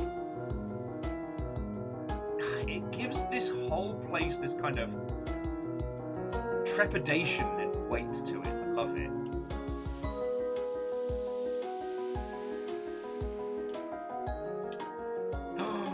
No, Piper! No! Poppy! Lives on in our hearts.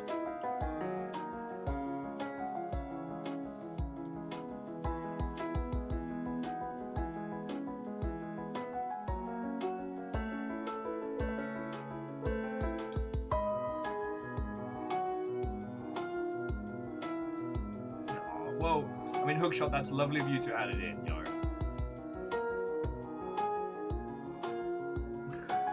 Salem's like, when you get out of the run in Tartarus, and the rest of the run is cursed. Welcome to Hades. Hades sure are some problematic boons I keep getting. Both. Humor, I've done it. Nailed it.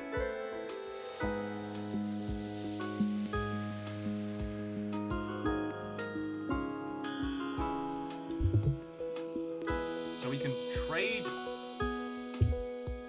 ectoplasm for like 10 coins a pop and get the haunted crafting table. Okay, so we can't... Alright, so we can't build the haunted crafting table, we need to buy it off them. Alright. Alright. It's ectoplasm time, friends. We need 55 coins more. I think there were some ghosts over this way. Maybe we can scare up some ectoplasm. Did you see what I did there, friends? Let's scare up some ectoplasm. Because there are ghosts. God, this will be the point where I just get jump scared to shit by something.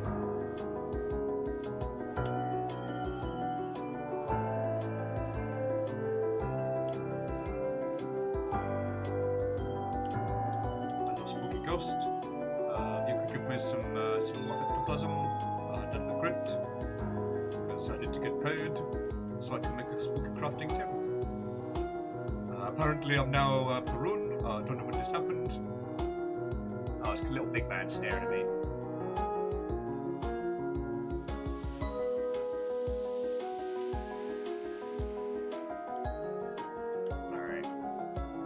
if there's anything that we can sell at the store in town. Trying to work out how I'm gonna navigate back here. And now we know that there are like areas and scenes, so I guess we just need to hit the eastern wall after this, and then try and make a move.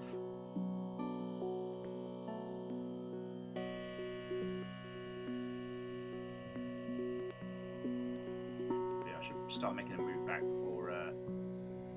Right, so there's the tower. That means that bonfire is usually there. Okay, yo, this world is almost definitely changing while we are out and about, though.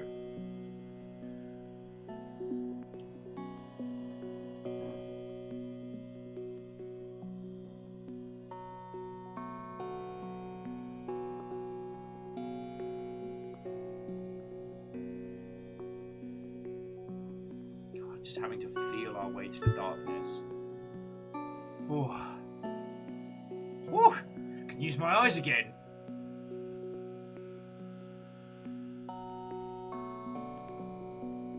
Though it's worth saying, friends, that once we start getting like our light forge up and running, and we're able to like build more stuff around.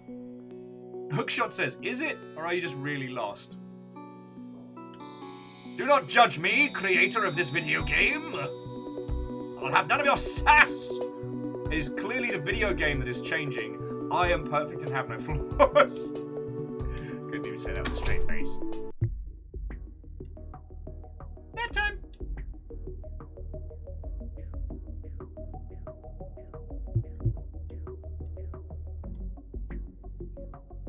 Putting down the haunted pumpkin.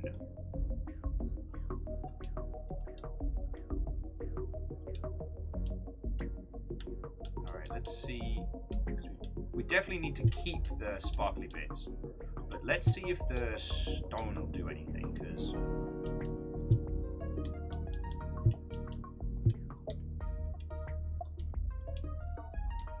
Do we have any wood for charcoal? No. Alright, well, let's see if we can sell the metals.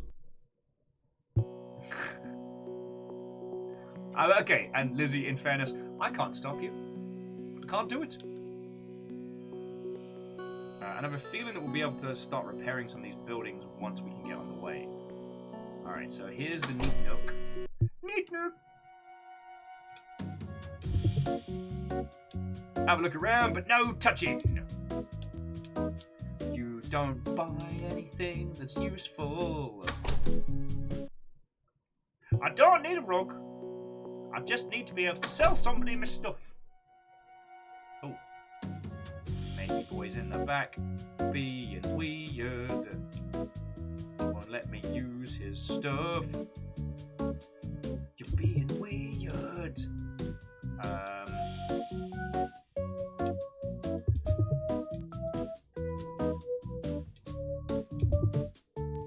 Patrick, no. Okay, so Patrick's not helping. A Hookshot says, as you complete more of the game, like, more stores will open, yeah. And, like, at the moment, it's just acquiring sparkly goodies from varying cutie patooties around the world. We can do this. We can do this. You suck, Brian. You're a bad oh. Hi. My name's Will Overguard. I just killed another joke. Did you see a joke there? No, you didn't, because I fucking killed it.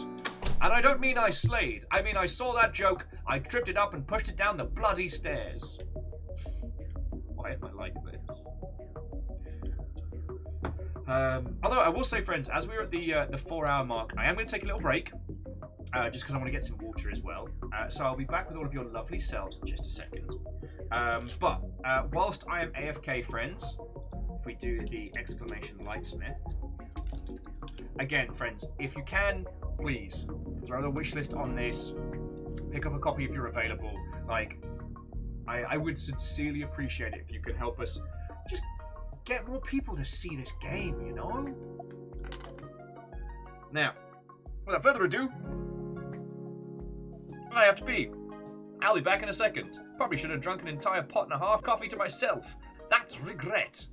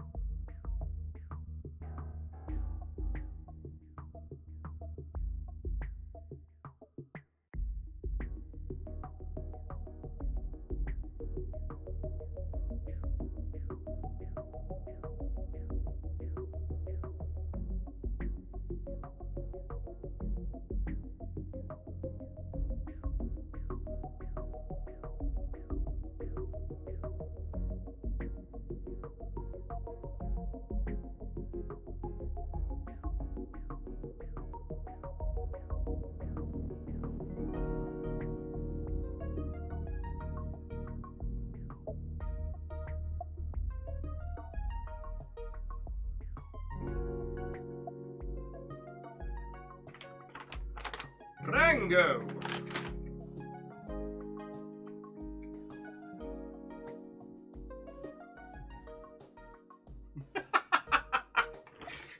I see Jackie has decided to heckle the creators. You're upgrading your status as terrors. I'm sorry, I missed that before I trundled off. When Hookshot was saying, like, it's not actually randomized environments, you're just really fucking lost. Jackie's like, hey, no backseating! Sir, I made this game. It's like Richard Hammond telling you where the fucking dinosaurs are. Welcome to Jurassic Park. And I'm up to 100 of the light coins. I'm up to 45 of the light coins. I need 100.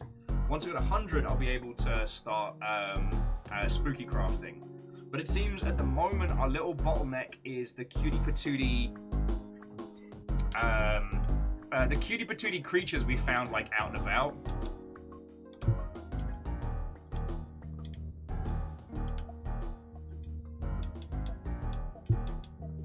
Alright, so yeah, we need more of everything. We need more wood. We need more hay. We need the whole shebang. Hexaqueen, Watto and welcome. Hello, hello. Actually, that's a good point. Hookshot, what does happen when the light bar runs out? Do I start having one of those, like, horror movie style freakouts? Does the whispering come on in? Also, I got Drangos because I wanted some snacks. I don't know if the friendos that got me the Drangos are watching, but if so, thank you. God, I should probably sign up for like a Drango subscription or something.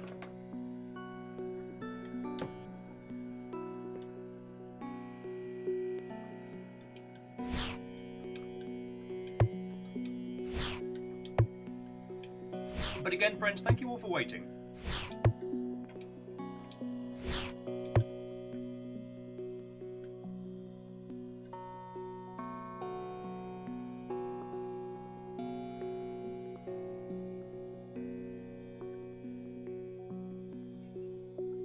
Wolfgrad was saying, knowing what happens, you'll probably have a horror movie freak out if nothing happens.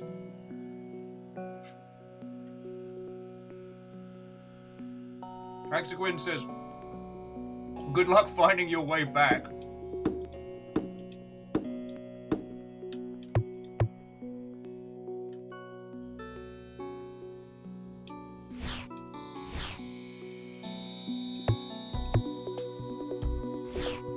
But yeah, as I was saying earlier, this game has this very curious, hopeful melancholy about it, which the only thing I can really compare it to is Over the Garden Wall. And it's not a direct comparison, it's just the feeling that I'm getting from it. I don't think everything in this world is safe, but it might be. I don't think that everything is going to be okay, but it might be. You know, I don't know if we're being, you know, controlled or messed with or what have you, but we're certainly here. I'm trying to find a little cutie patooties so I can feed them and they can shit out a few magic sparkles.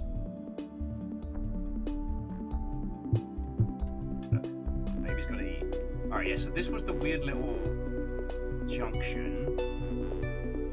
So that means round this and up should be where the babies are. But also, yeah, and here's whatever this is. Which I'm not allowed to bust in the max.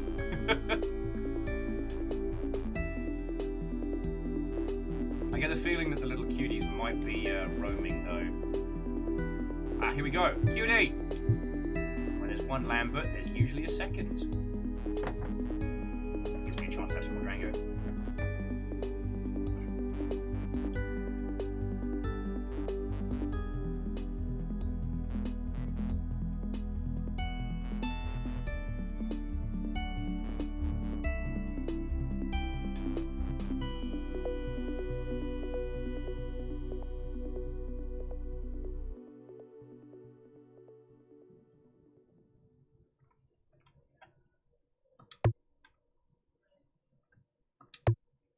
So Hookshot, here's where I'd recommend for for like an easy, normal, and hardcore.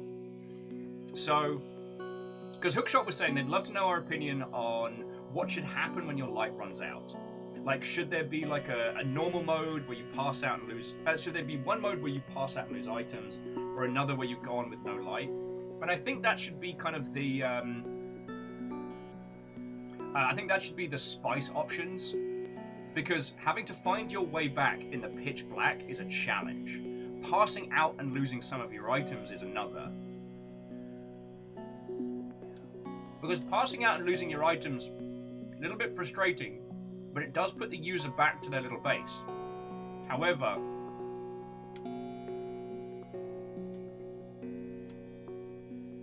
is there a way, Hookshot, is there a way that you can let the user decide? So the light whips out. Creatures swirl around you in the darkness. And they offer to you, we'll take you back for half your things. Or you can feel your way. So that way...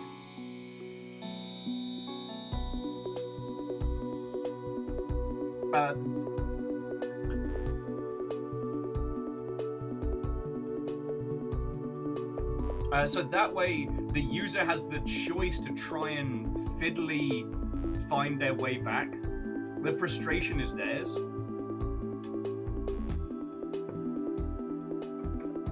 In story mode, if you faint, your cat brings you back on a little board going meow, meow, meow, meow, meow. Oh, palicos. Palicos for every video game, let's go. So that way the user has the choice to go back in exchange or to persevere with frustration. No, don't throw your bloody axe down. Oh.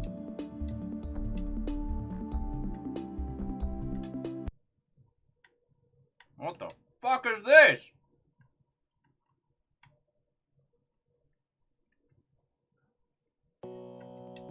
Meanwhile, in Everything's Bad O'Clock,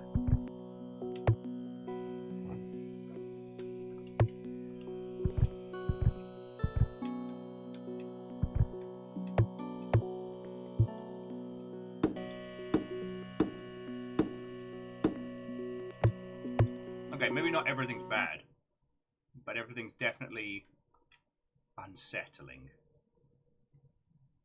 Oh, cool. That's just Dark Silence. I have made a severe mistake to choose to look for resources here.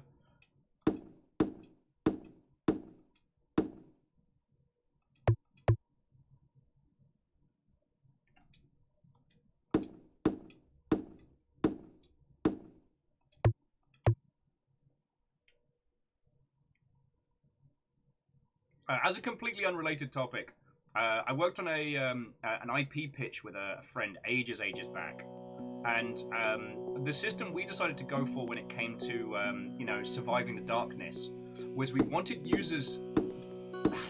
Okay, Abyssals was a project I worked on with a couple of friends, and God, I'd love to revisit. I'm still sad that it didn't get continued.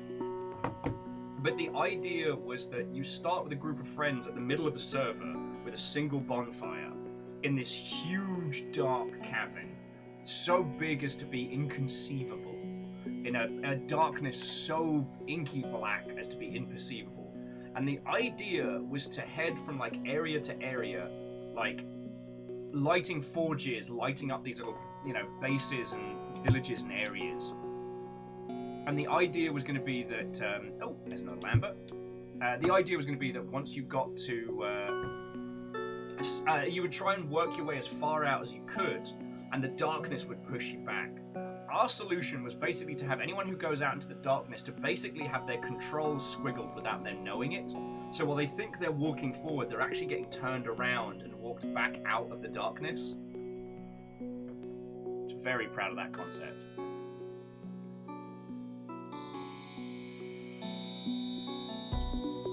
We also like the idea that within the darkness was the realm of the true horrors, who were allowed to fuck with you with reckless abandon.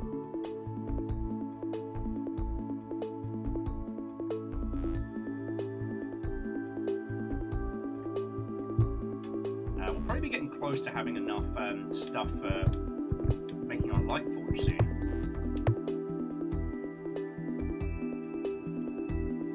Alright, Lambert, what up? Hope you kids are hungry.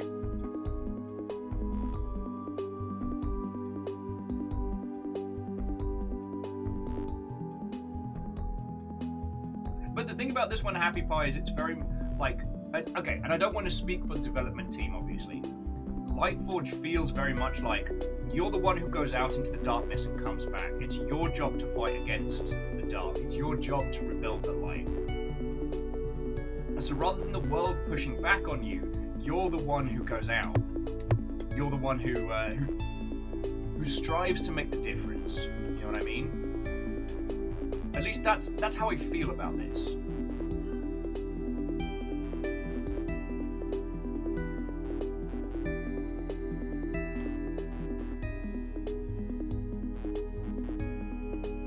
The last light vendor. There are many powerful vendors to the north.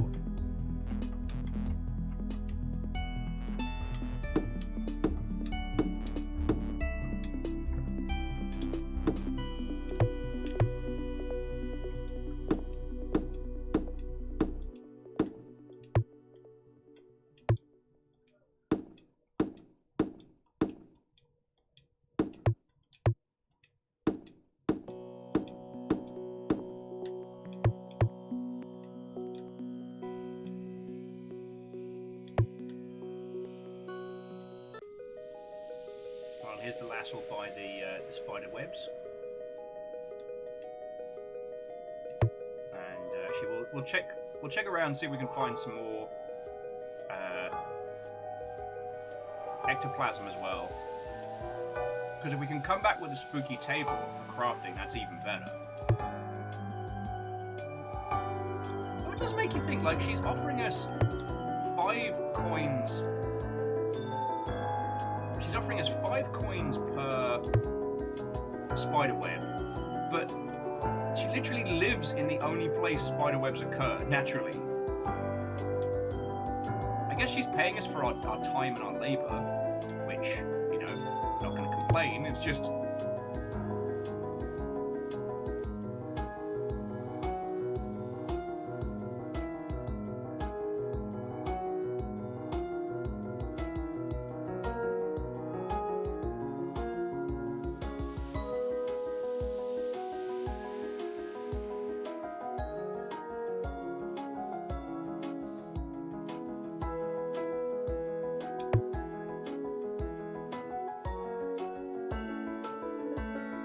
that should be enough to get us what we need.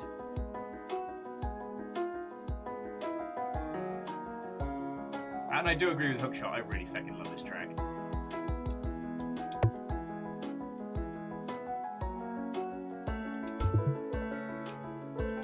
I'd like something scary, please. There we go. Boosh! Haunted crafting table, let's go! Baby. And this should be enough sparkles to start the light forge as well. I just got to get back there before we disappear into darkness. Because that's bad! Just have to save a raid, hug a wall. Alright, there's the antenna. So that means the way out is somewhat straight down.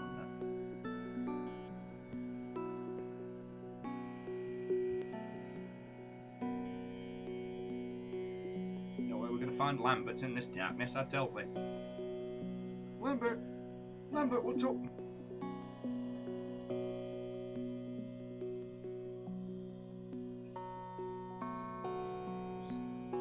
You sure are trundling around.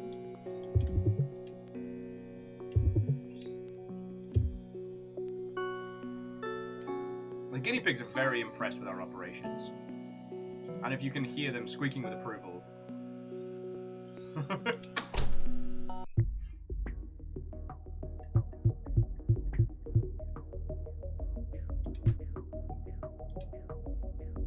A haunted bed, a cauldron, a spudderlight stand, and a grave.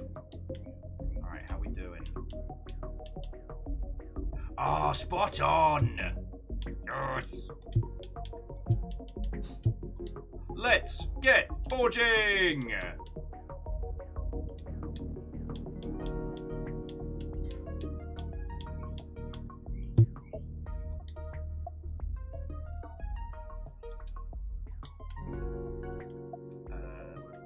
we go. Right, the Lightium Forge, might as well put here. Get Lighty with Blighty. Yar! I don't know what I'm doing! Let's go for a snooze. Things make more sense after a snooze.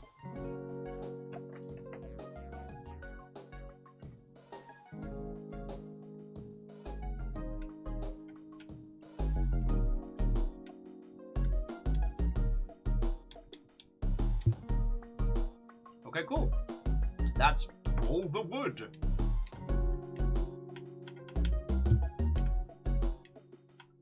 Does mean we've got plenty of metals. We've still got rock and otherwise. So I guess we need more sparkles to now throw into the forge.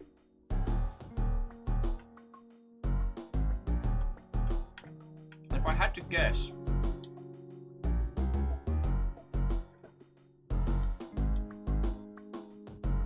I'd say the light coal compound. So that's a combination of whatever those sparklies are and one whole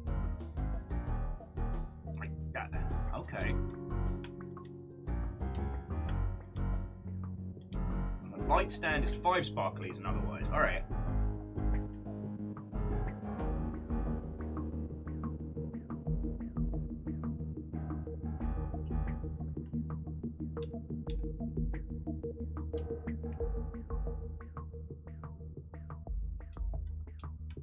You're the only one that gets me random pumpkin that I found. Nobody else understands me like you do, strange pumpkin. So I guess our goal is still to craft light. So what you need? 8 bars of light. Fuck me running. What should I do next? Well, you could try and fix the Lightidium core at the center of town. Been broken. If you can fix it, that'll give the whole town light again and help everyone. 8 Lightinium bars should be enough to fix it up. Should be no trouble for a lightsmith like you. Fuck you, Brian. Just wanted to say hi, I said, lying. Martha! Martha! Sure is dark around here. You could build some light stands in your factory. If you feed the Lamberts in the forest, they'll give you light matter. What are you up to today? I gotta go. I gotta go, Martha. Martha, I gotta go. You're weirding me out, Martha. I'm not gonna lie. You're my only friend, Piggly. You're my only friend. Oh, Pig. Collect 5 light matter. Yeah, so I guess we're just forever feeding Lamberts. When I'm feeding Lamberts. You know what? I didn't even talk to Patrick. He's being weird in his... What was that? Alright, am I seeing shit? Did you all see that?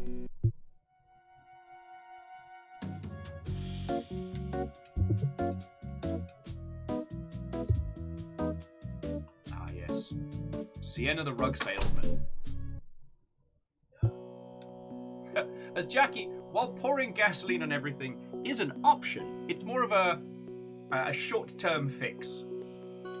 And it doesn't provide long-term solutions.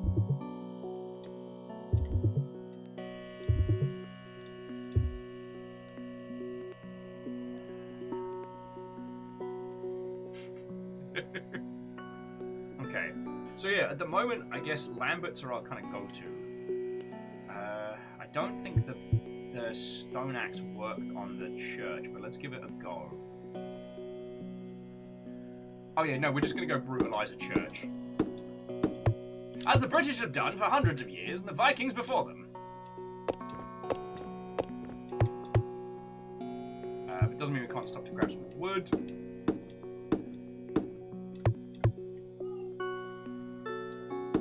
You know what, Andor? Setting everything and everyone ablaze would mean everyone would have a lot of light for the rest of their natural lives. Or unnatural, in this case.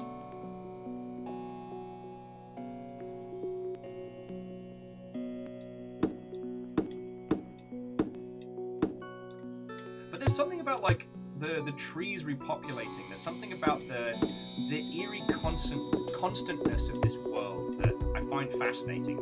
Like, what are these people doing all day? What?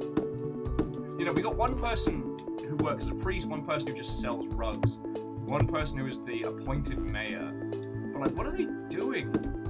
Again, the over the garden wall feeling definitely comes through. There's something off kilter about this place. It's got that creepy, cute vibe.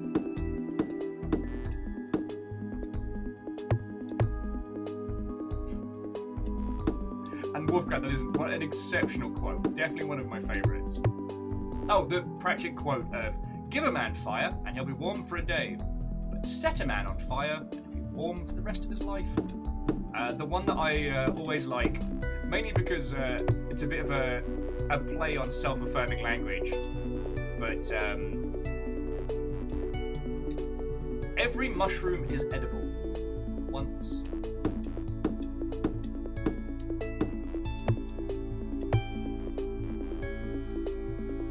I take great joy in that.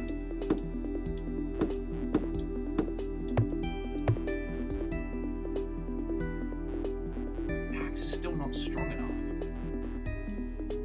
To which makes me want to ask, is the axe not strong enough, or am I? Am I the failure? Am I the point of failure in this? Okay. So yeah, we're just feeding and hanging out with the Lamberts. 5 light matter means that we can build one of the little torches, and I do wonder if those little statues we've been finding out in the woods, I do wonder if those have something more to them, you know? My mechanics brain says that they're absolutely fast travel systems, but my narrative brain says those are relics of a long gone past, a reminder of the hubris of ages, you know? No, don't throw your axe down. Get some more stuff. We're gonna feed some Lamberts. Lamberts.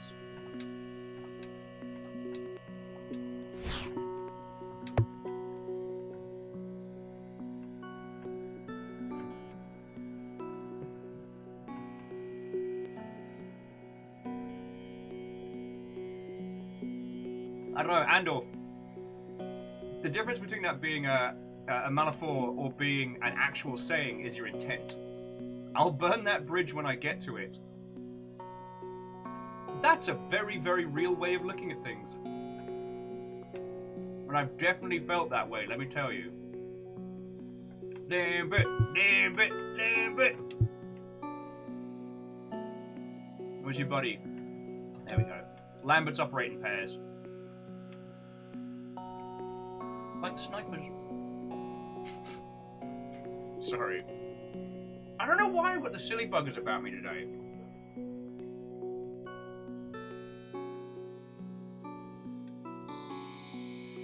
This game is thoroughly charming.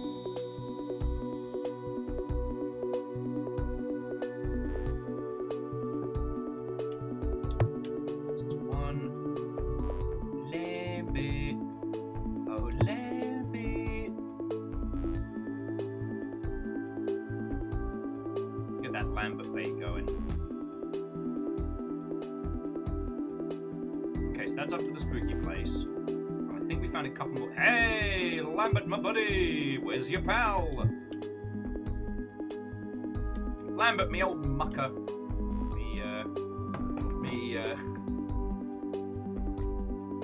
Can't think of any other Cockney terms of endearment. But honestly, we've got just enough straw to get 5 plebs. And I guess we'll be building one of the light torches. Should give us a good excuse to explore.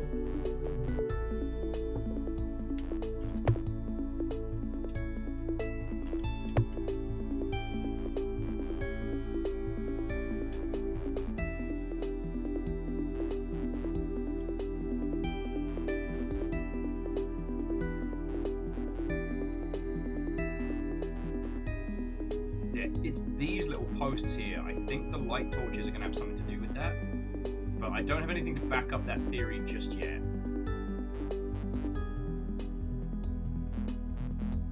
We just need one more lamp bit. Ah, wait a minute! What's up? What's up, you wee buddy? And Lightanium, or Lightnum.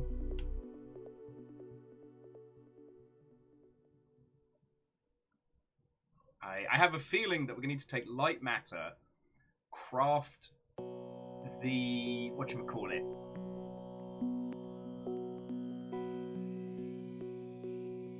I wonder if we can... Okay, I wonder if we can bring these Lamberts back home. Like, I'm going to head back to our little house, but what if we can... Because we can build animal pens, right?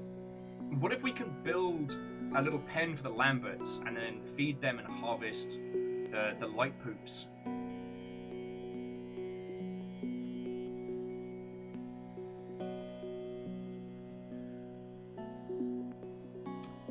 See, now Happy Pie, I'm not saying this to be mean, I'm not saying this to pick on you, but this is the Will 2022 challenge. Take immersion out of your descriptive vocabulary when discussing video games. Because immersion's a bit of a redundant title when it comes to video games. Because it's not any one thing. It's kind of the fancy word for feel good. So, but my immersion! Ugh.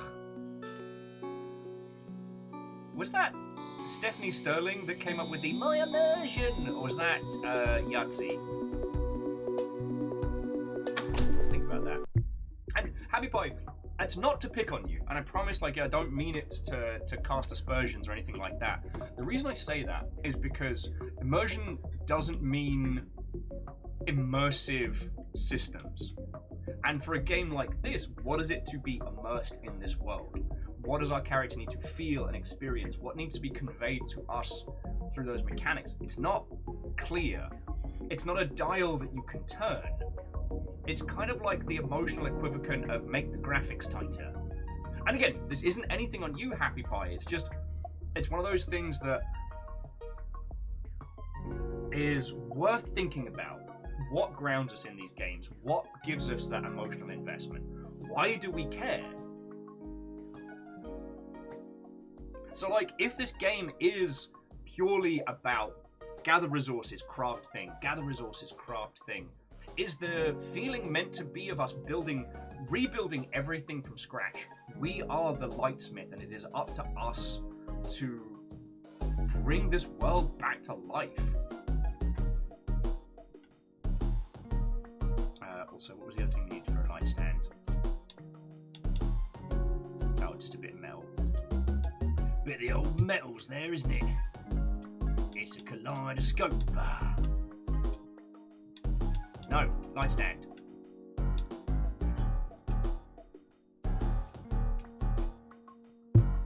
There we go.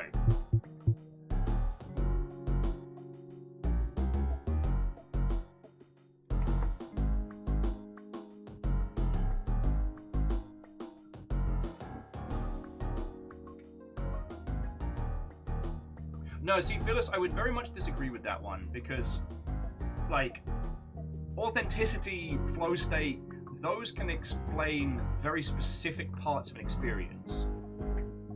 As Saglin's saying, like, the issue is that immersion lacks any specificity. Telling a graphics designer to make it pop, it's like, do you want contrast, more colors, animated graphics on the page, clean modern lines, better design of elements? Telling creatives, I want this game to be more immersive. What do you mean? And again, this isn't picking on Happy Pie. It's just, it's one of those terms that I've... Oh, place the light stand, the lightory. Light it up, baby! Alright, we did it. Hey, Wolfcrad, sleep well, have a lovely rest of your day, and I'm so glad you enjoyed this.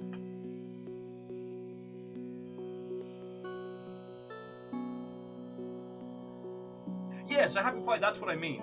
A lot of people, when they talk about immersion, unfortunately these days it tends to be, and again, this is not something you're guilty of, this isn't me picking on yous, but a lot of people that throw around immersion when discussing video games, it is a term they heard a person say at in an interview or on a GDC talk or something along those lines, and they like it because it feels smart.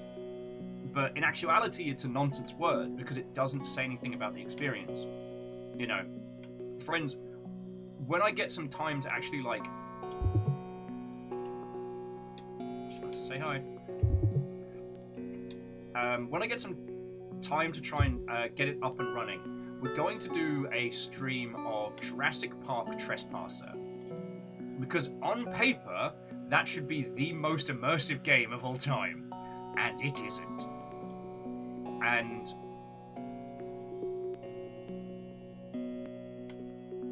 And I find that feckin' fascinating. I biffed there because I was faffing around with stuff, wasn't I?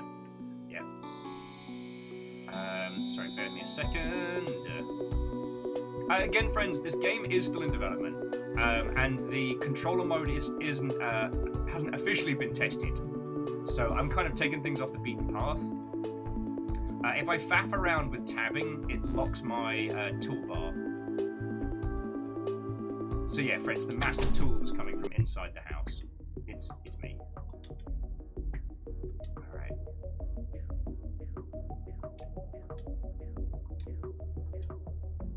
I wish I knew how to split stacks.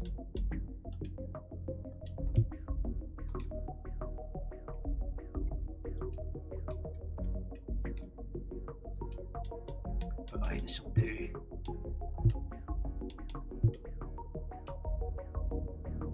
Sorry. So, I mean, if we want to talk about this game, like, what are the immersive elements of it? The ever-decreasing light is definitely one of the strongest suits in this. At the beginning of the day, you feel fresh, you feel alert, and as you become tired and exhausted, as the darkness pushes in, as your light decreases, it really gives you this sense of cycle, and yet no one else is working on the same cycle as you. It gives you this disjointed feeling. Hookshot, I haven't worked out specifically what freezes the item bar, but it seems to be when my mouse is off of the general area. So, yeah, I have a feeling it's something along those lines, but I don't have repo steps for you, I'm afraid.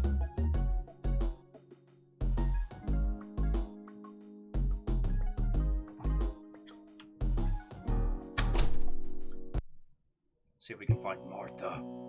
What's up, Patrick? Can you get light to my shop? Gotta go, Patrick.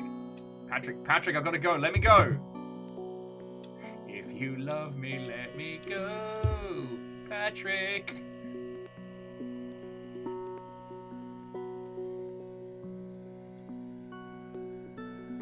But also Hookshot, by heading back into the house and coming back out again, seems to sort it.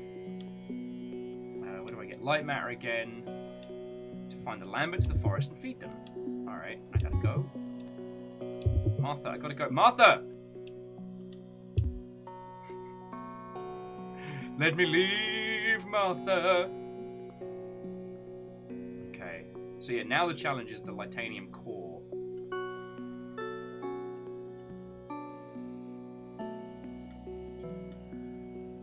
So we're going to need a lot of food, and we're going to need a lot of Lamberts.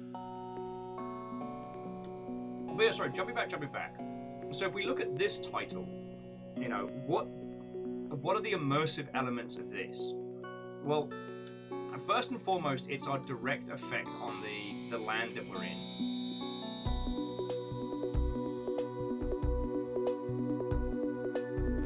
You two can have a snooze. You can have a chat, I'm going to have a snooze. Give the wildlife a chance to repopulate.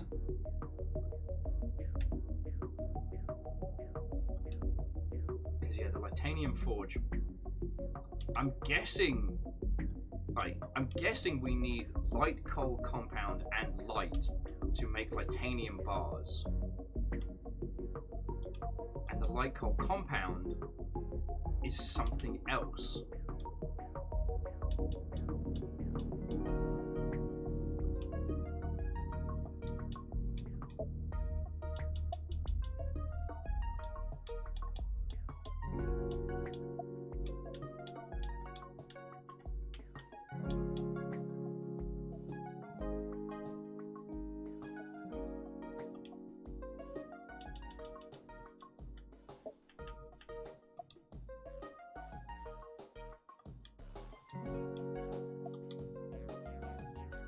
Okay, so step 1, chuck some stuff in the light furnace. Alright.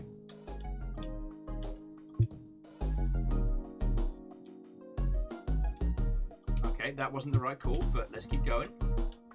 We've got some coal, we've got some stone, and we've got some metal. First things first!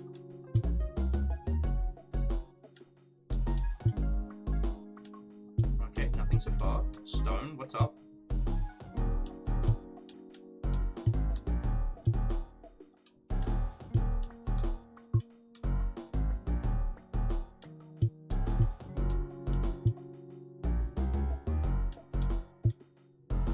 Hexagreen, I am trying to throw things in the Lithium Forge now, but I have been a wee bit of a strumpet.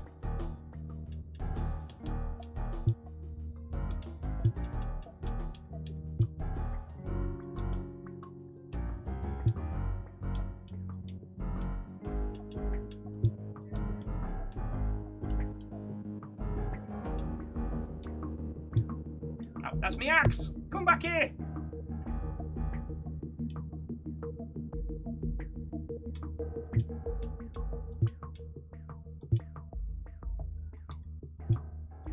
Stop throwing your axe on the ground.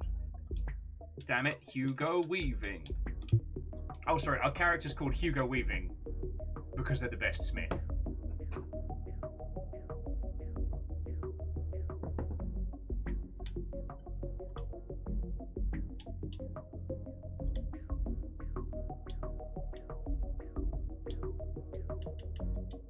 I mean, so the weird orbs are primarily for spooky crafting.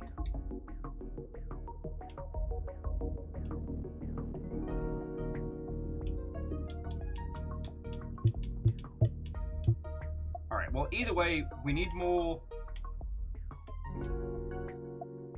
Yeah, either way, we need to bring more stuff for the animals. We need more of the Lightanium, or the little sparkly sparkles, and then we can work out what we're doing with that. Hookshot, if I'm missing something very obvious, feel free to let me know. Like, I've been hoofing coffees today, but I'm not the brightest spark. In fact, that's pretty much a typical Will type scenario where, like, I can wax lyrical about the complexities of video game price points and how we judge art, but basic things, I'm like... Like, that's the level of intellect that I am bringing to bear.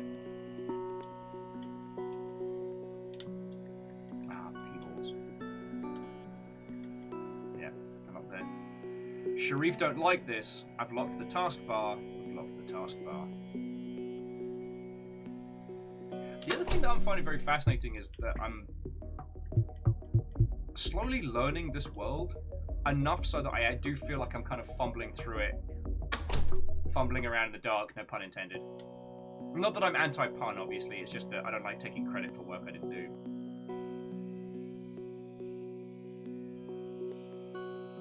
Hook's like, you have a light forge, you can get light matter, I'll let you work out the rest. Alright, alright.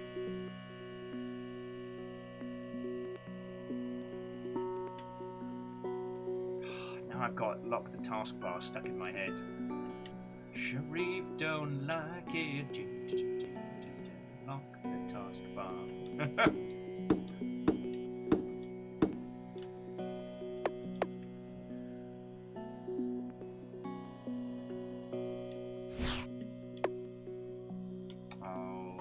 You got distracted and forgot to get some snacks for all the tiny little critters in the sea.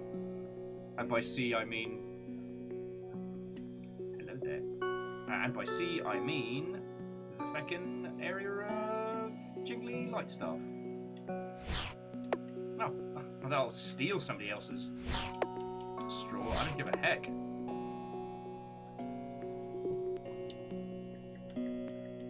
on it. I'm sorry, friends. I'm having a couple little issues with the taskbar again. It's being a butt.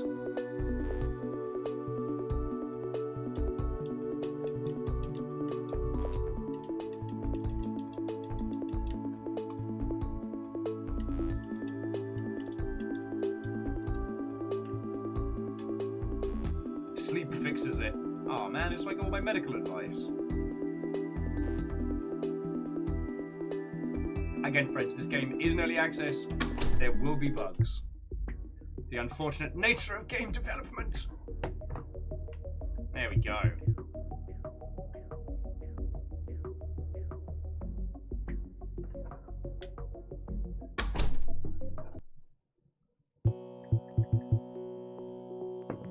Alright. Let's go get light. Doctor, I've lost half my face! Have you tried getting more sleep? How many hours a night are you getting? Sir, I don't think you understand. I don't have eyelids anymore. Yes, but really, have you tried just a good night's sleep, bit of water? Right as rain in the morning. I'm literally dying. Ah, you not. Hypochondriacs, I say. Sorry, I don't know why I do these impressions sometimes, because it hurts probably me more than anyone else. I'm doing this to me.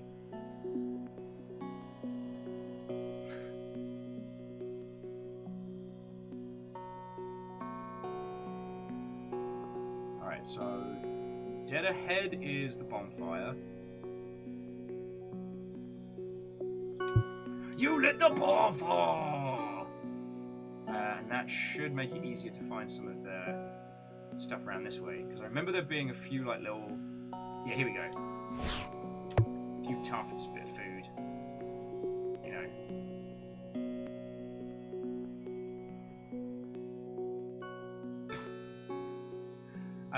Quick question, does anyone know how I can delete someone else's Twitch account? Asking for a friend. Sorry, Vanderbeest was like, Wait a second, if you get light matter from a light forge, do you get bark matter from a tree? Can't believe you've done this. I called you my friend. Vanderbeest. Can't believe you've done this.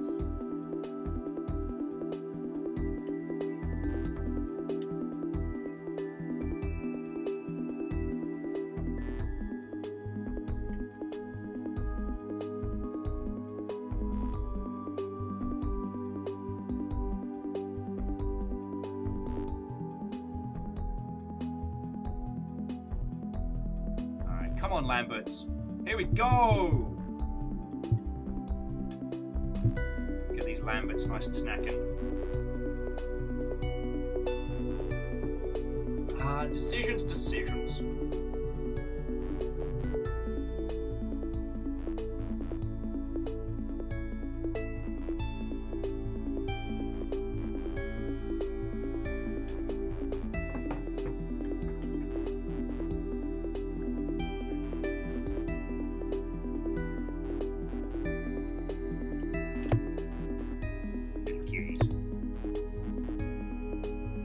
I'm sorry, friends. I didn't mean to go into outer space for a second there. Lambert hunting is a tricky expedition indeed. And Sinful, good afternoon. What ho, friend? Hello. Welcome to Light Matter, our little sponsored stream. We're feeding Lamberts. Because Lamberts eat straw and poop out little crystalline elements of light. How are you?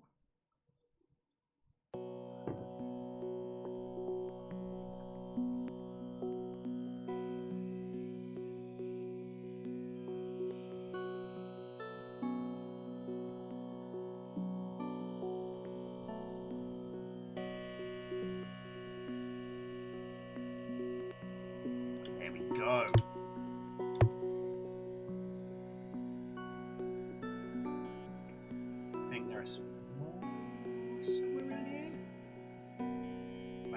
Lamberts for days, and they hang out in pairs, so this is good.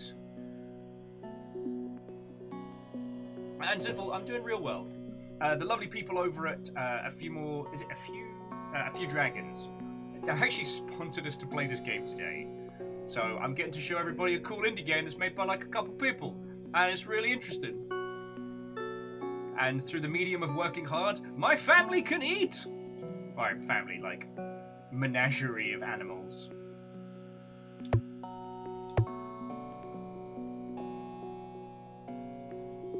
Because, like, let's be honest, I require very little sustenance. Carbs, coffee, occasional attention. Alright, there's one Lambert. Where's your mate? Where's your other Lambert? I know you lot operate in pairs. Where's your buddy? Where's your pal? Wait, did we find the lonely Lambert? Sad. Sorry you're lonely. Will Overguard's fantastic beasts and how to feed them. I do like you feed them and they have like a little post-snack nap. That doesn't stop being lovely.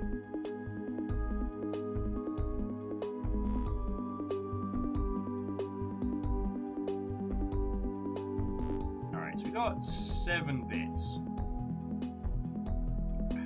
I don't think there are too many more Lambert's out and about.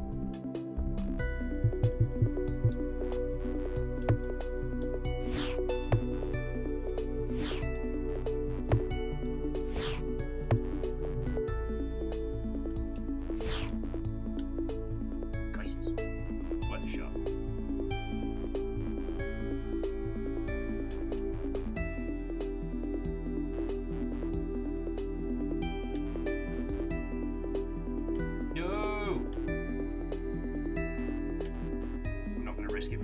That's how I get myself jammed in the geometry and then sobbing at Hookshot being like, I was doing so well and then I tried to get a little bit more straw and then my character got stuck and now I can't do anything.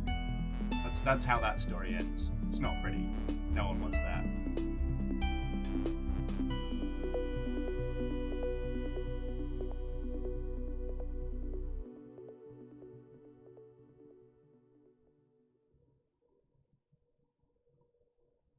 See if I can find that rogue Lambert. So we've got enough Battlestar Snackalactica to feed him, and we don't have to be back for a little while, so... Congratulations, you've made a game that I'm concentrating on very, very astutely. It's definitely scratching a lot of itches, and... Here's the thing, usually with a title like this, especially, Stardew Valley stresses me the fuck out. Forgive my swears, friends. It's just... Everyone tells me Stardew Valley is their, like, calm comfort game. And I'm like, cool. How? Because, like, I don't see it. Like, there does reach a point in Stardew Valley after, like, a year or at least a few seasons where I've got a good rhythm and everything's coming together, but... The whole of Stardew Valley, every day feels like it's not enough time. Every day. And the thing that, I guess it makes me laugh, but it's also a little bit tragic, is that the whole initial hook of Stardew Valley is that you leave your soul-crushing corporate open office job to live a lovely, relaxing life in the countryside, except my character doesn't do that. He leaves his weird games industry adjacent, you know, big corporation gig, and then becomes a stressed out workaholic farmer who's hoofing potions just to stay awake at night.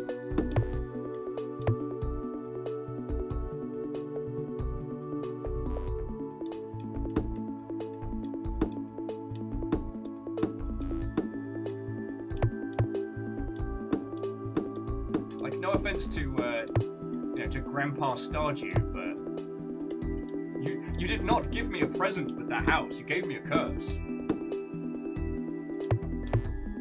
Salem says they have to change their mindset to play as a chill game. Yeah, it's just, there's very clearly a wrong way to play Stardew Valley.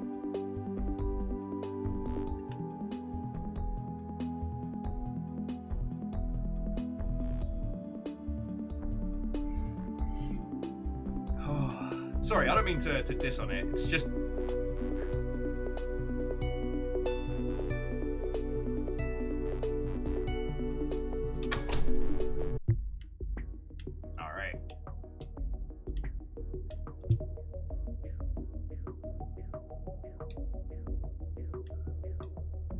Alright, let's see what the Lightanium Forge gives us.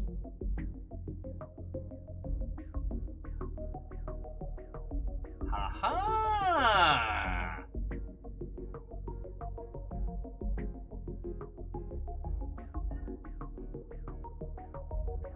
So, by my calculation... Oh, okay, so it's 2 of these per... Here we go. Oh.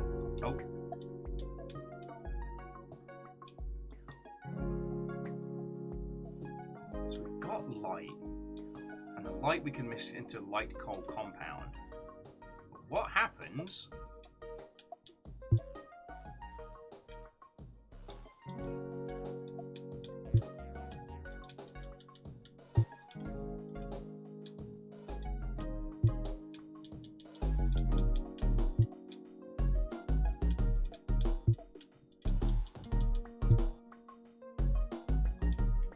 Yar, I don't know what I'm doing. Let's have a snooze about it. Oh. Oh.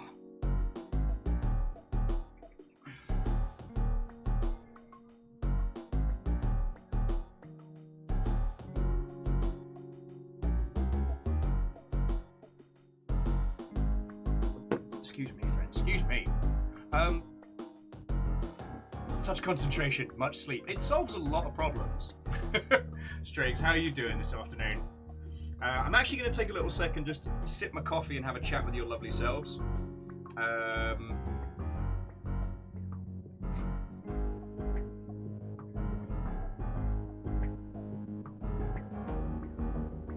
Like, it's one of those days where, alongside this being a great game and having some really cool in-depth chats with everybody, a crap load of stuff got announced today.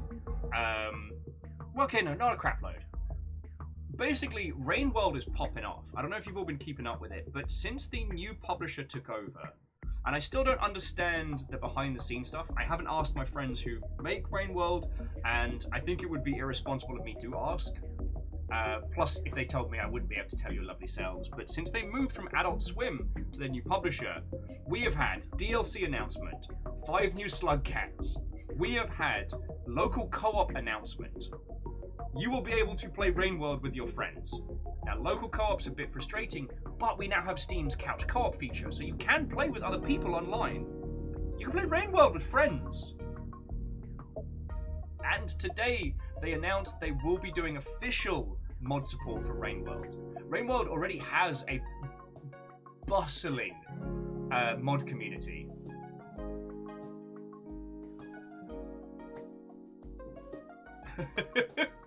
Strake says today's been going well. Seem to either be completely lost or ahead of schedule. Yo, I'm literally both right now. I am both things. I am lost and ahead of schedule. Combo! Oh.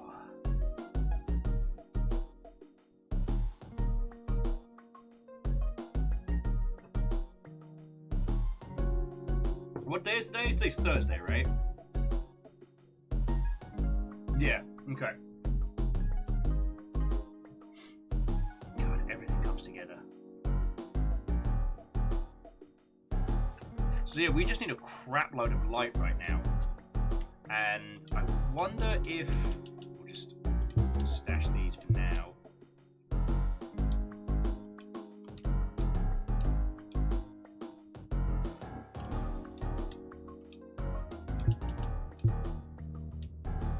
Just get a bit of iron on the go.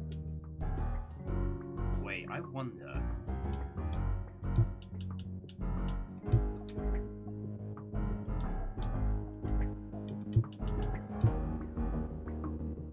It was worth a shot. I thought I might be able to like infuse the iron with the light. You know, going for a very Destiny-esque kind of solution.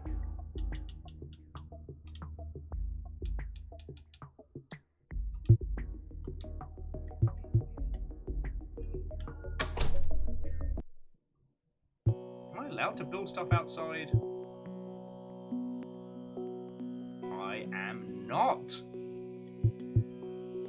I don't know how, Martha, but somehow this is your fault. I'm just gonna blame Martha for it.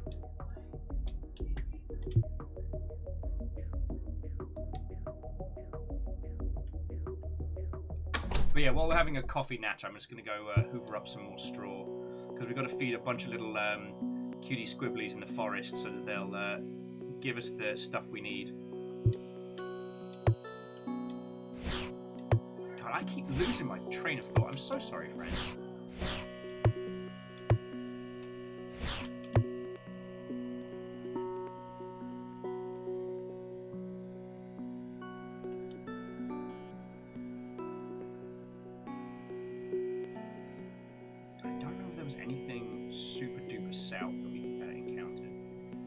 Sorry.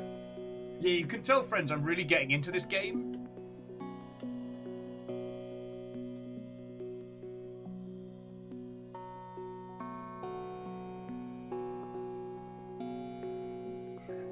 Like, I may have to start considering bringing our adventures to a close in a little bit.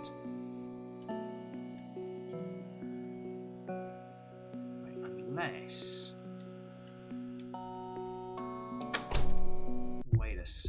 Wait a second. Alright.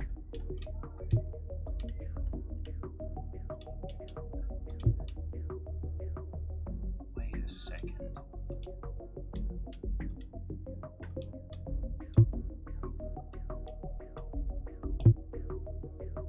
So that's light coal.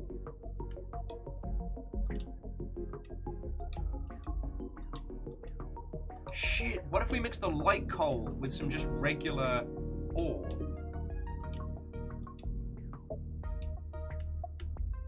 Oh, I've got an idea.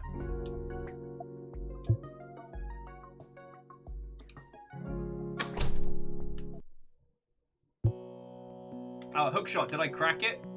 So going to the mixer, make the light coal, combine the light coal with the metal. Because, like, Tenacious D were very specific about what to do with the metal.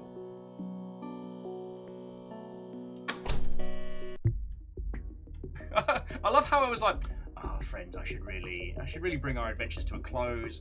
I'm clearly not caffeinated enough. I'm a little bit spacey.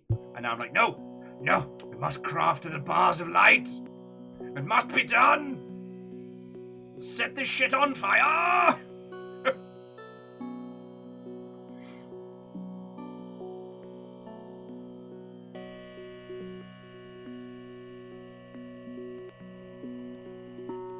Close. All right.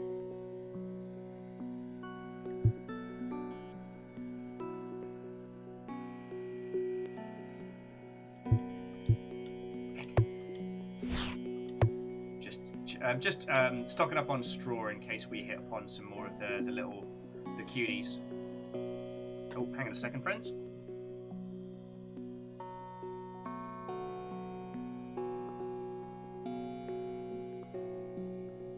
Terribly sorry, terribly sorry.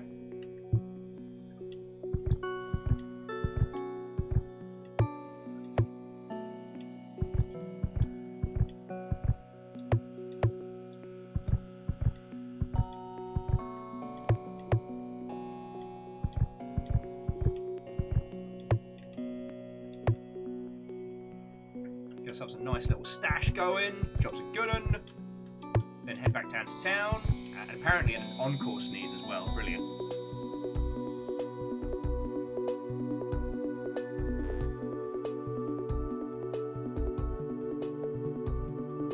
Oh, I'm so sorry, friends.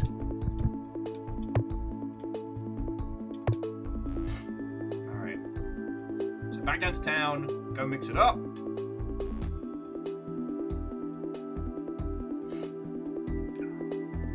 Forgive my interruption of sniffles. Yeah.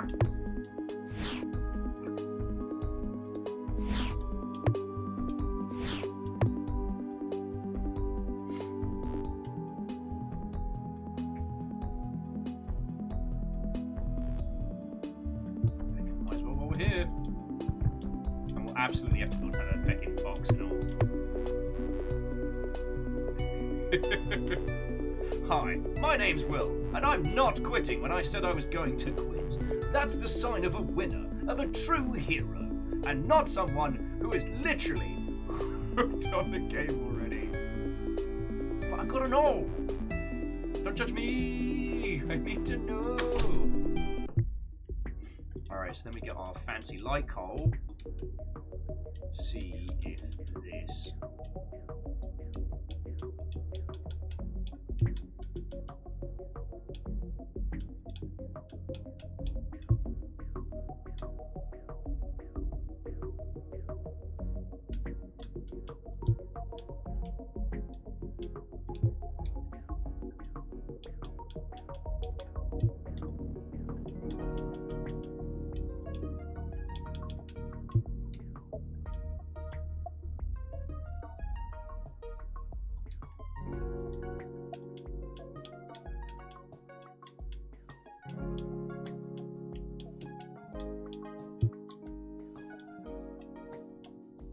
Shit.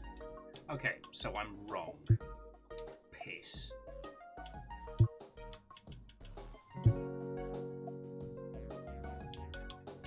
Piss! So close. A hookshot, help me out here! I'm losing my little nonsense. Johnny! We haven't done Little Misfortune yet.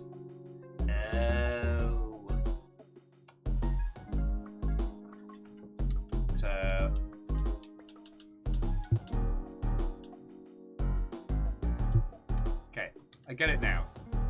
We just had to refine the mixed powder. Wait, why does it say? Because that's a Lightanium bar. Collect 8. Wait, I have 1. Learn to math count, video game.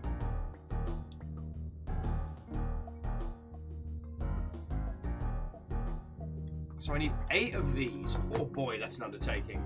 But we did it. So we need to go talk to...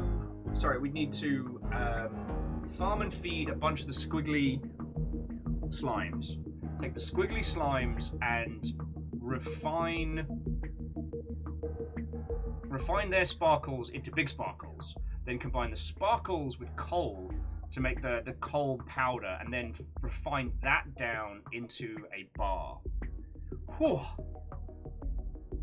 And we're at 1 of 8. So, like Hookshot, I do think this is a good place to bring our adventures to a close today. But I am going to be working ruddy hard myself to finish this up. But I want to head over to the spooky region because I really like that tune. Yeah, and Hookshot, now I know, now it's faster. And I do like exploring this stuff. I just didn't want to bore the lovely Longshipians with me smacking my head against puzzles I should be able to solve and didn't. You know? These lovely Mother Hubbards put up with enough of my nonsense on a daily. Why? I don't know. I assume you'll get some kind of like care in the community discount or something. You can write off looking after me is something you can write off on your taxes. But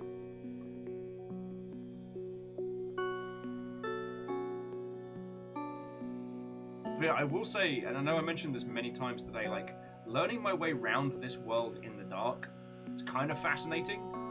It's definitely something that I want to unpack why it's satisfying. I don't quite get it yet. I'm going to need to digest a lot of this game. But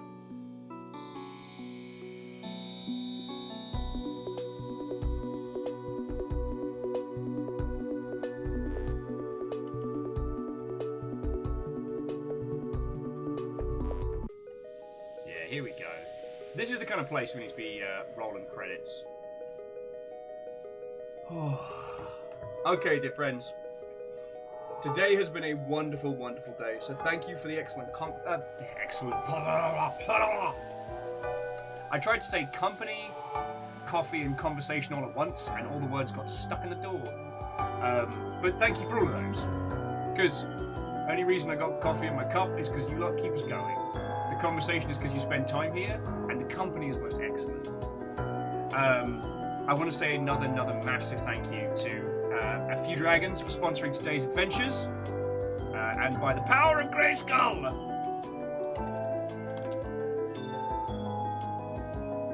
No, I spelled light matter instead of Lightsmith.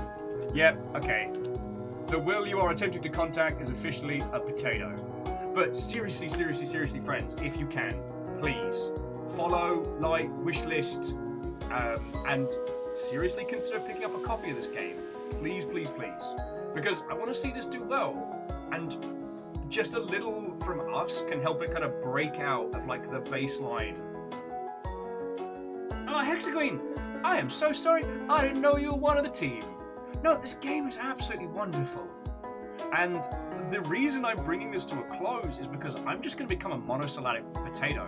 Like, I can feel myself being like, I gotta make 8 light bars. I got 1. I can do this. Like, this is the kind of shit that would have me chasing the dawn in Terraria and stuff like that. You know what I mean? Like, this game is wonderful. And, like, thank you so much, like, for bringing it here. You know?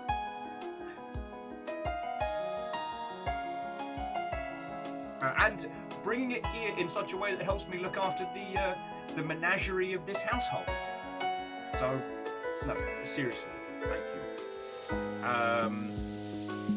Yeah, as sponsor streams go, this has been bombastic. And apparently, you also decided that you were going to chuck a whole fuck ton of bits at my dumb face. So for that, I do want to say thank you, alright? You know, you're what keeps us going. And I'm so grateful for that. Thank you. Like, why you lot put up with me some days, I do not know. I do not know. But, at the risk of veering into self-deprecation, hopefully I do something to be worth it. Like, Caffeine claimed a new shield that no one has even touched before. And in with it locked in a strong place in the Yaldom. Even through the Summer of Chaos, friends, we're fucking doing it. Thank you. And to that end, I would like to thank the following people.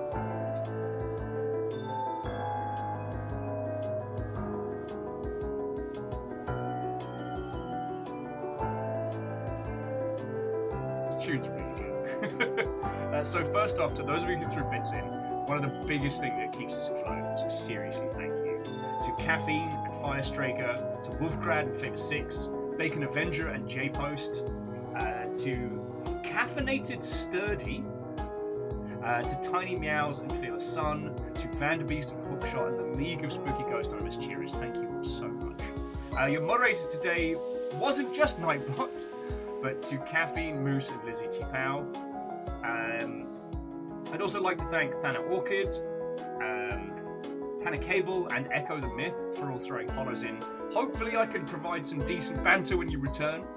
And to Beadora, Read Only Memory, Valkyrie Lantern Witch, Adam and Sarah, Quincy Bovine, Caffeinated Sturdy, Levdev, Thana Orchard, tripping over my own words, Ivan, Glitchwolf, Sniper Chris, Lost in JP and Fuzzy, whether it was a House Carla Hunt or 25 months, you fecking legend.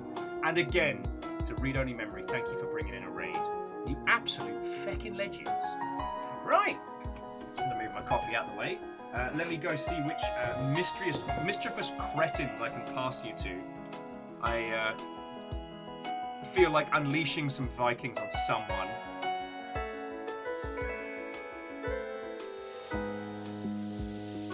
Let's see who's up.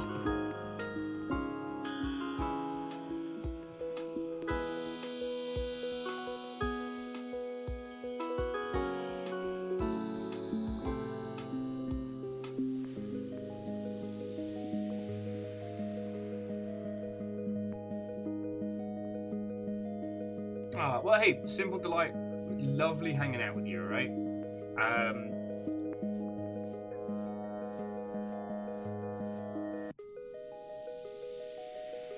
that's a little bit further in than I'm at. Okay. I wanted to share the love with read-only memory, but they are way far ahead of me in neon white, and I still need to give my hands a rest. So I'm going to make you Fiona's problem. From one side of the room, from one side of the house to the other.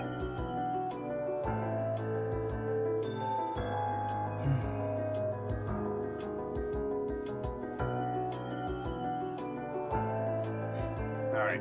Aganaki, have yourself, and all of you, have yourself a lovely rest of your day, alright? I don't know what I'm going to do with the rest of my day. Probably craft 7 more light bars and stare at the ceiling.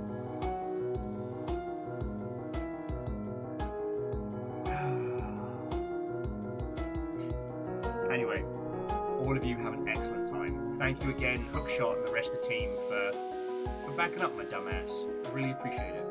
I really do. Right, tomorrow is Sea of Thieves, and Saturday's a Spot of Armello. So it's gonna be a nice couple days. Yeah. To be continued, friends. To be continued.